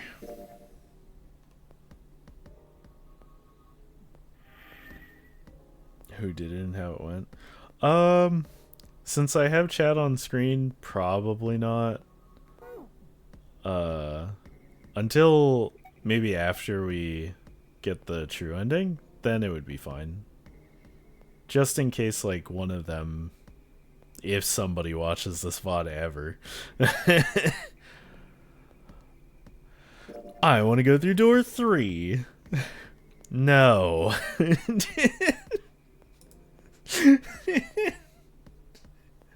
What do you mean, no? You can't. Huh? Why? Because it's impossible. If we split ourselves into 3 and 3, then we give up on going through door 3. Why? The bracelet numbers for the 6 of us are 3, 4, 5, 6, 7, 8. There are 2 combinations that can go through door 3 with 3 people. 3, 4, 5, or 6, 7, 8. That's it. Of course, 2 teams can't go through the same door. I see. That means 1 team would get left behind. That's right. That doesn't happen if we go through door 7 or 8. No, they're fine. We've got 3 options. Santa began to explain. Plan A. Go through door 7. Yeah, we read this already. I mean, I don't care. 3 of you can sit your asses out here and I can go through door 3. How about that? That's it. At least if we want all 6 of us out of here. That was when Junpei realized. Plan A divides into 2 teams. 3, 5, 8 and 4, 6, 7. Plan B divides into 2 teams, 4, 5, 7, 3, 6, 8. Plan C divides into 2 teams, 3, 6, 7, and 4, 5, 8. There was one thing they all had in common. In every single combination, 5 and 6 were never on the same team. In other words, if all 6 people were to move forward, Junpei and June would be separated. Jin and Junpei had been friends when they were kids. He trusted her more than anyone else on the ship. If he chose 7 or 8, he'd be taken away from her. Is that something he was prepared to do? Sadly, Ace took the fucking sleep tranquilizer before they decided this. Anyway, that's the deal, so think it over. Got 2 choices, 7 or 8. Can't choose 3. If you choose 3, you're going to be leaving 3 people behind to die. So what are you going to do? 7 or 8, time to choose. And just carry him. Junpei thought hard. After thinking it over, his conclusion was, take the risk and choose 3. Sorry, Santa, but I still want to go through door 3. What? That's nuts. Gotta be crazy. Why the hell are you so obsessed with that door?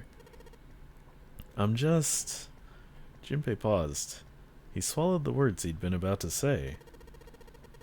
I'm just curious about door 3, that's all. That doesn't explain shit. I've got a reason. I'd be happy to explain it to you if you'd just come with me. With that, he began walking toward the door.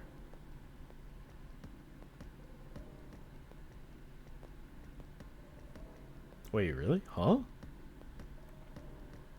Okay.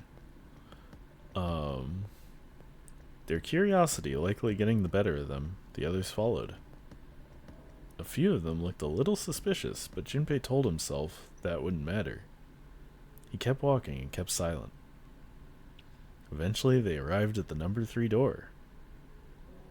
So wait, then this is going towards the bad end? Oh boy.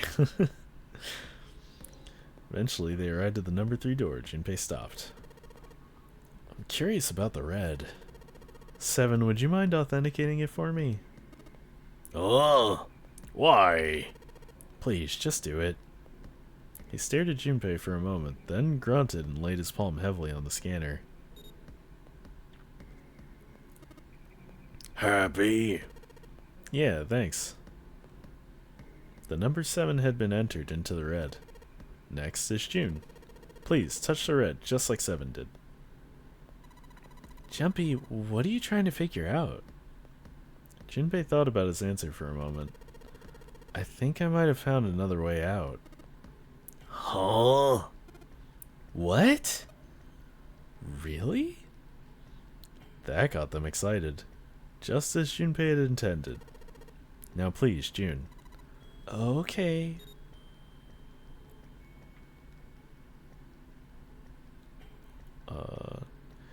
With those 2 numbers in the red, Junpei had what he wanted. He casually placed his own hand on the scanner and the third asterisk blinked on. Tricked ya! Alright. The only people who haven't authenticated now are Santa, Clover, and Lotus. So, what's your point? You don't get it? Think about it. What's the sum of your number and Clover's? 12? And what's the digital root of that? 3, which is Santa's number. By the way, Lotus, what's the number that's currently in the red? 18, it would be 9, right? Yes. And that will get the digital root to be if you add... And what will the digital root be if you add 3 to 9? 3, the door's number... There you go. Hey, wait a minute! What the hell are you up to? I'm not up to anything. I'm just waiting. Waiting for what? I'm waiting for the balance to shift. Santa. Or Lotus and Clover. Once one of you moves, the other won't have a choice. So I'm waiting. Junpei laid his hand almost casually on the lever. You son of a bitch! You tricked us. Then all that stuff you were going on about is bullshit. Bullshit, I don't think so. Didn't I tell you I'd figure out another way to get out of here? This is it. Why the hell would you do something like this? Junpei glanced at June. Jumpy. You did this just so you could go through the same door as June? That's it? Santa was furious. His face was red, and flecks of spit flew from his lips as he spoke. Junpei closed his eyes calmly and then opened them again. So, who's it gonna be? Santa? Or Lotus and Clover? Shit. We're going, Clover. Lotus leapt forward. She grabbed Clover by the sleeve and ran for Junpei and the door.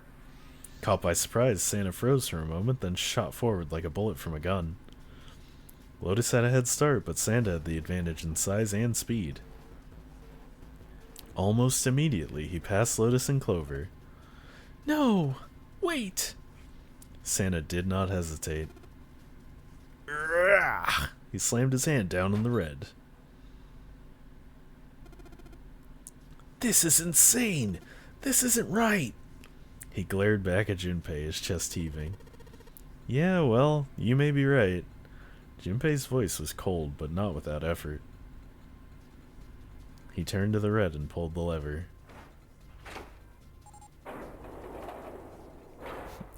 Joke's on you! With the sound of metal on metal, the door opened. It would only remain so for 9 seconds. There was no time to think. Go! Junpei and his 3 reluctant companions jumped into the door's gaping mouth one after another. Hey, sobs. No sooner did they enter than an all too familiar noise sounded from their left wrists. The detonators had activated. It's Junpei, asshole saga!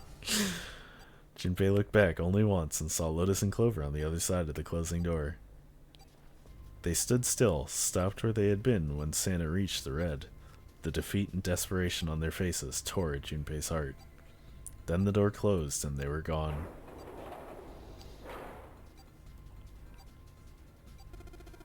You son of a bitch, Junpei, this isn't fair.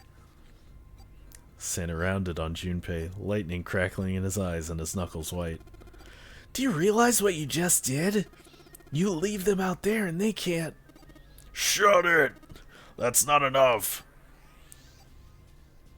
That is enough. It hadn't been Junpei that spoke, but 7. We gotta find the dead or none of this is gonna matter. The clock was ticking. The dead was their only chance at survival. Unless they could find it and deactivate their detonators, the 4 of them would be... We got less than a minute left. No time for screwing around. Get moving. They scattered and began to scour the room. The deactivation device was nowhere to be found. Corridors stretched out in 3 directions, but everyone was blocked off by a wall of metal. There was only one way out. One other door. There! 7 ran to the door, a rusty iron thing. His large hands grabbed hold of the handle and pulled. The room inside was pitch black. They could see nothing beyond the small patch of light that spilled through the doorway. Junpei stuck his head through the door and looked around the room. Almost immediately, he spotted the blinking red light on the right wall. I found it! The dead's right over here! He stepped into the room and nearly fell down. The floor was slippery. What? He stopped and glanced down at his feet. What was... Hey, what the hell are you doing? Get over there! Junpei felt 7's heavy hand against his back and stumbled across the room. The other 3 piled in behind him. They all felt immediately that something was wrong. Nothing that could be easily identified, only a sense that something terrible shared the room with them. But there was no time to say so. Quick! Get to the dead! They all started running. In the dark, it was hard to tell where the wall was. All they could see was that tiny red light blinking at them over and over and over. Then finally, suddenly, they were there. In quick succession, they all slammed their hands against the scanner panel. I guess this now makes sense why Clover could not follow us. Because her brother has been dead way longer than we thought he was. Seven leaned against the wall, gulping air as his breathing began to return to normal. He glanced at his left wrist and grunted. It stopped. It finally stopped. Junpei could hear him laughing in the dark, but could barely make out the larger man's face. What the... The sound of retching came from Santa's direction. What the hell is this smell? This is vile.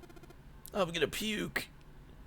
So desperate had they been in the race to the dead that no one had noticed the horrible smell that pervaded the room.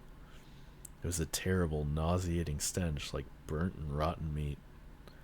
Adrenaline had drowned it out, but now it rolled over Junpei in waves, forcing itself into his nose with every breath he took.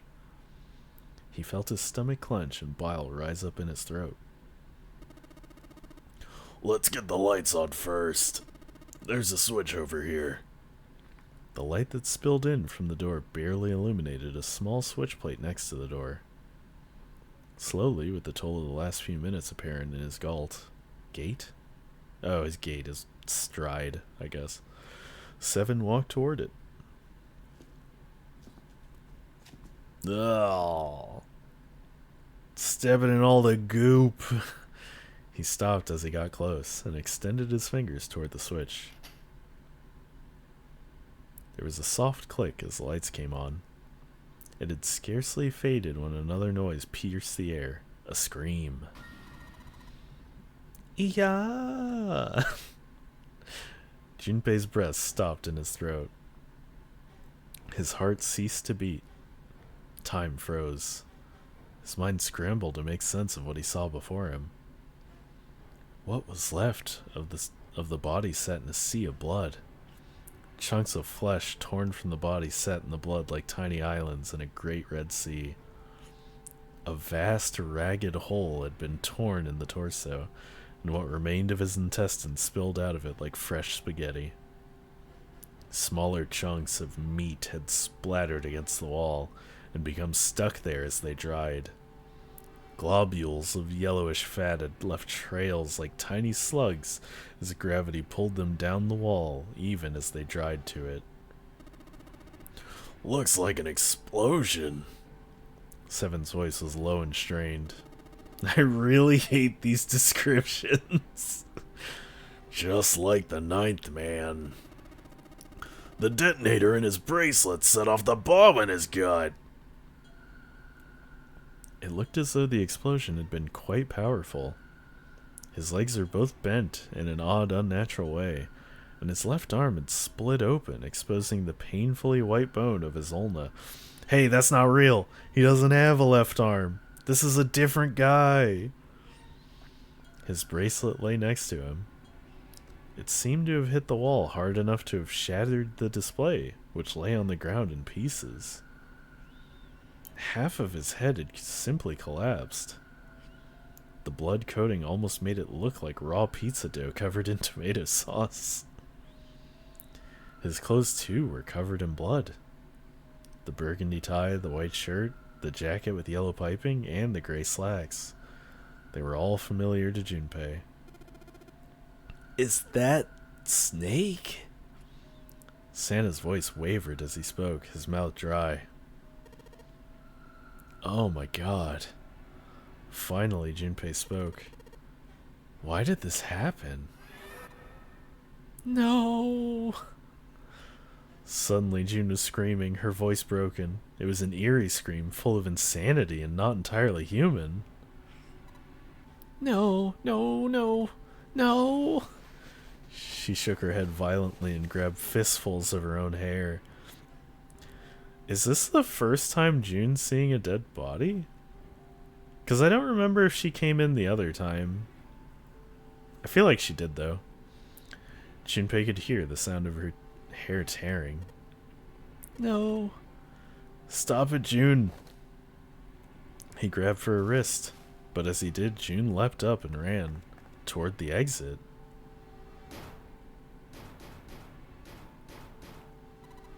Please, get me out of here.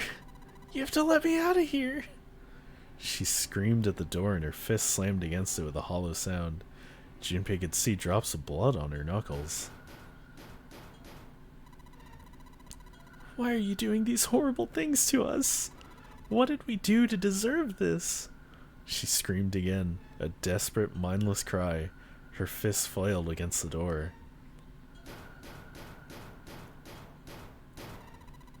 Get me out of here! Please! Please just let me out! Junpei couldn't watch anymore. He ran to June and wrapped his arm around her, pulling the screaming girl away from the door. No! Let go of me! She scrambled for a moment, her legs skittering across the floor, but her resistance didn't last long. As suddenly as her outburst had begun, it was over. The manic energy disappeared, and her body went limp in Junpei's arms. June collapsed toward the floor, and Junpei knelt down with her. He felt drops of something warm and wet. Was she crying? A moment later, she began to sob. Her shoulders shook, and great hot tears rolled down her face like rain. We're gonna be fine. It's gonna be alright, June. It's gonna be okay, Connie. Her name was a whisper. I'll be here with you, okay? She nodded once. Thank you. Thank you so much, Jumpy. Her trembling voice pulled at Junpei's heart. He stroked her hair gently. His face was so close to her. The scent of her hair was nostalgic. Do you feel any better? Yeah. But I'd like to stay here. For a little while, at least. Jumpy's body is so warm. Alright, break it up, you two. We gotta get out of this fucking room. Several minutes passed before June's tears had dried. Junpei stood up. He bent down, put his arm under June's, and helped her to her feet. They didn't speak. Neither did Seven or Santa. A person was dead. They had died in that room in a terrible way. Junpei knew there was no way he could make himself forget that. There was no way any of them could forget it, but mourning would do no good. They spread out to search the room, but each felt as if their heart was made of lead.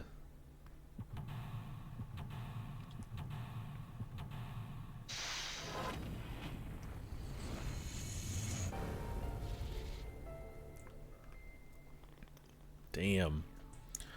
So, yeah, Snake died, like, basically right after we got out of the, like, when we all met for the first time. I thought he'd been killed after that. Alright, let's see if anything happens when I turn you. Nope, nothing. Not even a drop. Is the pipe clogged? Is it filled with hair? It's a piece of paper tied to this pipe with a wire. Notice drainage valve operation. Please do not flush the water in these pipes. Doing so may cause the drain to overflow. Yeah, I'll wait. I'll wait before I do anything with that.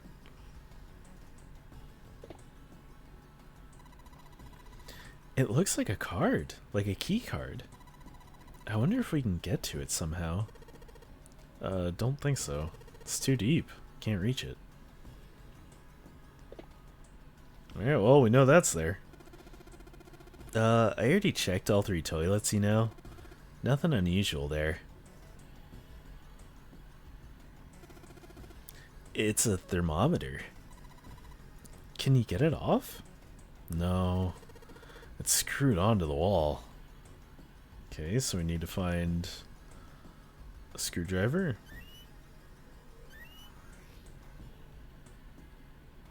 Who didn't flush? There's nothing in the toilet. If there was, that would be gross. Thanks, buddy.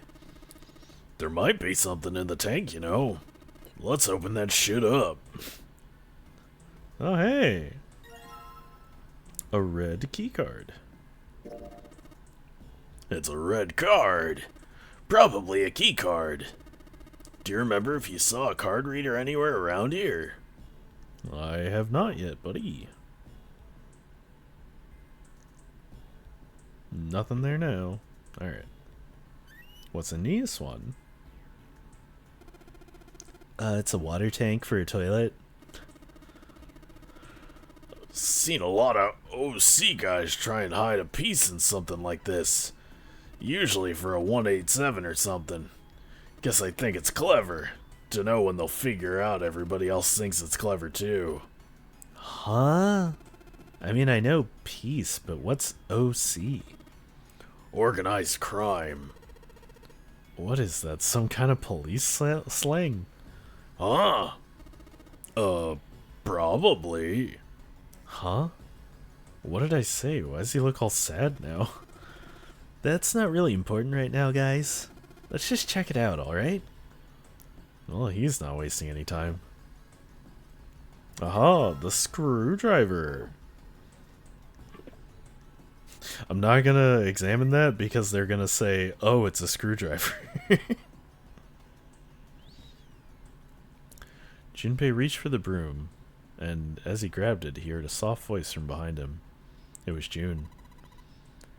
The rabbit hutch. Huh? He turned around. June still looked sadly pale, but there was a smile on her face. Why is his hand so weird in that position? Yeah. Oh, you just reminded me of it. The rabbit hutch, I mean. How did I remind you of something like that? Jumpy and the broom. You were always playing around with the broom in front of the rabbit hutch. I was? Don't you remember? Junpei stared at the broom in his hand. You mean you don't remember that summer either? She looked very sad. He shook his head. Of course I remember. How could I forget something like that? It was terrible. They were in the 6th grade. Junpei and June had been assigned to take care of the classroom pets, the rabbits. Their chief duty was to clean the hutches every morning. On the final day of school before summer vacation began, Junpei overslept. He rushed to school and found June standing in front of the rabbit hutches. No sooner had Junpei arrived than June began to cry. He had no idea why until he looked behind her, into the rabbit hutch. The first thing he saw was blood. The hutch was filled with dead bodies of the rabbits. Even after their teachers and friends came to see what the commotion was, June couldn't stop crying. I just kept crying and crying until you came over.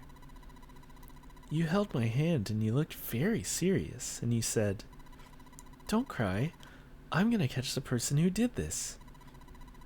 After you told me that, I finally stopped crying. Well, the real fun started after you quit crying. You told me we were going to catch the killer together. June smiled and a little of the flush of life returned to her cheeks. Then we decided that we'd ambush them. Yeah, I remember. The school also kept roosters and guinea pigs. Junpei and June had decided the murderer would likely return to finish out the rest of the animals. They would ambush the killer at night. Junpei and June hid behind the hutch at dusk and waited. It was a warm summer night. The quiet sound of crickets whispered through the air. As the sun went down, the stars began to wink at them from the sky, and June's Akane Kurashiki's face. That night was something Junpei knew he would never forget as long as he lived. But the murderer never showed up. We waited for them all summer vacation and they never showed up. Junpei, I think it's because they did show up. I think Akane might have split personality and is killing people. Yeah, but the animals didn't get attacked either. I think all that work amounted to something, you know? He'd felt the same way, but it was good to hear her say it. Although, you know, if you think about it, we were probably taking on a lot more than we could handle. What do you mean? She looked up at him, confused. Well, come on. We were just kids. If whoever killed the rabbits had actually showed up, they probably would have had a knife or something. I mean, you must have been pretty worried, right? I wasn't worried. Because you were there. You were there with me. She blushed furiously. You know, no one else wanted to take care of the animals. Clearly embarrassed, she tried desperately to change the subject. I was the only one who has to do it, at first. Yeah, boys don't really want to bother with taking care of animals, you know? Well, yeah, but you asked to do it after I did, didn't you? If it wasn't the rabbits, they were gonna make me do something else. You know how that school was. I figured it'd be better if I was working with somebody who wasn't too much of a loudmouth, right? Somebody who wasn't gonna tell on me if I felt like blowing it off. Really? That's why you volunteered? Yeah, it is. He nodded quickly and much too earnestly, then quickly looked away at something very important. That hadn't been the reason, of course. He'd asked to take care of the rabbits so that he could be near June. But it had been so long ago, he couldn't bring himself to tell her how he'd felt back then. It would be embarrassing. He took a quick breath to clear his mind, tossed the broom up, and then snatched it out of the air. Well, we don't really have time to be walking down memory lane like this, you know. Gotta figure out a way out of this room, otherwise... Yeah. June nodded curtly, then turned and walked away. Junpei turned around and looked at the room. At Snake's body. Chunks of flesh and organs still lay on the floor. The conversation he and June had been having scarcely fit their surroundings. But perhaps that was simple human nature. Despite such a situation, or perhaps because of it, the mind turned to the farthest thing from death that it could find.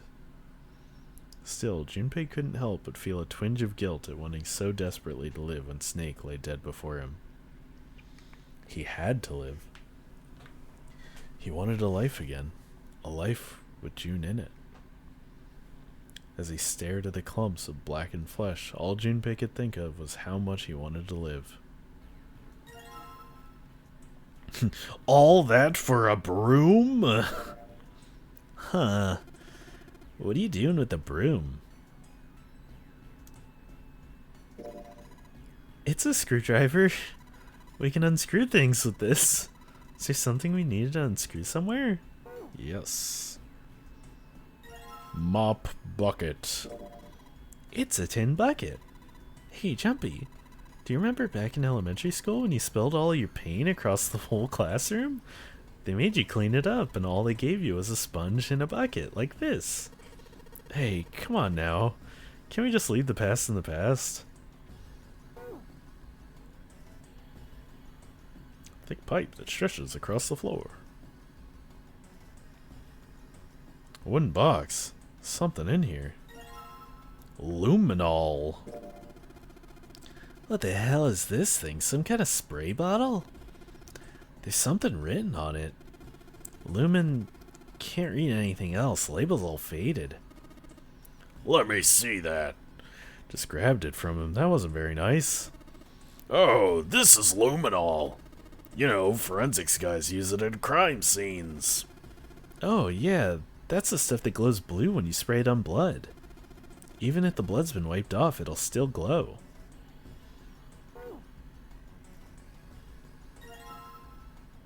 Toilet paper? Wait, it's got patterns on it.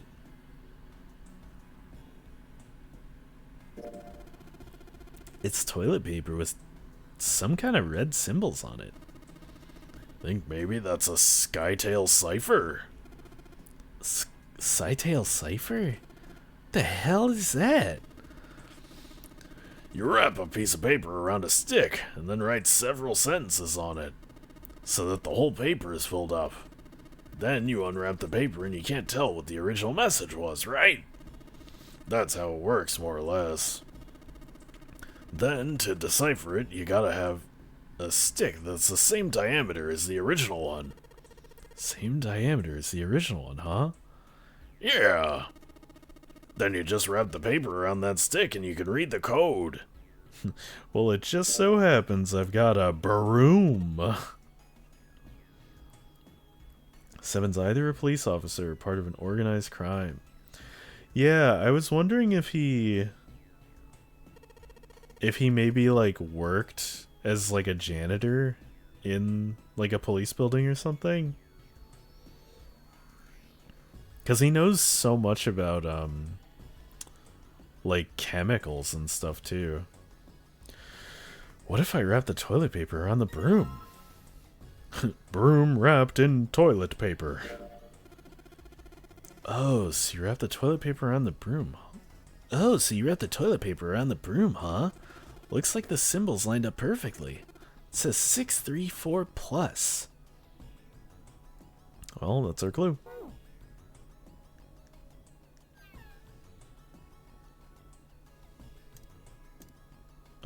Screwdriver? The thermometer was screwed onto the wall. That meant that Junpei needed to take the screws out with a screwdriver. While he was so engaged, Sana suddenly spoke. Hey, Junpei. You know why thermostats only go up to 107 degrees Fahrenheit? Or 75 degrees Celsius like this one? Junpei answered without taking his eyes off the screw. No, can't say I ever thought about that. At 107 degrees, the cells in the human body start to die, and the organs begin to shut down. The proteins in your cells start to harden. It's like when you hard-boil an egg. Even if you cool it down afterwards, it won't go back to being a raw egg. In other words, it's dead. That's why thermostats don't go past 107. There's no point. Why had Santa brought that up? Junpei wondered. Oh, yeah? He continued to work at the screw. But it's pretty rare for a fever to get that high. Even viruses and stuff don't usually drive the body temperature up to 107. Of course, there are other external things that could. Like what? Well, let's see. Something like getting locked in a sauna, or getting thrown into an incinerator and burnt to death. Yeah, I guess that would get a little hotter than 107. Junpei gave a short, barking laugh. A moment later, the screw fell off. With a small tug, Junpei pulled the thermometer from the wall. All right, I got it. He looked up and saw Santa glaring at a blank section of a wall. Huh? What's up? Nothing. Forget about it. Santa spun around and walked off away from Junpei. But as Junpei watched him go, he didn't look angry. He looked very, very sad. Yeah, Santa's kind of being weird. Oh, he took the thermometer off. It says open at the bottom of the gauge. I wonder what it means. Maybe when it gets that hot, something will open? Okay. So we've done all that. This letter's written in blood. LLR. Do you think that might be some sort of dying message from Snake? No, that's impossible. You saw the body, you aren't doing anything after something like that happens, do you? Then this... The way the blood's dried tells you it's real old. Whoever's blood this is, it ain't Snake's. Then you're saying this blood was put here a long time ago? Yep, Sounds like a good time to use a luminol. Wait, you don't really think we're supposed to use the luminol here, do you? Yeah, it does seem kind of weird to use it here, but maybe I should just try it in case.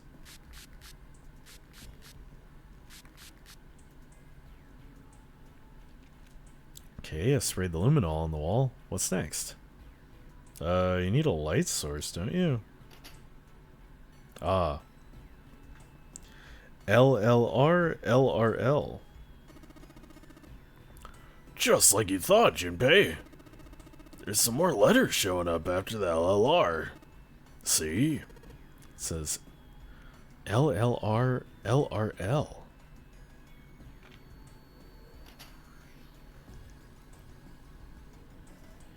So that's probably for this. So left, left, right, left, right, left. Well, I did what it said on the wall. Wonder if it actually did anything. The pipe on the right here must be connected to the drain in the middle of the room. If you turn on the water here, it'll probably come up through the drain. Hey, this drain's acting up. What the hell did you do? I just messed with the valves a little. Nothing big.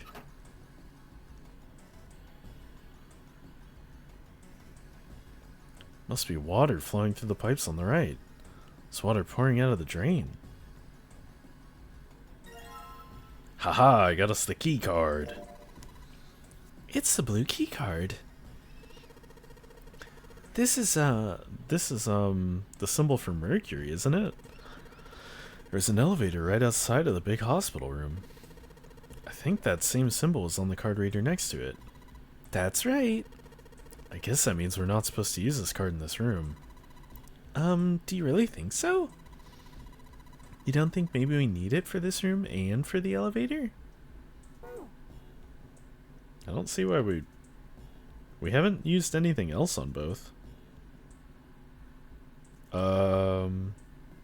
I mean, I do have the code for this already, but is that really it?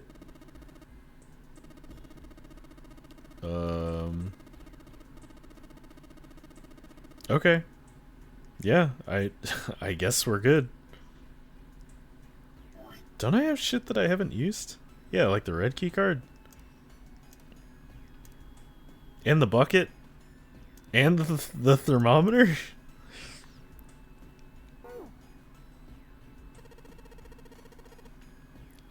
Nothing happens when I press these buttons. Well, it looks like the power's on. I'm wondering what the deal is with those things that say lock up there, though. Oh. We probably gotta get the temperature right. There's a little slot here for swiping a card.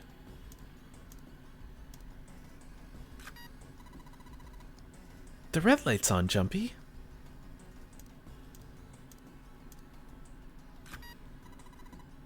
Great job, Jumpy. Both of the lights are on now. Now you just need to put in the password.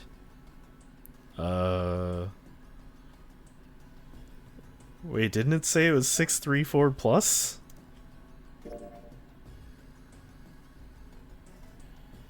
How is that a password?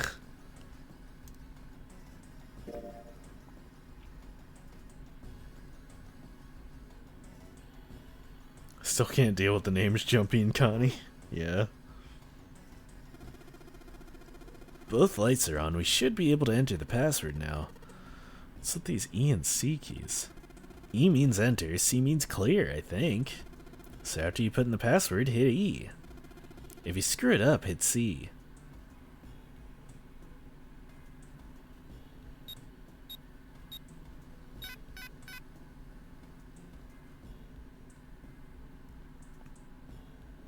Huh. No, I am clearly missing something. Because we haven't used the bucket. So... Oh, wait, hold on. Maybe these work now? Maybe you can use the shower here to fill a bucket with hot water. Hey, Seven, could you turn on the shower? I'm gonna put the bucket under the head. Oh, okay, sure thing.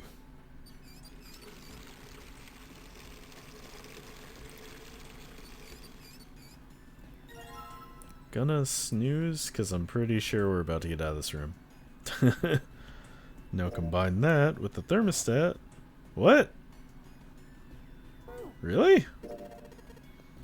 It's filled with hot water. Try not to spill it, okay? It's heavy. Okay, okay, I'll carry it. Wait, so I have hot water.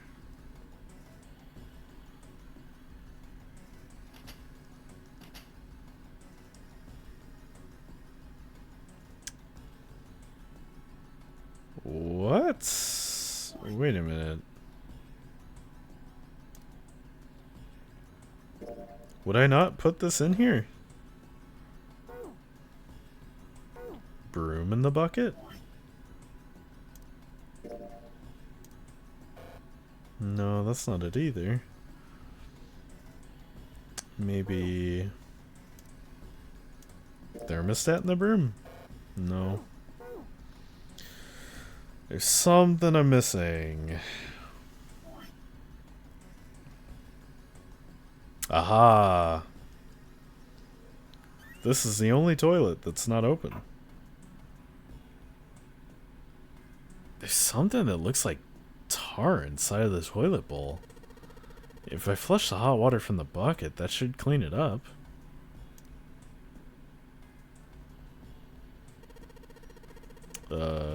Yeah. Okay. Okay, Junpei. Oh, do I need to put the water in here? Yeah. So I just poured the hot water into this tank. Looks like you filled it. Now you should be able to flush it, right? There's probably a handle somewhere on the tank that you can pull. You think so? Serious? Yeah, I'm pretty sure.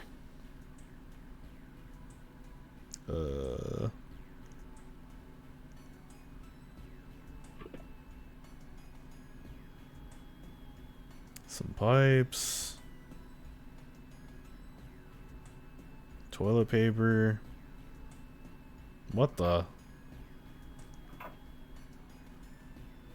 A handle?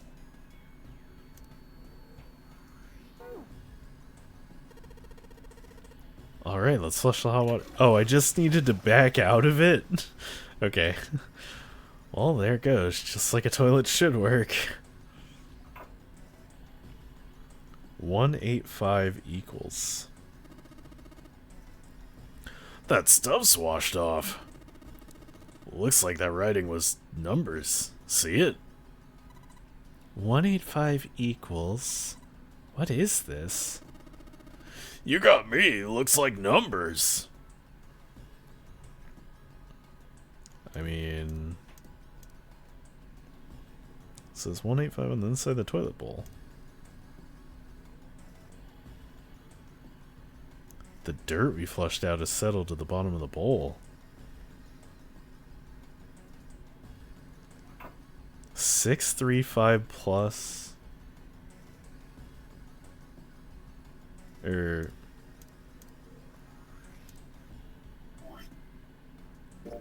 no, that's not what I want. Examine. So 634 and 185. So that would be 700, 810, 821, I think.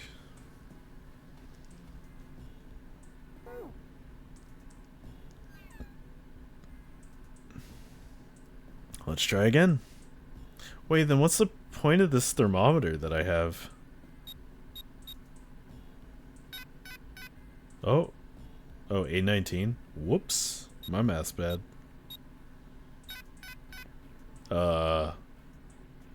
Okay, no. The thermometer does still do something.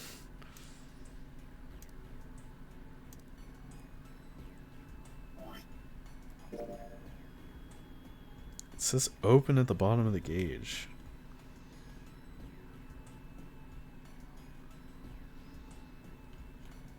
Oh, plus 107?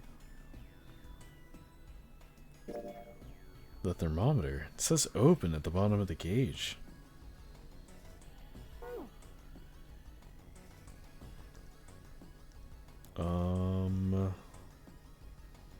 None of these other toilets.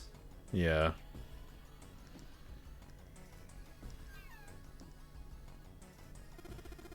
Come on, man. I said I already checked them.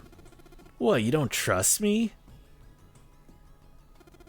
Jesus, Junpei, I said I checked them all. Okay.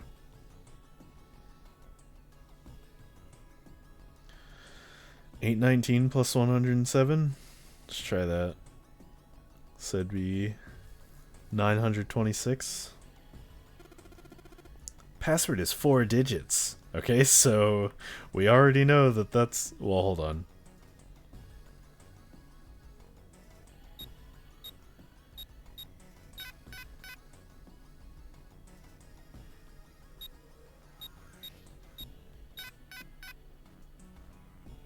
No, yeah, that's not it either. What the... I'm missing something. No, I don't want to... I don't want to leave. I can't, like, examine... Snake, why did this happen to you? Damn, I just can't.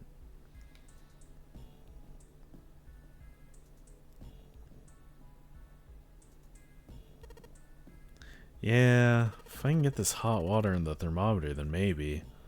Alright, thermometer, let's get the party started. Why wouldn't he just put the thermometer in the hot water bucket when he had it? Yep, looks like that's doing the trick. There goes the gauge. And now it's at the open mark. Huh? Oh, it opened. What's this? Looks like there's a piece of paper in here. 957.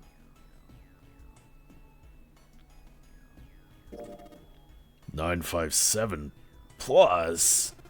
That means you're supposed to add something to 957, doesn't it? Well, yeah, it doesn't take a genius to figure that out. The problem is what to add.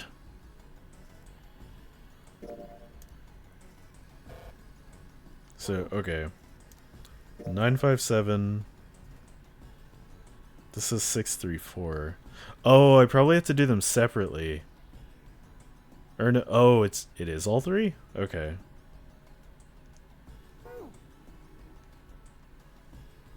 Try that. 1776. Oh, okay.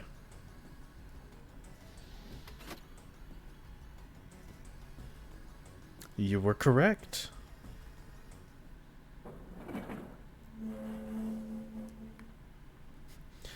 Gotta love when it's simple addition instead of hexadecimals and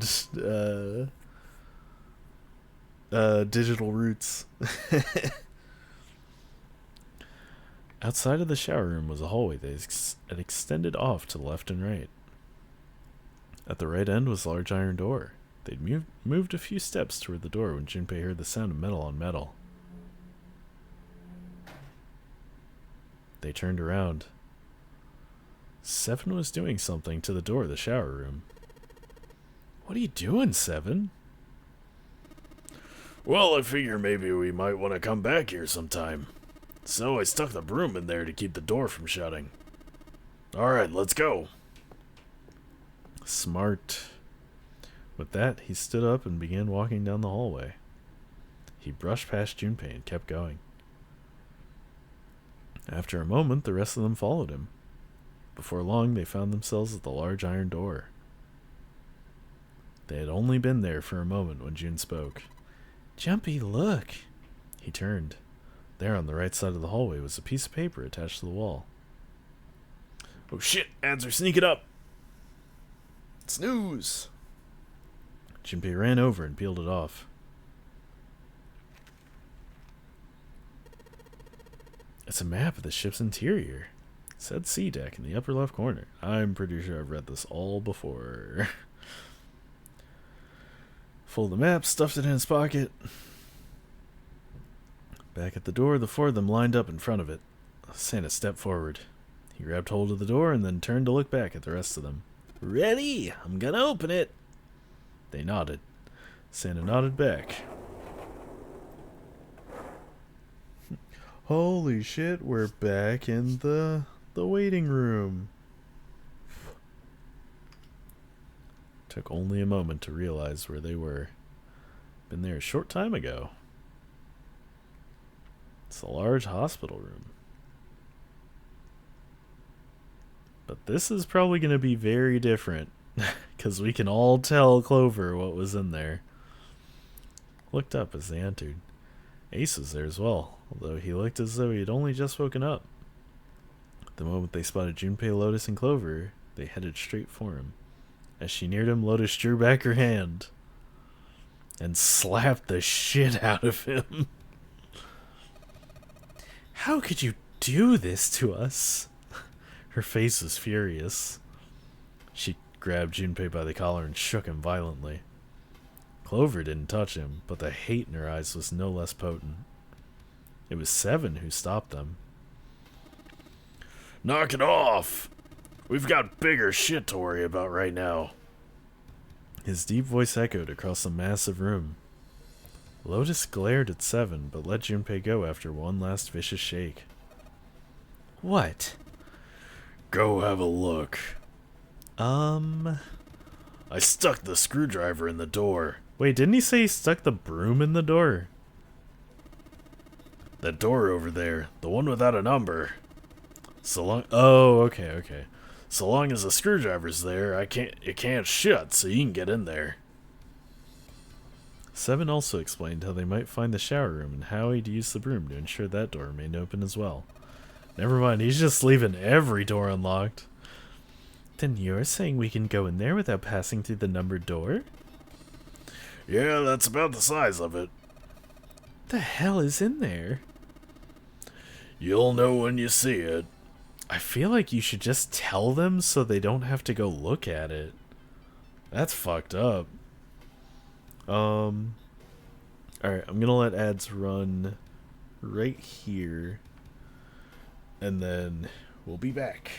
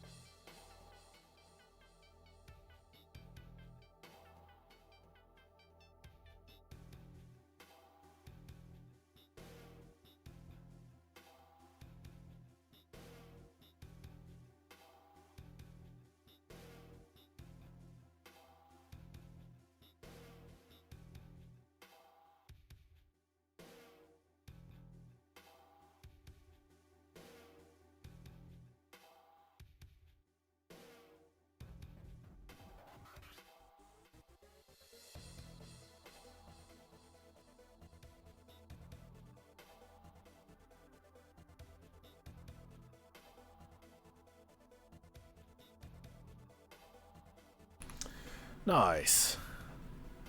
Quick break over. Alright, let's see if I can wrap up this next room.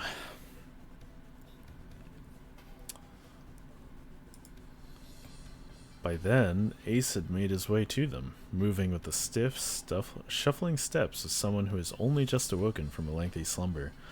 Oh, I see why you can only go to door 2 after 3, because we never get the other key that's inside of 7 or 8.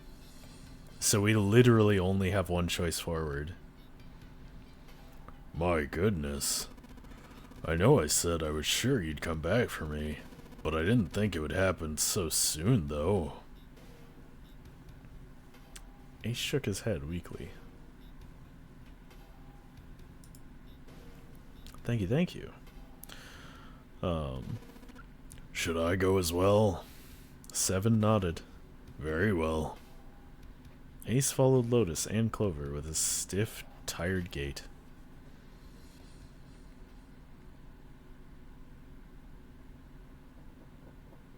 So yeah, there's only one possible ending you ever could get from going this route. Which, now I understand why it's also a bad end. Because you're forcing everyone to go through door 2, and that's not the exit. The squeal of tortured metal made Junpei's teeth curl. Oh, cool. We're back in skip mode.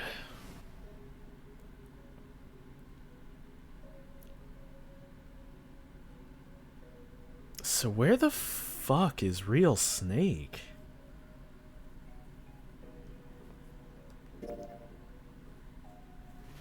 I'm like trying to figure it out in my head. Because if Alice is in that coffin,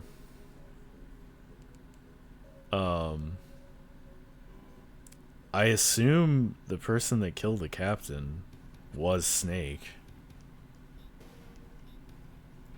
They stood in front of the elevators next to the stairs that led to the casino and the kitchen.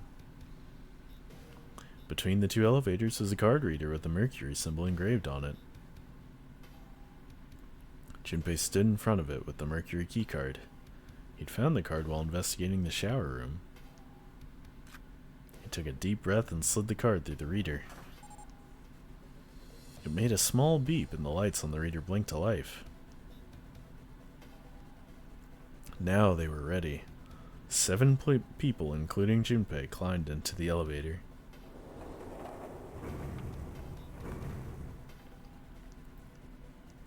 There were only 2 floor buttons they could push. The C and bottom buttons. The rest were destroyed or did nothing when pushed. Junpei hit the bottom button. The door closed. Slowly, they began to move downward. Sometime later, all 7 of them stepped off the elevator and onto the bottom deck. They stepped off and saw that the hallway to their right ended somewhere between 20 and 25 feet from them. The hallway in front of them was a dead end, but not a regular dead end. This is a numbered door. Yeah, it's door 2. Immediately, they began to discuss who would go through it. Their earlier experiences had shown them that they would meet again, regardless of which numbered doors they took. As a result, there were no arguments this time. Instead, they concerned themselves with who would be sent to investigate what was beyond the door. The first to volunteer was 7. Junpei followed suit, which meant Lotus was, by default, the 3rd member. Oh, this is the first time we're getting both of them to go in the same room. Alright, we're taking off. Okay, please be careful. Jesus, you two are acting like you're married, you know that? June blushed. So did Junpei. Perhaps in an attempt to hide his emotions, he quickly turned away to pull the lever on the red.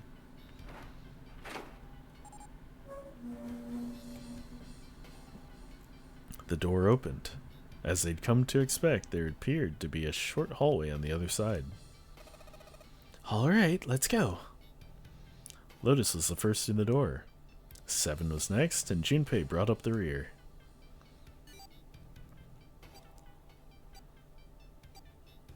Fortunately, it took them only moments to find the dead. It had been placed just inside the room, right next to the numbered door. They gathered around it and quickly scanned each of their bracelets.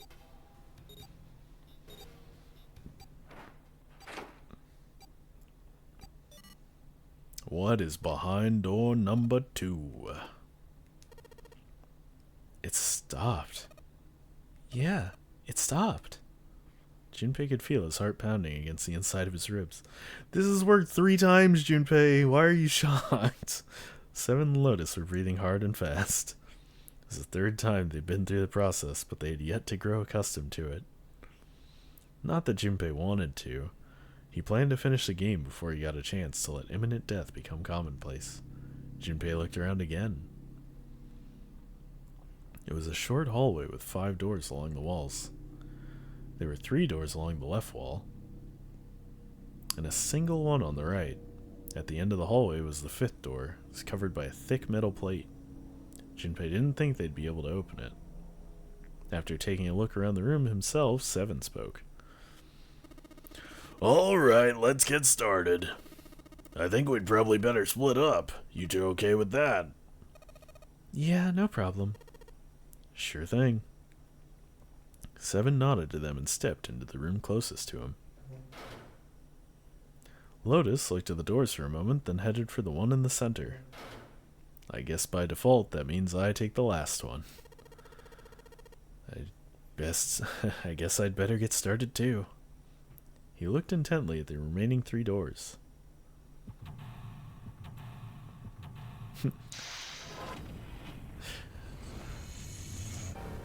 I'm sorry, did that door say emergency, but instead of a Y at the end, it was an E?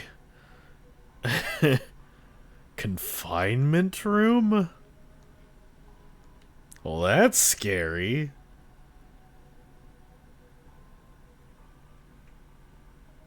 Yeah, why does it say emergence? I don't like that. There are a bunch of tiles on the door that spell out emergence.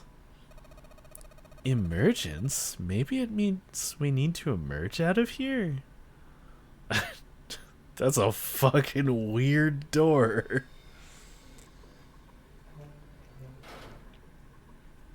Ugh. I do not like this place.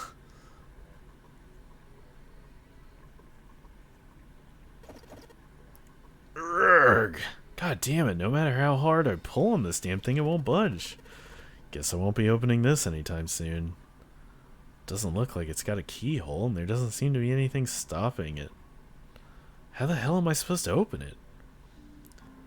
Since when has this play made sense? That's true.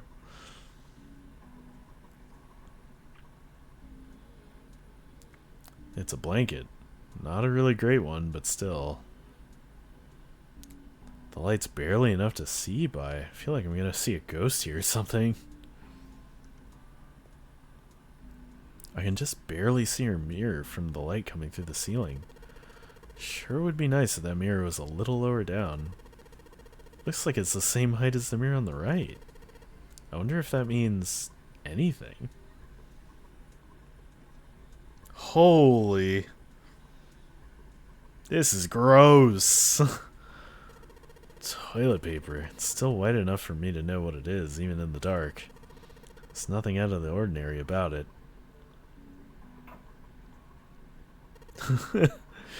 What is this? 14 equals E? Probably means a 14 somewhere represents an E, but I don't know what 14 that would be. Looks like a dirty toilet. It's too dark to tell. Okay, so we're doing hexadecimal again, I guess. Mirror seems really high. In fact, it's so high that it's kind of hard to see your reflection in it. 14 plus 14? It's a sink, but there's no light shining in. It's hard to be sure because it's so dark here, but I don't think there's anything going on with this sink. This faucet is too hard to turn. Is that everything in here then? It's a simple chair over where the light doesn't shine. Yeah, okay. Aha, this one has light. Thank God. Somebody made some wavy blue lines on this mirror with blue paint. Is that a drawing of a blue scarf? No, maybe not. Yeah, it looks like a river. This drain is kind of a weird shape for a drain. You think they made it that shape for a reason? Or just for fun? Well, you don't like square drains? There's no knob on this faucet. There's no way we can get water out of it like this. If we can find a knob or something that'll work as one, then we should be able to get water to come out of this thing. Okay. Ah, a towel with a water pattern. Well, it looks like a towel. I have to wonder if the design means anything, though. Maybe you should consider what the design might be. Perhaps that'll give us a hint. Bed looks even sadder without the pillow. So it's a terrible bed. I'd never sleep on a bed like that. That bed looks cold. Pretty sure you'd freeze to death in the winter. No kidding. If I tried to sleep here, my skin would dry out in no time. Well, it's not like you're that young anymore. That shouldn't really matter. Holy shit, Junpei. My, Junpei, aren't you lucky? It seems you'll die before you have a chance to grow old and hideous. I'm sorry, you're right. Dry skin is a woman's worst enemy. Yeah, that's true.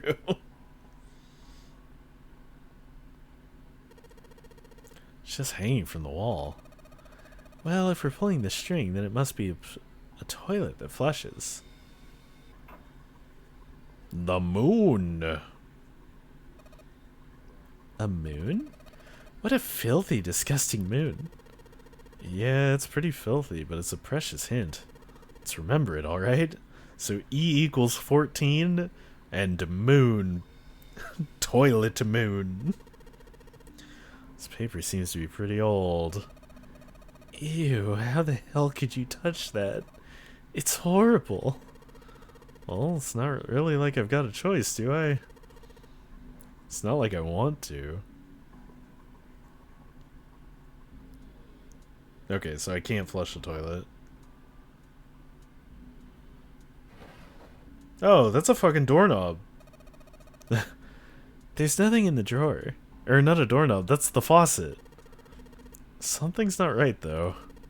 That handle in the drawer doesn't really fit, you know? It just looks messy. Why don't you take it out? Center room drawer.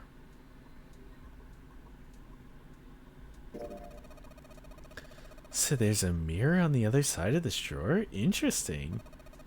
It's kind of an odd shape, and it looks like someone attached the handle with a screw. After the fact.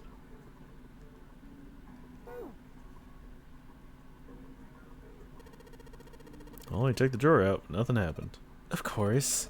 There's no way you could hide a puzzle in something that small. Yeah, I know, still. Still seems like they might try to... Huh. What's that? Looks like there's something. Huh? Looks like there's something in there. Damn, no dice. Doesn't matter what angle I got at it from. Can't see anything in there. Wait, what the fuck? There's something in there, but he won't just reach in and grab it?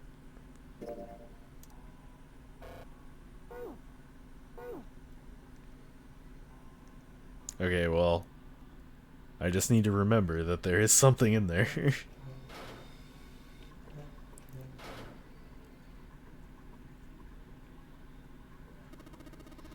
What the hell's this supposed to be?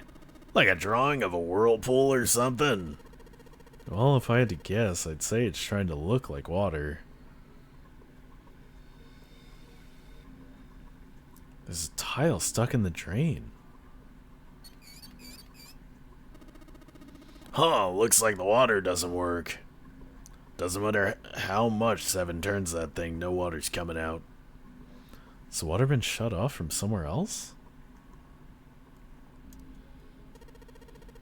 So there's a spring at the bottom of the river. Yeah, I guess I can see that. You talking about that towel you've got?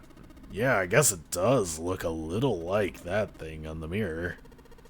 Yeah, the spring on the towel has got to be indicating the picture on this mirror.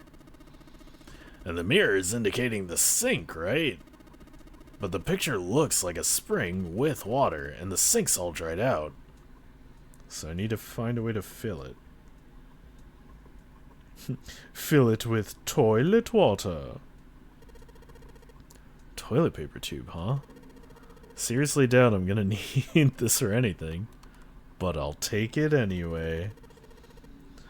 Well, this part is thinner than the rest. In fact, this doesn't really look like it's part of the rest of this thing. This rod feels loose. Maybe if I give it a couple turns. Here we go.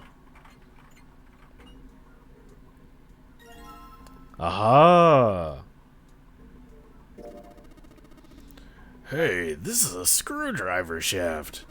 It's missing a handle, though. Even if we run into a screw it fits, we're gonna have a hard time of it without a handle. Well, if we can find a handle, maybe then it'll do us some good. Feel this screwdriver shaft. What's going on, buddy? How you been?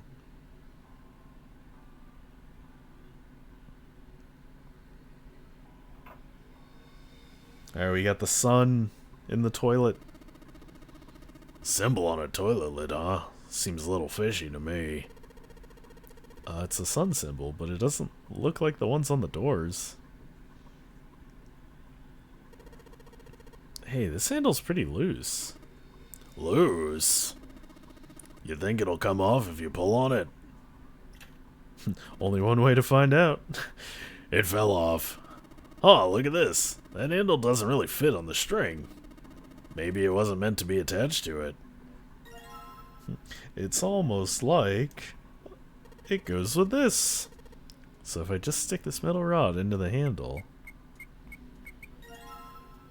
we got a fucked up screwdriver. Thank God it's the right kind of screwdriver for that screw. Awesome. We can totally use this. Damn, this screwdriver looks like a soldering iron. You think it's some sort of industrial grade screwdriver? Guess that doesn't really matter. Anyway, so long as we got this thing, we can unscrew any Phillips screw we run into. If I use the screwdriver on the screw on the center of the handle, maybe I can... Haha! Hey! Did you break it, Junpei? No, dude. Seems kind of weird to have a handle on a wooden drawer like this. This handle?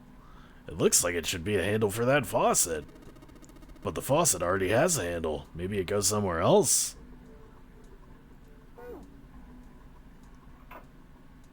Well, I assume... Can I take this one off? No, I can't. Okay. I didn't look at the bed, but... Oh, what the hell? It's not opening. Something up with this drawer. I don't trust it. I don't fucking trust drawers. She was pretty old. 7 cent on it, it'd probably break. Did you just call me fat? Nothing at all. It's a dirty blanket on the bed. Man, this is a mess. It's not even a bed anymore. Can't say I'd want to sleep there. Alright, so... we can put the faucet on here.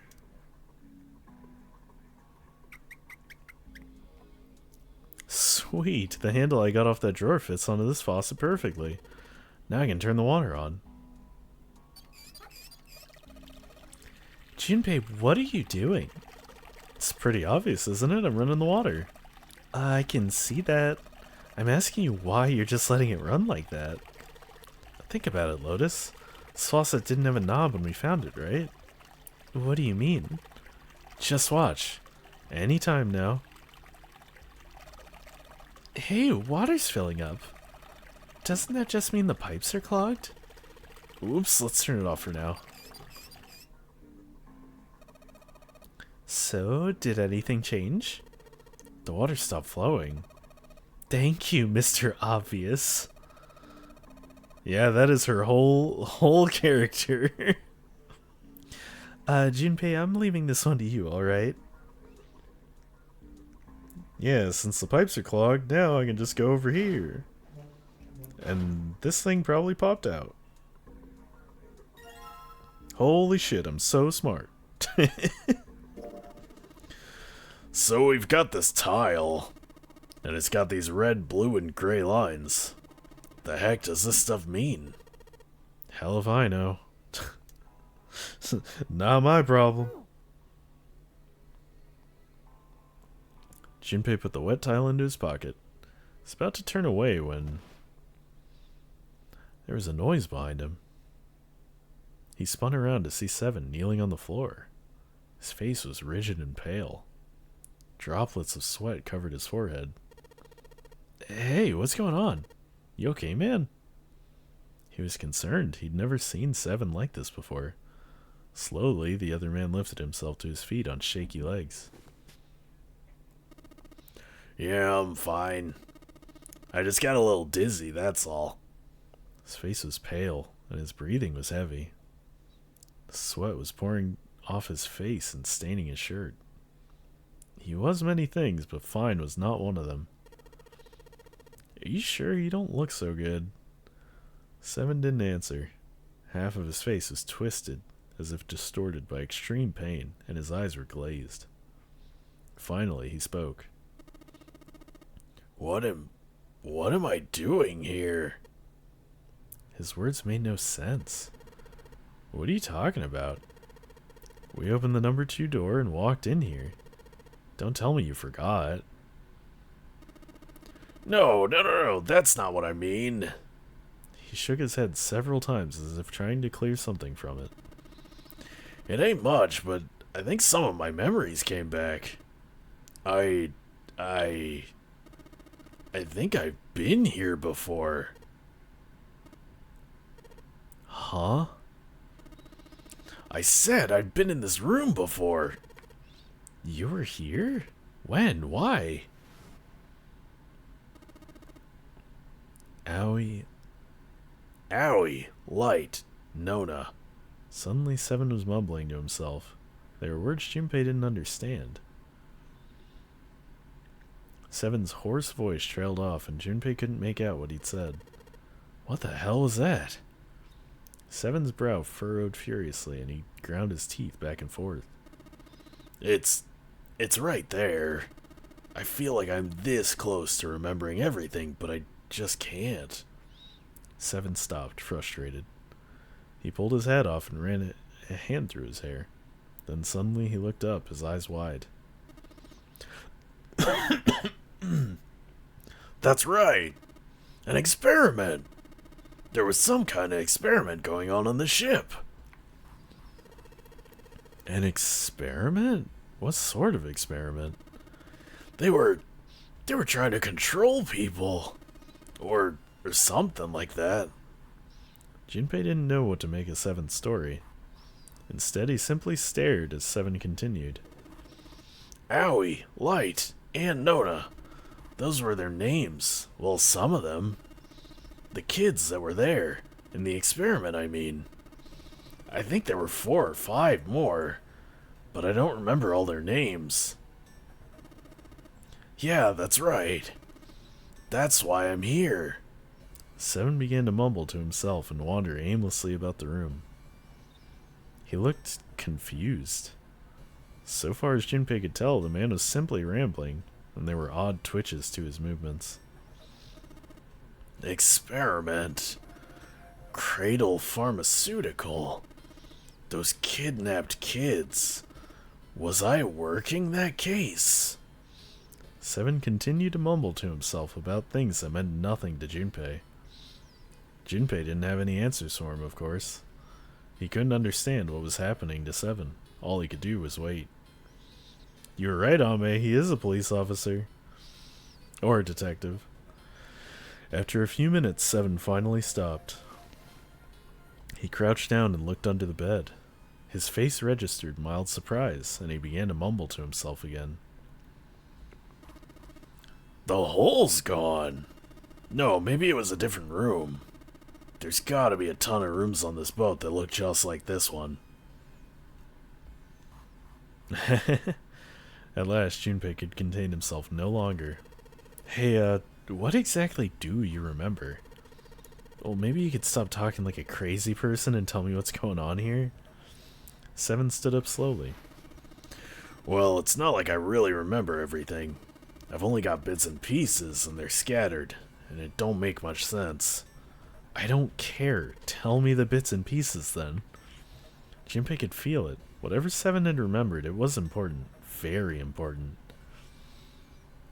Seven drew a large, muscled hand down across his face. As he wiped the sweat from his brow, he spoke. From what I can remember, I think I was a cop. A cop? Yeah. I was looking for that group of kids that got kidnapped 9 years ago. You remember that, right? It was all over the news. Yeah. I was still in school. I don't remember all the details, but I do remember some of it. I think it was a bunch of kids right around my age. Oh no, I think it was a bunch of kids right around my age. They all just disappeared. Nobody knew why. It was all over TV and the newspapers every day. So you're saying you were investigating it? Yeah, that's what it looks like. And I guess I found something. There was this medical company called Cradle Pharmaceutical that had something to do with those kids. After I figured that out, I managed to get some information out of somebody who worked for them. They told me a ship would be leaving that night with all the kids on it. They were going to be taken to some kind of big passenger ship somewhere out in the ocean. Oh shit, he wore a yellow suit as a cop? That's badass. And so Seven has headed to the wharf. He kept to the shadows and before long found the suspicious ship he'd been looking for. There were a number of human shapes moving near the ship. Yeah, right? They were men in black suits. Many of them were carrying large bags onto the ship. The bags. There was something about the way they moved as they were carried. There could be no mistake there were human beings in those bags. He had moved before he even realized he was going to. Out of the shadows he came, his gun already in his hand. He heard the words, "Don't move," but they weren't his. He felt metal touch the back of his head. "Drop your gun," came the cold voice from behind him. With the words, he felt the cold metal thing behind him press against his skull. Slowly, Seven crouched down and laid his gun on the ground. Then suddenly, he felt a sharp pain in his neck. A needle. Was it some sort of drug? As he was thinking about that, Seven felt his face hit the cold concrete beneath him. He could feel the chill of it seeping into him. So, that fucking lab in room 8, I think they hooked his brain up to it and were fucking with his memories. Aw, damn it, shit, my head hurts. Seven woke to find himself lying on a hard floor. He twisted his neck to peer around the room. Where am I? There was a small, shabby bed and a dirty sink. A toilet with no stall or privacy of any sort. As a cop, it was a place Seven had seen all too often. I'm in a cell, huh? Opposite the toilet was a door set into the wall. Seven struggled to his feet and hobbled toward it. He gave the door a good shove, then another, then tried pulling it. It didn't open. Well, that was about what he'd expected. It wasn't likely that someone would put him in a cell, only to leave it unlocked. He threw himself against the door a few times, but to no avail. I knew it. Seven grumbled to himself as he moved back toward the bed. He sat down. He sat there for a very long time, just how long he wasn't sure. At last he began to nod off, and had nearly fallen asleep when he was roused by a distant voice. There's... over. It's... 9. The voice was far away, very far away. Seven couldn't understand what it was saying. Nonetheless, it was a voice, and a high one, most likely a child. His eyes shot open. Hurt. 0 air. K. Ing? As he listened, he could pick out several different distinct voices. There were at least 5 or 6, possibly more. Where were the voices coming from? He looked around the room frantically. Perhaps the door? No, that wasn't it. What? Go. Ow? Is it coming from the left? Was it coming from under the bed? He grabbed the bed and flipped it up with ease. There it was. There was a hole for ventilation in the wall where the bed had been, covered with a metal grate. Seven lay down on his stomach and peered through the grate. He couldn't see anything, it was too dark. Now that he'd found it, however, there could be no doubt this was the source of the voices. For a moment he was confused. Why were there children nearby? Then he remembered that the man from the Cradle Pharmaceuticals had told him how a ship would take the kidnapped children from the wharf to a waiting passenger liner out in the ocean. I mean, he is the Hulk. Was Seven on that passenger liner? It didn't matter. What mattered was that he find a way. What mattered was that he find a way to the children. I don't think that's grammatically correct. Maybe it is. Seven looked at the metal grate. Could he fit through that hole? He stuck his fingers through the grate and grabbed hold of it.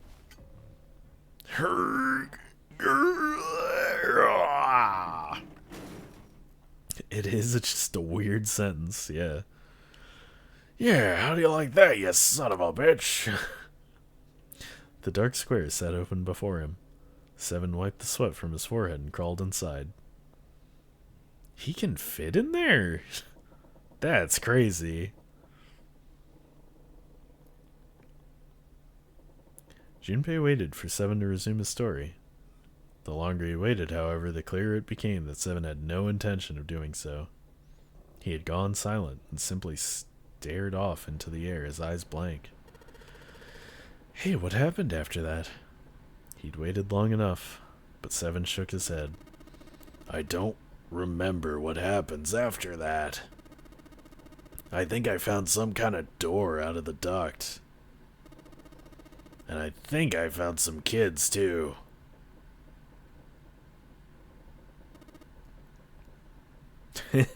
She's in the other room. Oh, man. Why can't I remember what happened next? Oh, man. What happened to the kids, Seven? The kids! Did you save them? I don't know. I don't know if it was me. I've got this feeling. I think one of the kids died. A girl, I think. Huh? Deep in his heart, Junpei felt something very cold. Seven's head dropped, and Junpei saw it on a look of sadness, the likes of which he had never seen on the man before. The large man's eyes blinked rapidly, as if he were fighting back tears, and he swallowed hard. Sigh was like the melancholy setting of an old abandoned building. He shook his head and spoke. Anyway, just please don't ask me anymore, okay? I really don't remember anything else. After that, Junpei could hardly try to force any answers out of the other man. There's nothing more he could do. Instead, Junpei turned his mind to trying to make sense of what Seven had told him. The children who had been kidnapped 9 years before. Apparently, a company called Cradle Pharmaceuticals had been behind the kidnappings and had taken children to the ship that they were on now. They had been brought to the ship for an experiment. Something to do with controlling human beings, Seven had said. The 16 children who'd been kidnapped were the subjects for the experiment. Seven had said 3 of their names are Aoi, Light, and Nona. That was the new information. He had also learned that Seven was, or had been, a police officer. Still, there was little he could do with this new info. He'd learned nothing about the Nonary games or Zero. He had no idea why they had been brought to the ship that had been the site of those experiments 9 years before. Junpei couldn't forget what Seven had said. The purpose of the experiment had been to control human beings. Could such an absurd experiment really have been conducted?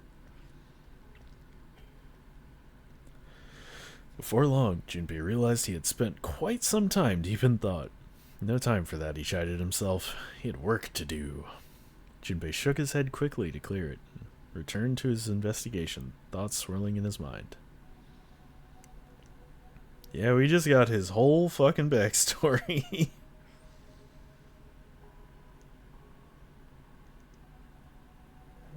Okay, so we can't use that.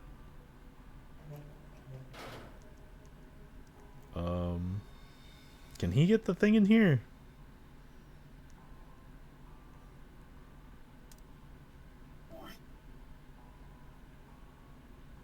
Yeah, I guess none of this really goes for this, huh? But we do have the tile. Is the drain clogged? It looks like a lot of water isn't draining out of the sink. Oh, do I need to flush it? I sure don't. Okay. Never mind. Why can't you just use the screwdriver to get what's back there? Yeah, right?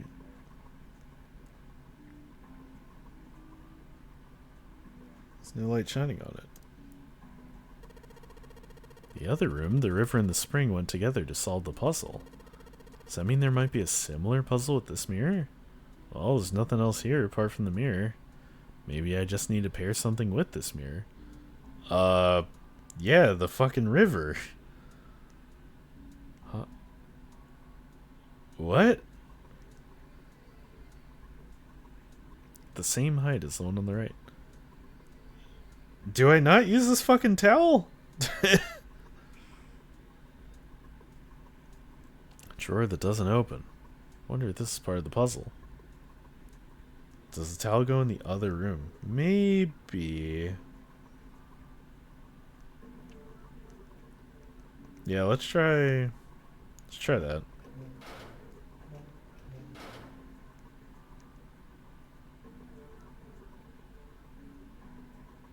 I want to click the mirror, not the...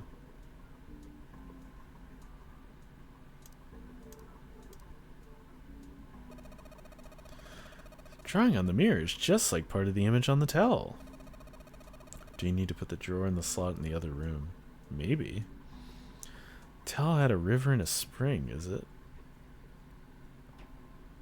This mirror has a river on it. If it's indicating this sink, then the water flows into here. But if I put this... The water is telling us to make it flow from this side. I've already done that. Yeah, no, it doesn't want me to put that back yet either. Oh, wait. Maybe now that the knob is off of it? No.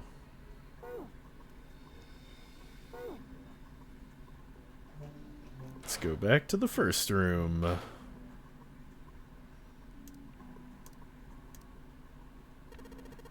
So it's trying to show water flowing from the river and gathering in the spring. What are you going on about? Maybe you ought to explain. Forget about the puzzle we already solved. We need to look for new ones.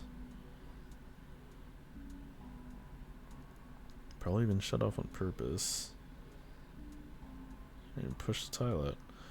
Okay, so all of that is done.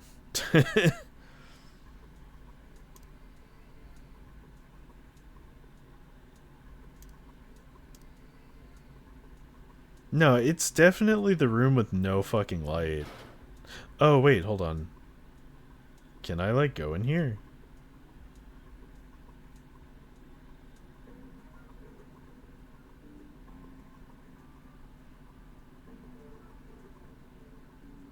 I guess not. No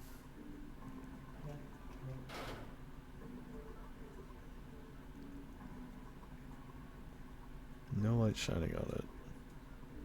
Oh, right.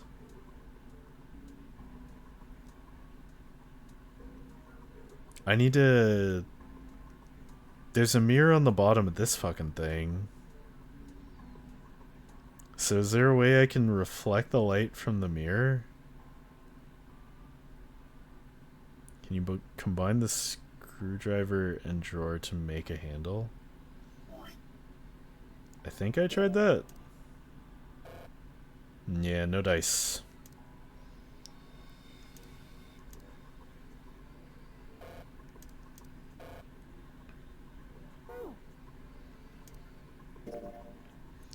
Bunch of weird lines on this tile thing. I don't get this. I don't think I can figure this one out on my own. Nope.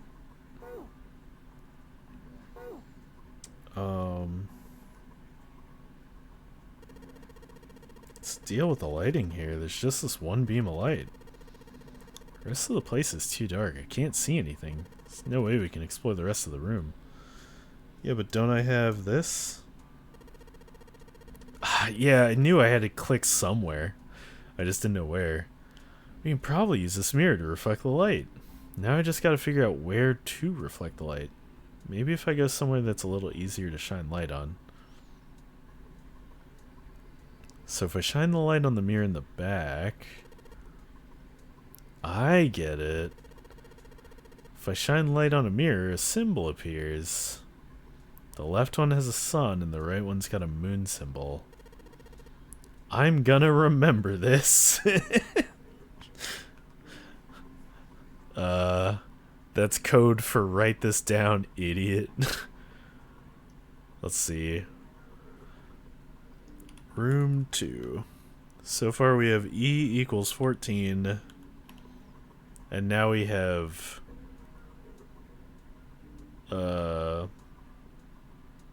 sun left, moon right? Okay.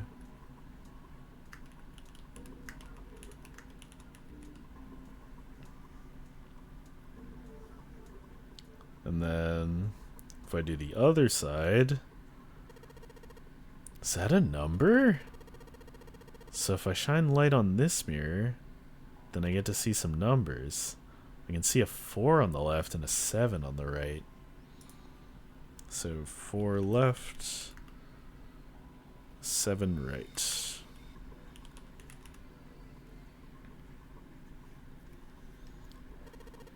Four and 7. Nothing special about toilet paper. I don't really think I need to bother shining any light on it. Okay, it's nice to see the sink lit up, I guess, but all it shows me is the pipe. I can see a partition over there. It seems pretty pointless to bother examining it. So is that everything?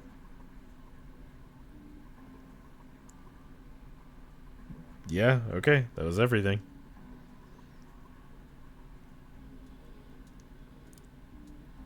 So what the hell is the point of that?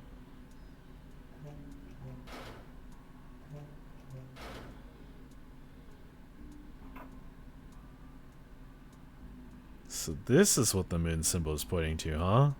They probably made it so that somebody wouldn't trigger it by accident. If that's the case... So do I flush it 7 times? Same as the moon symbol we saw in the dark room. Right, there was a number there too, right? Number? That's probably how many times you're supposed to flush. How many times you pull the string. Why can't she say flush? Second. Third. Fourth. Fifth. The sixth consecutive time.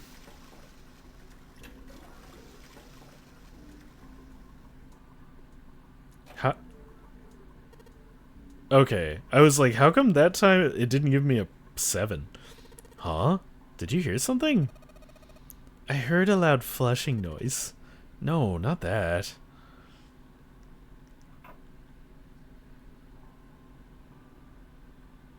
No, it's not this.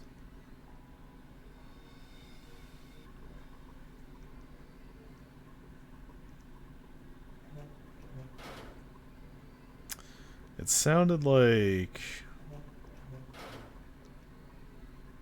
maybe this drawer? No, okay. It was the first room. Yeah, the other room is 4 times, but I'm gonna check this first. Nope, okay.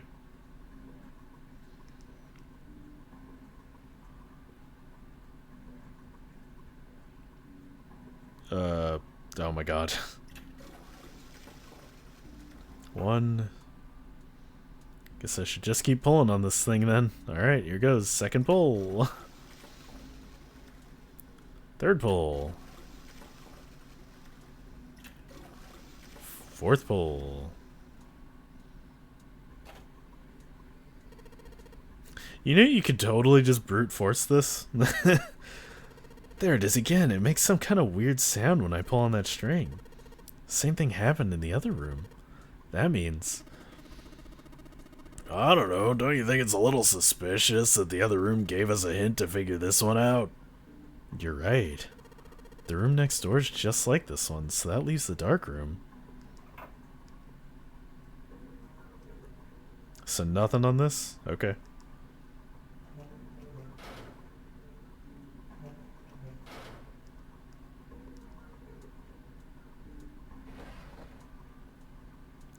Well, this drawer opens easily enough. Tiles! There's a bunch of weird lines on this tile thing. I don't get this. I don't think I can figure this out on my own. Another tile! Yeah, I didn't think so. There's nothing left in this desk.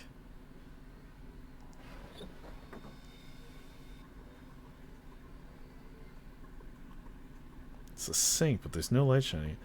I find it really strange that we do nothing with this.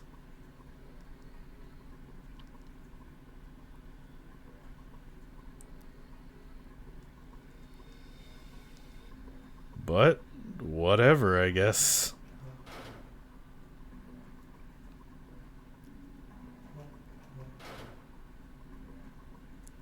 Just a little map in a way? Maybe. Well, also the fact that I don't have a way to look in, inside of the desk. Isn't that obvious? Look, I don't want to touch anything unless I have to. Lotus is not having this. Does she really not want to be in this room that bad?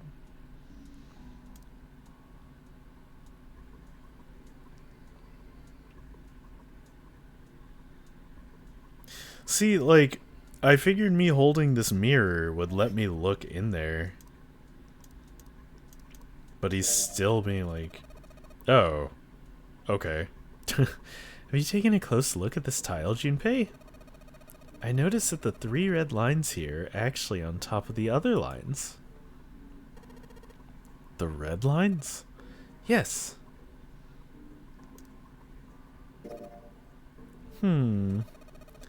The tile with the 3 colored lines on it, right? Junpei, did you notice this? The red lines. Don't they look like they form a 14? 14, huh? Yeah, I guess it kinda does. Oh, yeah, they are all 14s, huh? E equals 14.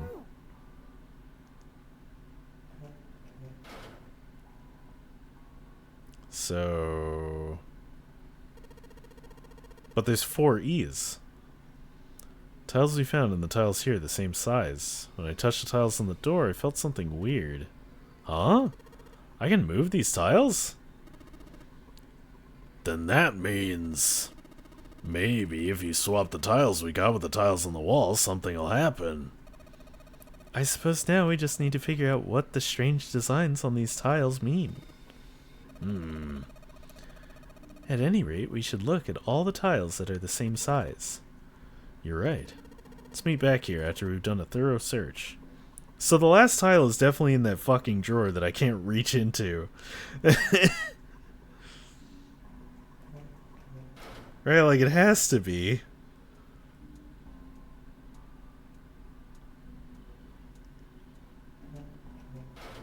Or wait, this drawer is still never opened either.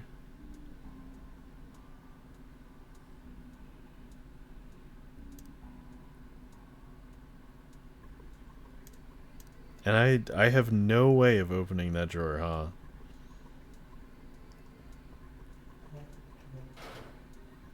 Well, so maybe if I go here,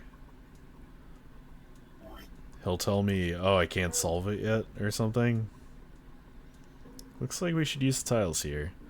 But there's still rooms that haven't been checked yet. I'll come back here once I've done... What? Wonder where it goes. I thought of that and I tried a couple of things, but yeah, same result. Guess 7 wasn't about to do anything. Oh well. Am I really missing rooms?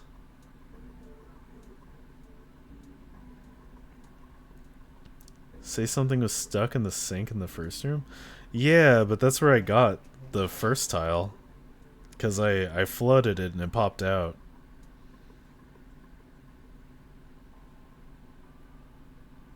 Wonder if this one... Yeah.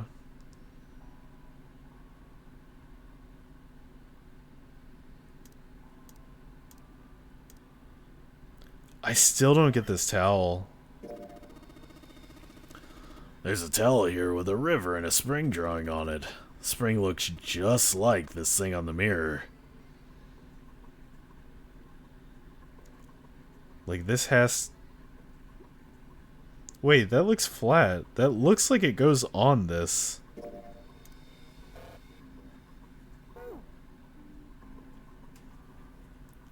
Let's see if I can look it up because I am also confused.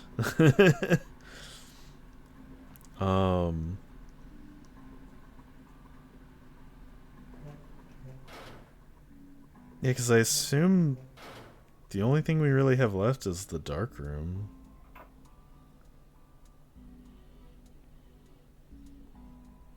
And I swear I checked everything I could. What about this? Don't need to shine light on the hint anymore. Okay.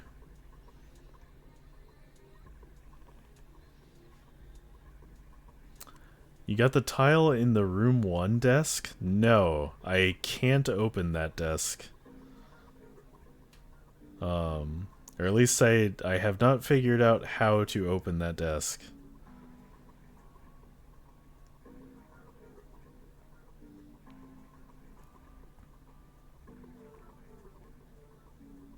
It's a sink, but there's no light shining on it.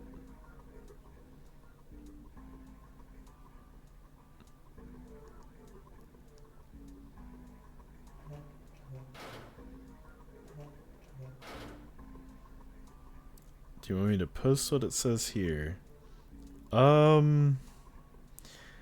Yeah, because I don't know what I did wrong. Oh, I'm stupid. Those are screws, aren't they? I can barely see that on my screen. I mean, yeah, okay.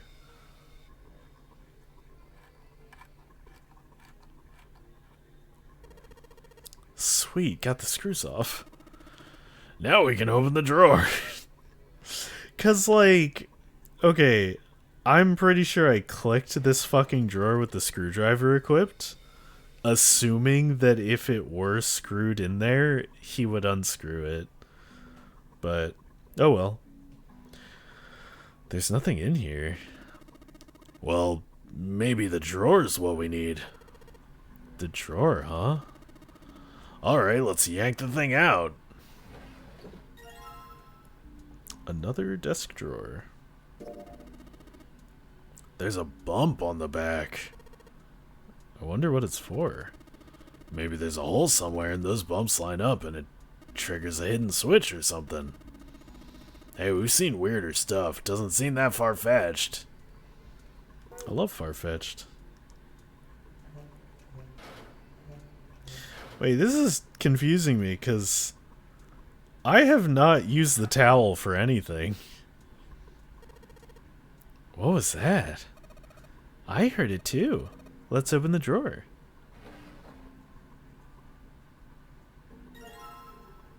Another 14.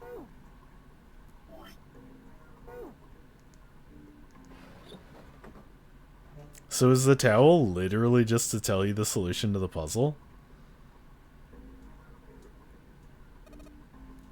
Okay, well, it looks like we've investigated all the rooms. The only mystery left is that door. Alright, let's crack that mystery then. We've got 4 tiles. There are a bunch of tiles that are the same size as the wall up here. So if we replace the four of the tiles on the wall with the ones we've got, that should open the door. Well, there's only one way to find out. Yeah. This puzzle's kind of easy.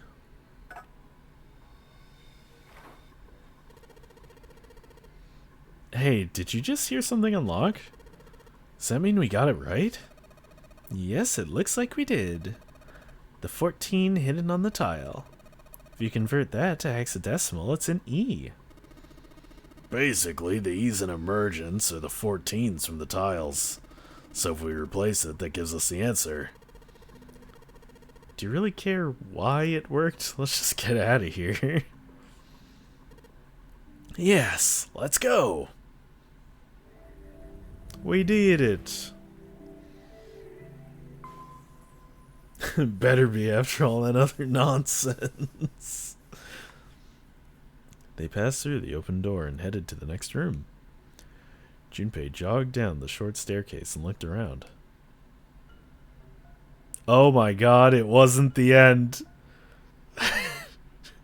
There's another room. What the hell is this place? The words had sprung unbidden to his lips, but it was clear why. Junpei shivered. Lotus and Seven reached the bottom of the stairs and stopped short, terrified. This room is really creepy. Think we ought to get the hell out of here, now. He jogged up the stairs on the opposite side of the room and shook the door on the wall next to the catwalk. Oh, we were already in the lab, so this is a new place. It didn't open, and he muttered to himself. Figures. It's locked, isn't it? Yep, dunno why I thought this would be any different. Junpei looked around the room again. In the center of it was a chair. The back of it was covered with electrodes connected to a nest of wires. Beneath it was a strange glass panel. Junpei wasn't sure what it was for, but it made him uncomfortable. Whatever might have been beyond the glass, Junpei couldn't tell. It was too dark. Junpei turned to look at the right side of the room. There's a table covered with a piece of cloth. Parts of the cloth were stained with something that looked suspiciously like blood. On top of the table were a number of metal instruments. Junpei didn't know what they were for, and he had a feeling he didn't want to find out. His mind began to imagine what could have taken place in that dark, cold room. Numble. The things he imagined were not pleasant. Shinpei shook his head in an attempt to clear it, and tried to focus on something else. Anyway, we don't want to stay here any longer than we got to. Let's figure out the puzzle and get the hell out of here. Come on!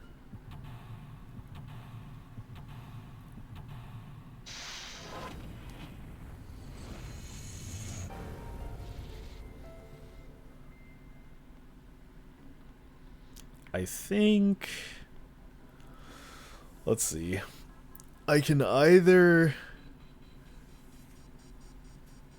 do this and hope I clear it in time and am able to watch the ending in time before Andrew starts streaming, or I could just leave it here and then the next time we play we do this room and then we get ending number 4.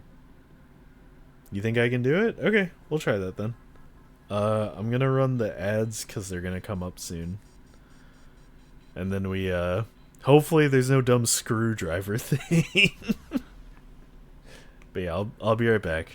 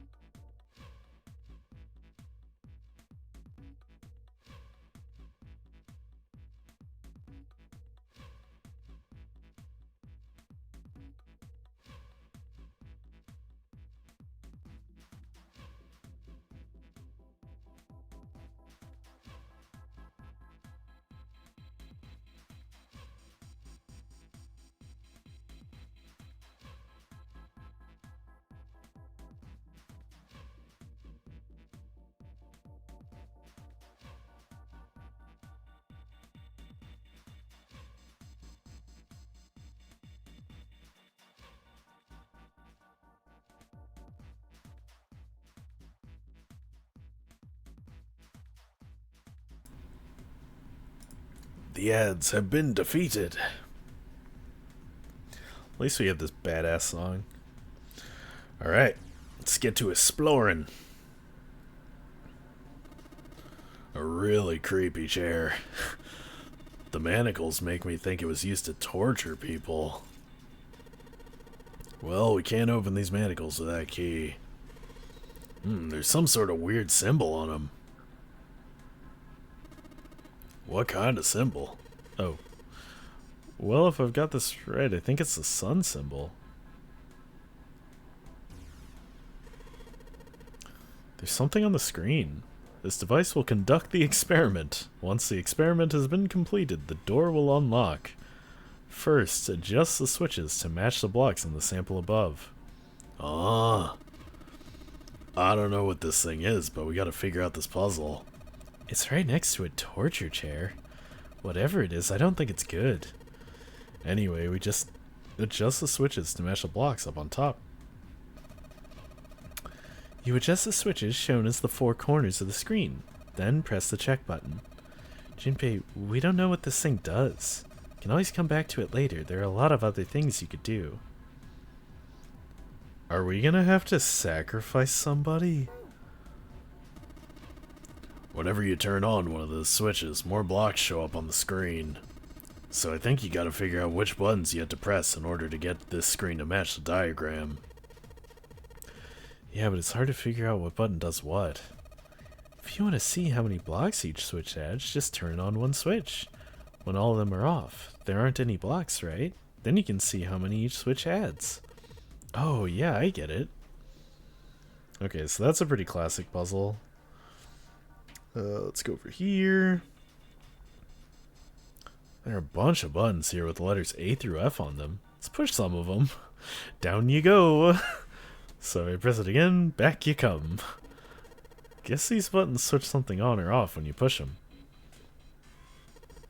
These levers have gotta turn something on. Of course they would. All they can do is turn something on or off. What's important is what they turn on or off. Don't say the floor is going to suddenly open up. Red, yellow, you think the colors mean something? No idea. I mean, red looks more dangerous, but other than that... The bottom of this one looks like it's covered in rust. I don't think it'll move at all. You can see some oil or something down there at the base of the lever. Yeah, it feels like it's got some movement to it. Should be able to pull this one. Alright, let's pull this lever. Is that water? What the hell? What's going on? Will you calm down? It's just water going somewhere. It sounds like it's underneath us. That means the floor... Oh! Junpei, look! What's she... Oh, damn. I can see through the glass now. EDBF. Is that a shark? There were a couple of letters in the color of blood written on the shark's belly. It's dead. Looks like the letters are EDBF. Whatever these are for has to be in this room somewhere. Well, I assume it's these.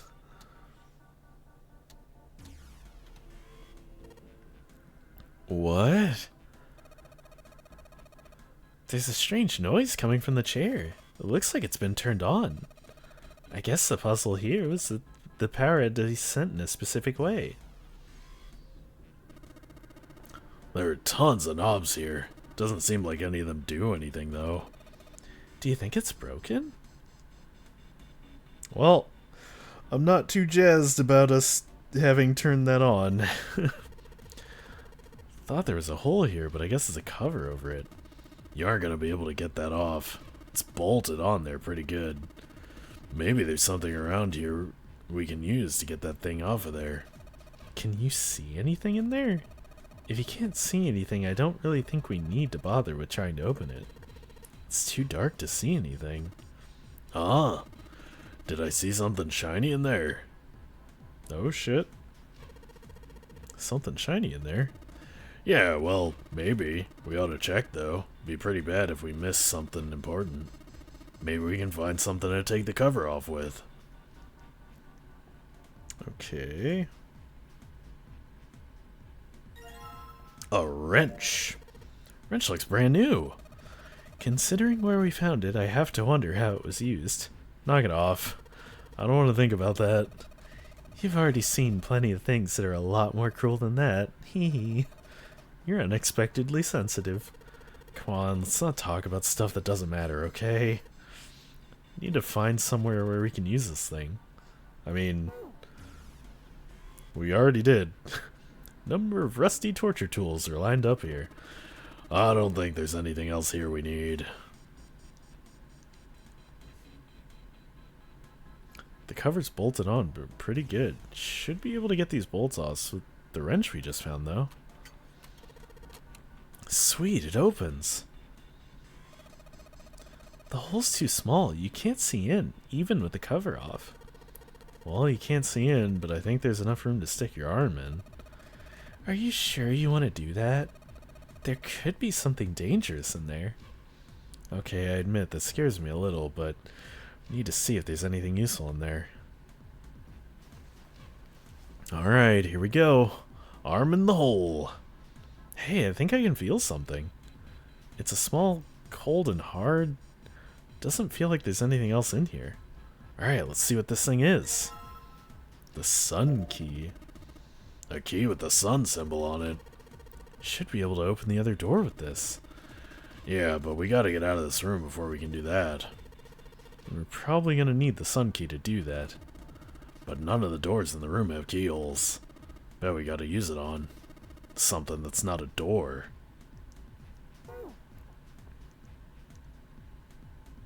Yep, we gotta use it on these. Sun key should fit into the keyhole on these manacles. Alright, sun key, in you go. And yes! Great, they're open. I don't think we're gonna need the sun key again in here, though. Just seems unlikely. Yeah, this is getting more and more dangerous. Into my pocket you go. So, is there like nothing else? Entrance is locked. It's been like that in every room we've been in. What did you expect? There's no point to try and go back. Just look for going forward, alright? Excuse me. It said the door will unlock if we complete the experiment. So in other words, we aren't getting out of that door until we finish this experiment. Well, let's do that then. So yeah, we gotta mess with this chair. I'm not happy about that. Well, they're open. What are you gonna do now? Let's just look around some more. Got a feeling that something will happen. Right. We should try and figure out what the device over in the corner is for, at any rate. Just the switches to match the blocks on top, and then press the check button. Alright. So... Oh, I see. Okay. So it's definitely not this one? Oh wait, no, it could be. It definitely could be. That one's good too. So maybe not... Oh, they do different things when they're combined, okay. Oh shit, is that it? Yeah, it is.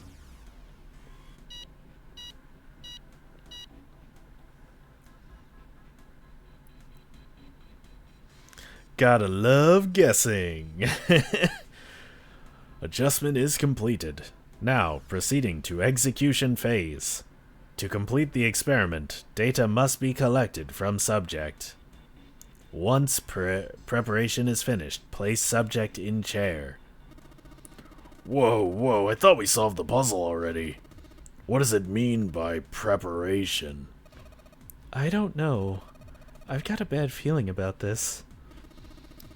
I think this means one of us has got to sit in the chair. Well, 7's never going to fit in that thing.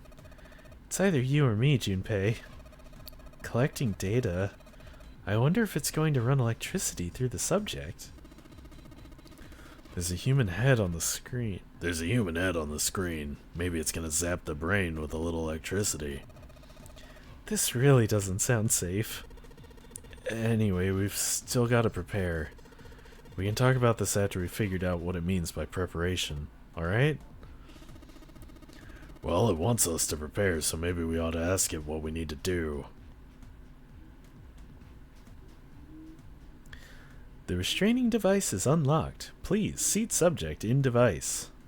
The message on the screen was disturbingly detached. Well, like we thought, it's not going to work unless someone sits in it. How ironic that this would be the situation in which this slim, beautiful body is useful. Lotus, are you sure? I can sit in it and you can solve... Junpei's right. If we screw it up... Seven couldn't bring himself to finish the thought. His eyes fell to the floor. Junpei followed them. Beneath them was the dead shark floating underneath the glass. Perhaps it had been killed by an electric shock. I'll be fine. Even if I fall in, the shark is already dead. But...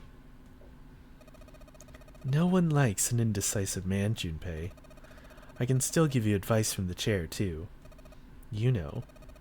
I just don't want to stay in this room any longer than we have to. Go over to that screen and let's get this over with. How the fuck did Clover solve this when she killed the other three? After her words had made it clear that Lotus would book no argument, she turned and walked toward the chair without hesitation.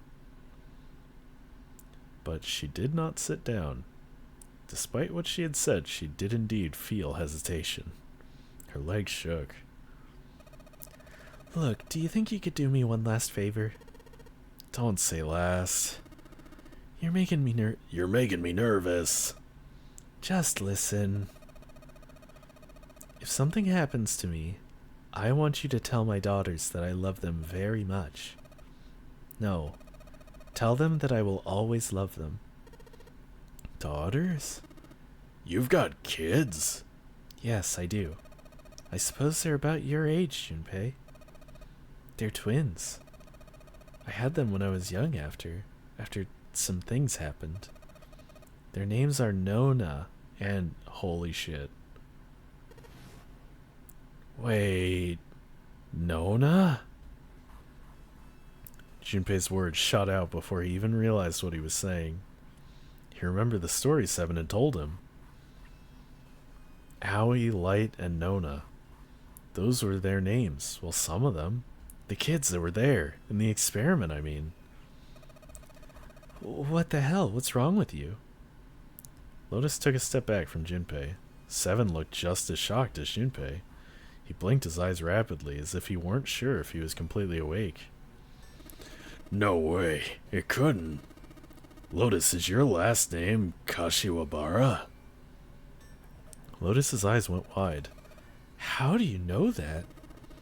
Are you serious? What the hell is this? There's no way you're that kid's mom. That kid? What do you mean, that kid? Why are you acting like you've met her? Seven's brow furrowed. I have. What? Yeah, I met one of your kids. When? 9 years ago. Where? On this ship. Why were you... It's not a short story. I don't care how long it is. Tell me, please. What happened here? Seven glanced at Junpei, then turned back to Lotus and began to speak. It was the same story Junpei had heard only minutes before. Every detail.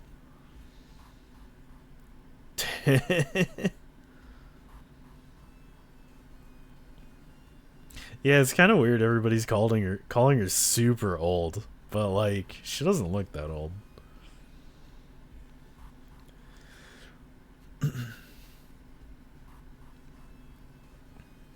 I love the recap with his little adventure. At last, Seven finished. Lotus shook her head. Oh my god. Everything I've been looking for the last 9 years. The person who had all the answers was right here. Looking for? Yes, that's right. 9 years ago, my daughters disappeared.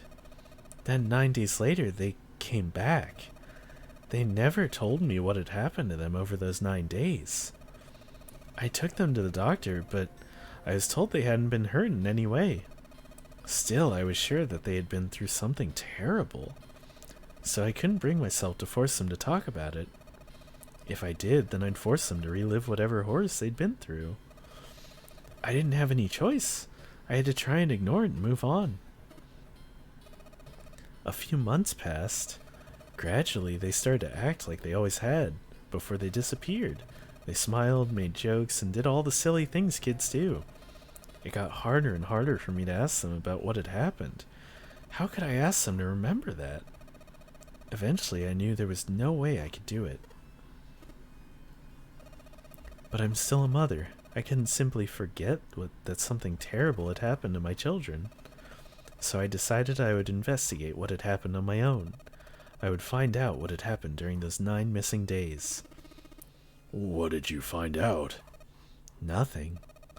The police pretended to be concerned, but they didn't do anything. Once the 16 children who'd gone missing came back, things were just swept under the rug. Even the media didn't talk about what had happened. I figured someone was probably paying or threatening them to keep their mouths shut. Cradle Pharmaceutical. No. Probably something even bigger than that. Cradle Pharmaceutical?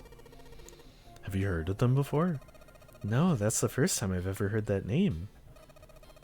7. How did you find out that Cradle Pharmaceutical was connected to the kidnappings in the first place? I figured finding out whatever the victims had in common would lead me to the culprit. That's what any good cop does. What did they have in common? Every single one of those kids who disappeared had gone to this one hospital at some point. The hospital was one of a bunch that were under the control of Cradle Pharmaceutical. After that, it was just about connecting the dots. The hospital? The hospital? For a while I was trying to get some kind of story out of the kids at the hospital. One of them told a weird story. What was it? Have you ever heard about the Gonsfield experiment? Guess all these kids had to go through it while they were at the hospital. I think it was passed off as some sort of counseling. 7 cleared his throat and proceeded to explain the Gonsfield experiment. Aww. First, subjects Q and A are put into separate rooms far away from one another. Then a series of video images are shown to Subject Q, who is told to send the images to Subject A by thinking about them. Subject A, on the other hand, is put in a large reclining chair and given a blindfold. With their senses cut off, A is asked to guess what images Q is looking at. Oh, yes, I've heard of that. It's a famous telepathy experiment, isn't it? Telepathy? Telepathy? Junpei rolled the word over in his mind. That's how the experiment on the ship was supposed to work. The experiment to control people, right? Yeah.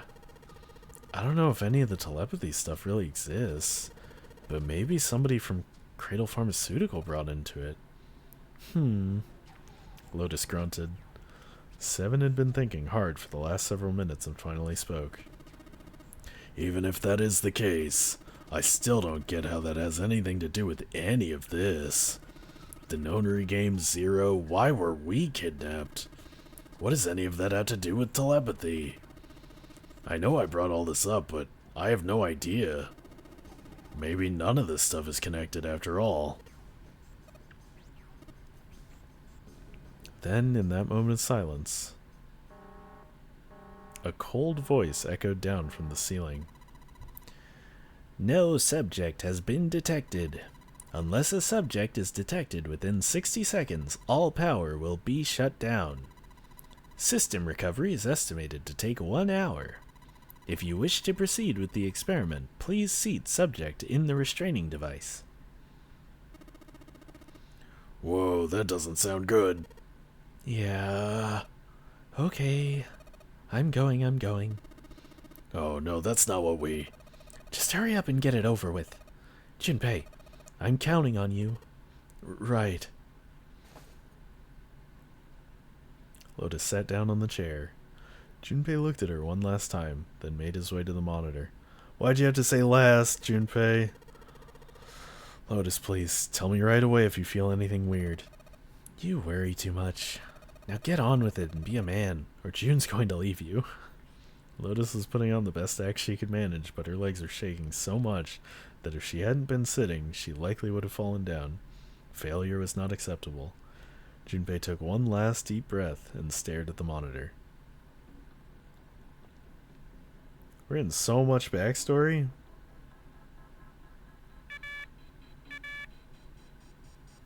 Huh? Oh, okay.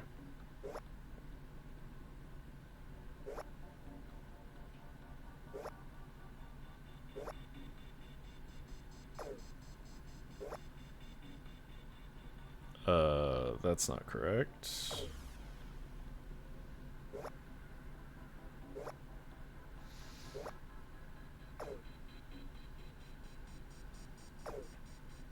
Oh, I have to do both sides, probably. Okay.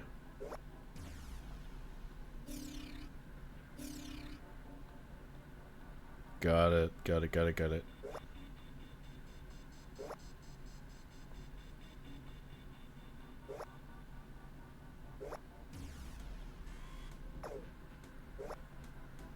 So maybe that? Oh man, this is a crazy puzzle.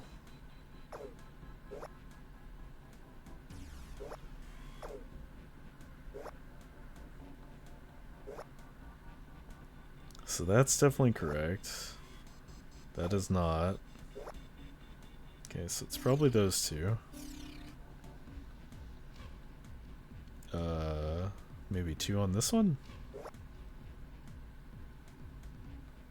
Nope. So we'll do one.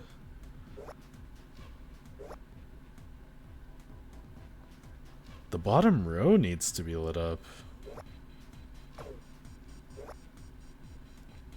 Okay, so the bottom row has to be the other side.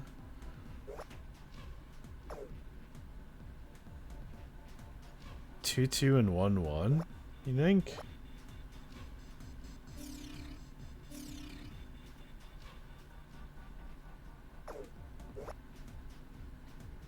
No, that doesn't work.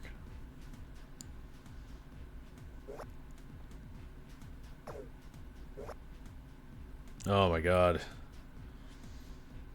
Alright. I gotta do all these off first.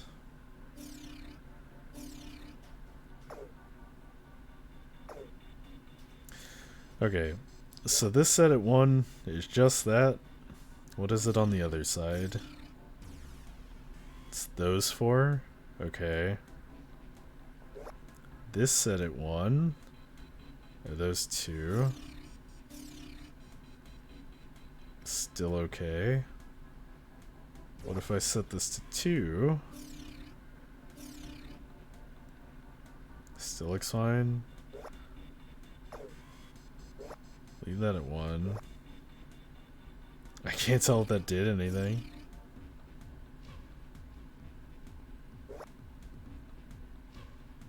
Yeah, we definitely don't want that. So I think 2 stays off. Maybe.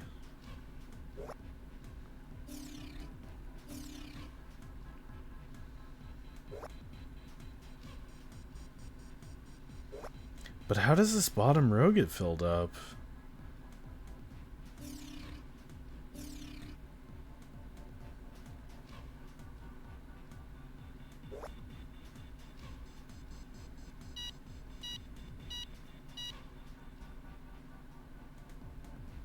Wait, really?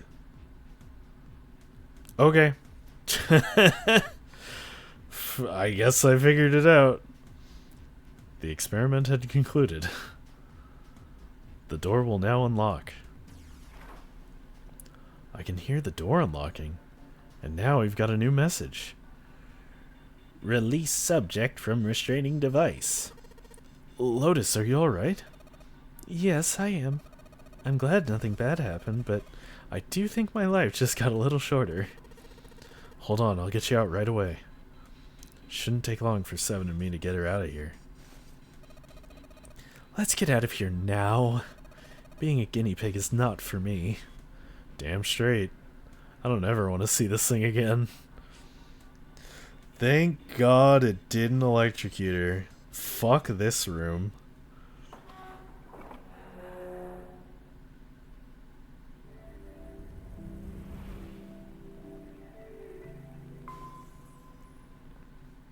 God, this place sucked. Outside of the room, a hallway led off to their left. With nowhere else to go, they started down it. It turned left twice before they saw the elevator. In silence, they jogged up to it. Junpei pushed the C button.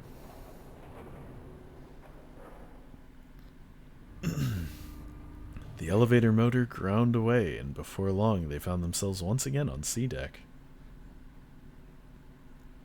The door opened and they stepped off. They'd expected to find 4 other people waiting for them. There were none. Where did they go? I have no idea. Lotus shrugged. Something in the pit of Junpei's stomach stirred. He tried to forget the feeling and took off down the long hallway before him. Seven and Lotus followed at a run. They ran and ran and ran. The hallway seemed endless. Their destination had already been decided. The door behind the central staircase. There was a sun symbol engraved on the keyhole of that door, and Junpei had the sun key in his pocket. That key would open the door. It had to. That was why they ran for the central staircase. They had run for quite some time when they arrived at the door that ended the hallway. Junpei stopped. He laid his hand on the doorknob, his breathing heavy, knees weak, arms spaghetti. Seven laid a hand on his arm. Hold on a sec there. Huh? We don't have the key for this one yet, right? There's a Jupiter symbol engraved over the keyhole. Seven was right, they had no Jupiter key. Then we can't open this door. Unfortunately, no, we can't. Jeez. The sun door's gotta be just on the other side of this, you know? Frustrated, he twisted the doorknob. The door opened. Hey! It opened. What? The others must have found the Jupiter key. Well, what are we waiting for? As he spoke, he shoved the door the rest of the way open. They rushed through and stopped cold. The terrible scene before them made their blood run cold. 3 people lay dead on the floor, covered in blood. Junpei felt a cold sweat trickle down his spine. He couldn't breathe. His legs shook. His body felt cold, deathly cold. But his blood was boiling hot. He could feel his mind begin to fade. He couldn't think. He couldn't concentrate. His mind was blank. What the hell? What the hell happened? Seven's voice was weak and broken. He edged toward the bodies, his movements stiff. He bent down over Clover and pressed his fingers to her wrist. Nothing. She's dead. Suddenly, Lotus moved. Before he understood what was happening, her hand was in Junpei's vest pocket. Hey, what are you doing? He leapt back. Lotus looked up at him, terrified. The key. Give me the sun key.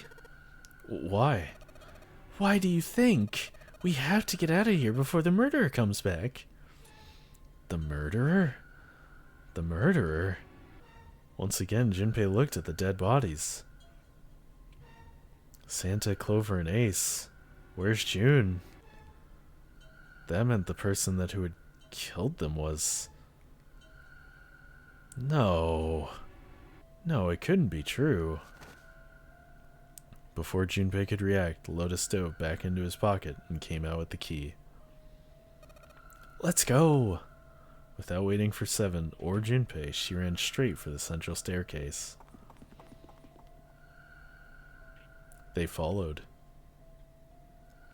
Junpei shut his eyes and swallowed his emotions. Morning would have to wait. Soon they stood in front of the door. Lotus shoved the sun key into the keyhole and twisted it hard. But... why? What happened? Nothing. Nothing happened. I didn't feel it unlock. Oh no. Is this the wrong key? I don't know, maybe. Lotus sighed, defeated, and leaned against the doorknob. She felt it twist. A small gap appeared between the door and the frame. What the hell is this? You mean the door was already unlocked? Why? How would I know that? Whatever, let's just go. Lotus took a deep breath and slowly opened the door the rest of the way. They stepped inside. In front of them was another hallway. It stretched out toward the bow of the ship. They began to run. Faster and faster they ran, trying desperately to reach the end of the hallway. A few seconds later, they were there. In front of them stood a massive metal door. They were all breathing heavily as Junpei spoke. What the hell is this door? Can't see anything that looks like a doorknob or a switch or lever or card reader or anything. How the fuck are we supposed to open this? We don't have a choice. We're gonna have to go back. No. I am not going back there. There's a murderer back there. There was more stark terror in Lotus's voice than authority. She was almost begging. But I don't see any other doors. As he spoke, Seven stepped toward the door in front of them as if to illustrate that it was the only door.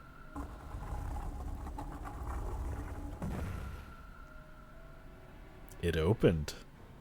Nothing surprising, a simple automatic door. Look guys, I've got a really bad feeling about all this. The other doors were already unlocked and this one's automatic. We haven't seen anything like this before. How could their situation possibly get worse? 3 people were already dead. They'd hit the bottom, Junpei told himself. There was nowhere to go but up. He stepped through the door.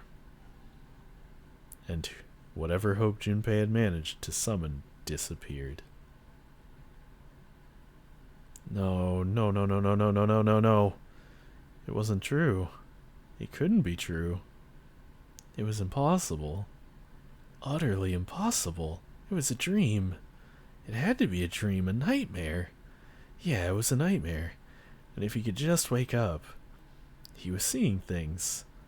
Yeah, that was it. This was all a hallucination. A lie. It wasn't real. It wasn't real. It wasn't real, right? June? No, the codenames meant nothing now. Connie.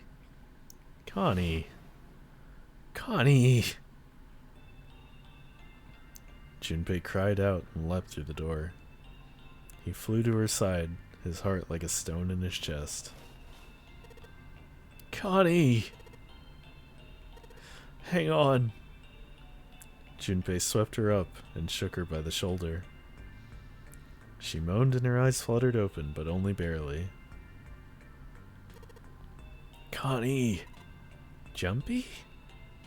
Her face was pale and her lips were dry and cracked. Her eyes were blank and cloudy. They stared straight at Junpei but saw nothing. Junpei put his hand against the small of her back to hold her up. It felt warm and wet. He lifted his hand up. It was covered in blood. Oh man. Connie. What the hell happened to you? How did this happen? It was all he could do not to break into tears. Jumpy. I'm sorry. Her voice was thin, a minuscule thread that was the only thing keeping her with him. I might not make it. No, no way. No way am I gonna let you die. I'm gonna save you, I promise. Thank you, Jumpy. Thank you so much for everything. I was really happy to see you again. Really happy. Don't give me that, I was crap. You're gonna see me again lots more times. You just gotta hang on, alright? What could he do? He looked up from Connie, desperate for something. Anything. Then he saw it. A small submarine. A submarine? What on earth was a submarine doing here? No, that didn't matter. Nothing mattered. Except saving Connie. That was the only thing he wanted. Junpei turned his head back to look down at her. Hang on, alright? There's a submarine over there. I'm gonna go see if it works. No. Don't go. Please don't go. Please just stay with me, okay? I want to be close to you, Jumpy, when Connie. Jumpy, did you know? You meant a lot to me when we were kids. I've liked you for a really long time, Jumpy. A really, really long time. Junpei's vision had gone blurry. It took him a moment to realize his eyes were filled with tears. He could feel a piercing point of heat deep in his heart, like a white-hot flame. Jumpy, do you remember how we hung out a lot when we were kids? We went to the pool, and to the fair. Do you remember playing snowball at the school? Playing snowball? What does that mean? What is that? That's not real. They're all memories I'll never forget. All of those moments are treasures to me. But I also wanted to go to a lot of other places with you. A lot more. But that won't happen now. No, I mean, yeah, it'll happen. We'll go all sorts of places, trust me. You hear me? I promise, we'll go wherever you want. Really? Yeah, really, I swear. That makes me happy. Really, really happy. She said it to herself over and over, a weak smile caressing her tired face. Playing snowball means like rolling a snowball around together? I guess so. Jumpy, I feel sleepy. No, Connie, don't fall asleep.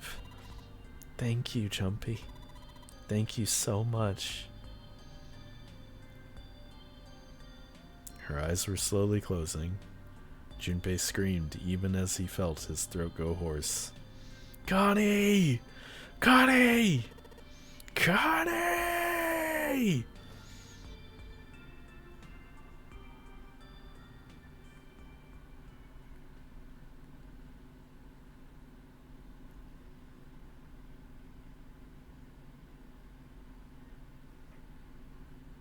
Yeah. Time passed. Junpei wept, curled around Connie's body. He cried and cried until he had no tears left. When the last tear fell, Junpei was no more. His body remained, but only as an empty shell. Somewhere, he heard a bell ring. It was the clock at the central staircase. Oh shit, are they all gonna explode now? This ending sucks.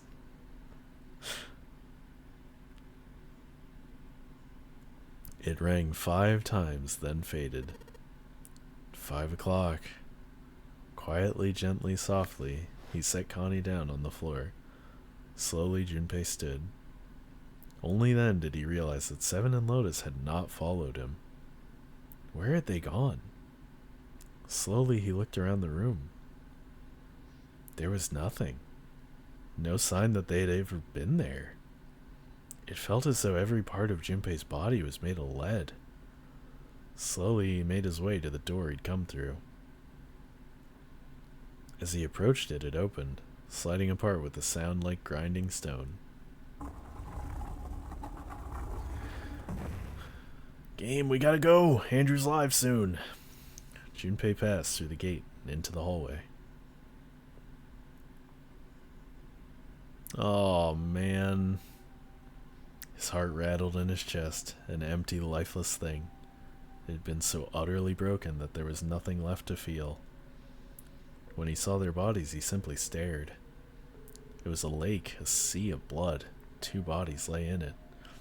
There was no need to check. There was no breath left in them. His eyes lit on Lotus's wrist. Her bracelet. It was gone. He stared. It meant nothing to him. He didn't care anymore. He couldn't care anymore. Junpei's body felt numb. A part of him knew the lump of lead in his chest had once been a heart. He couldn't quite remember what it had been for. Tears poured from his eyes in great streams. He wasn't sure why. He gave up trying to make them stop. He turned around, the door opened again, and slowly, numbly, he walked through it. He kept walking. Why stop? An object set in motion, simple inertia carried him forward. Eventually, he found himself in front of the submarine. His arm reached for the hatch.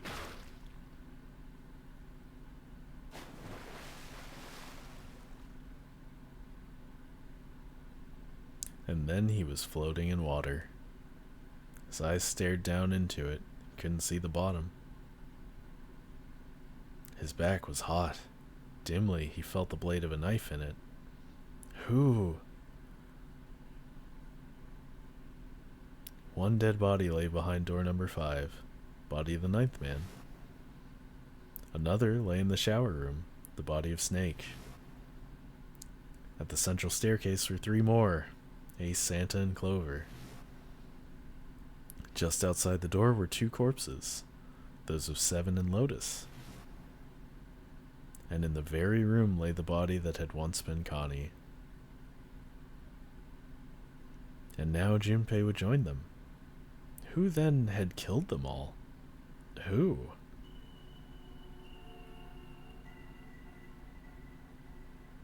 Junpei let out one last breath, faintly. He felt the bubbles creep up the side of his face. His consciousness faded quickly, dissolving away into the cold, gentle lapping of the water.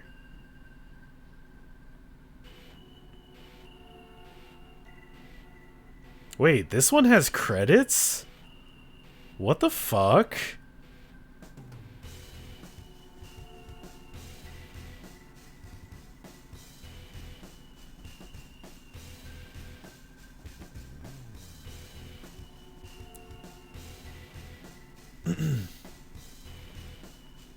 Why does this one have credits?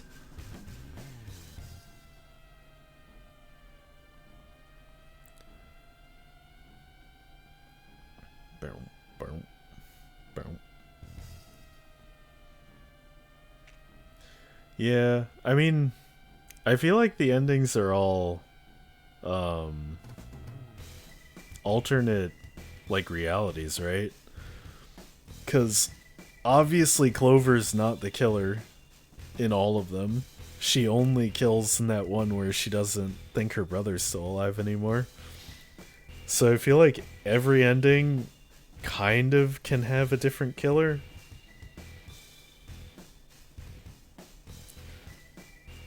But if I had to put my money on it, I would say it was Snake, because he's the only one we know isn't actually dead in this ending.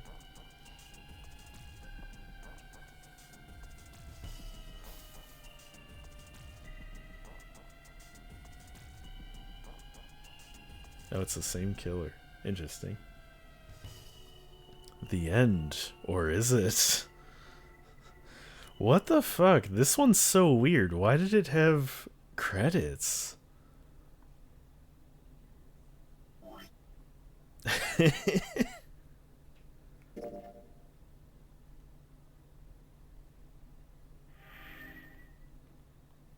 Okay, so that was the submarine ending. Yeah, I would like to wait to guess. Yeah. Sub-ending get. So what, they consider that one to technically be like, oh, you beat the game? But alright, let me prep us to raid Andrew. Let's get in there. Where's my button? There it is. Laughing boy.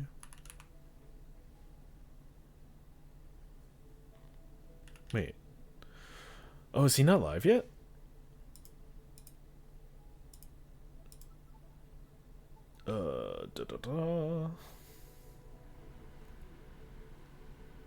Not yet. One more minute. Okay. We'll just chill here and chat. I guess I can put it on the stream ending screen. Thanks for the stream. Oh, no problem. It's fun. Like I said, this is helping me beat games that I've always wanted to play that I've owned, but just never have gotten around to it. And yeah, Ame, you were right. It was almost perfectly timed. That's pretty crazy.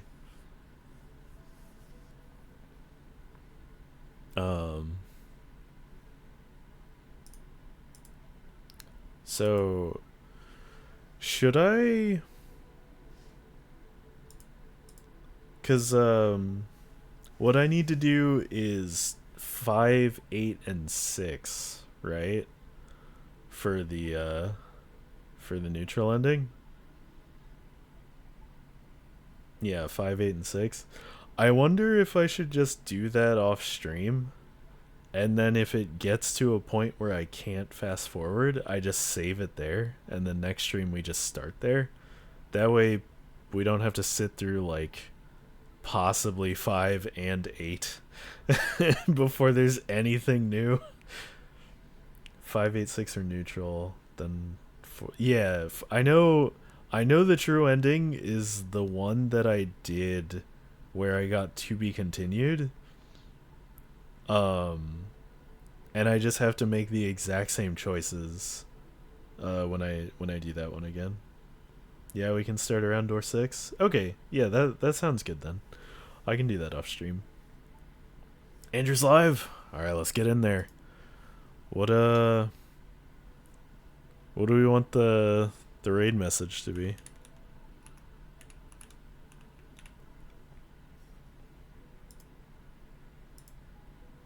Let's see.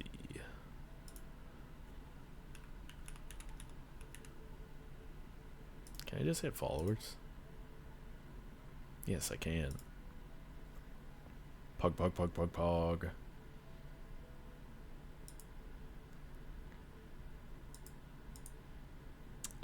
We all die in a yellow submarine. Hell yeah. It's good enough for me. It's catchy too.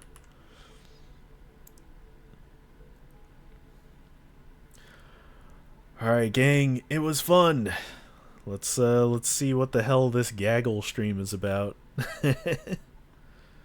I'll see y'all in there. Bye-bye.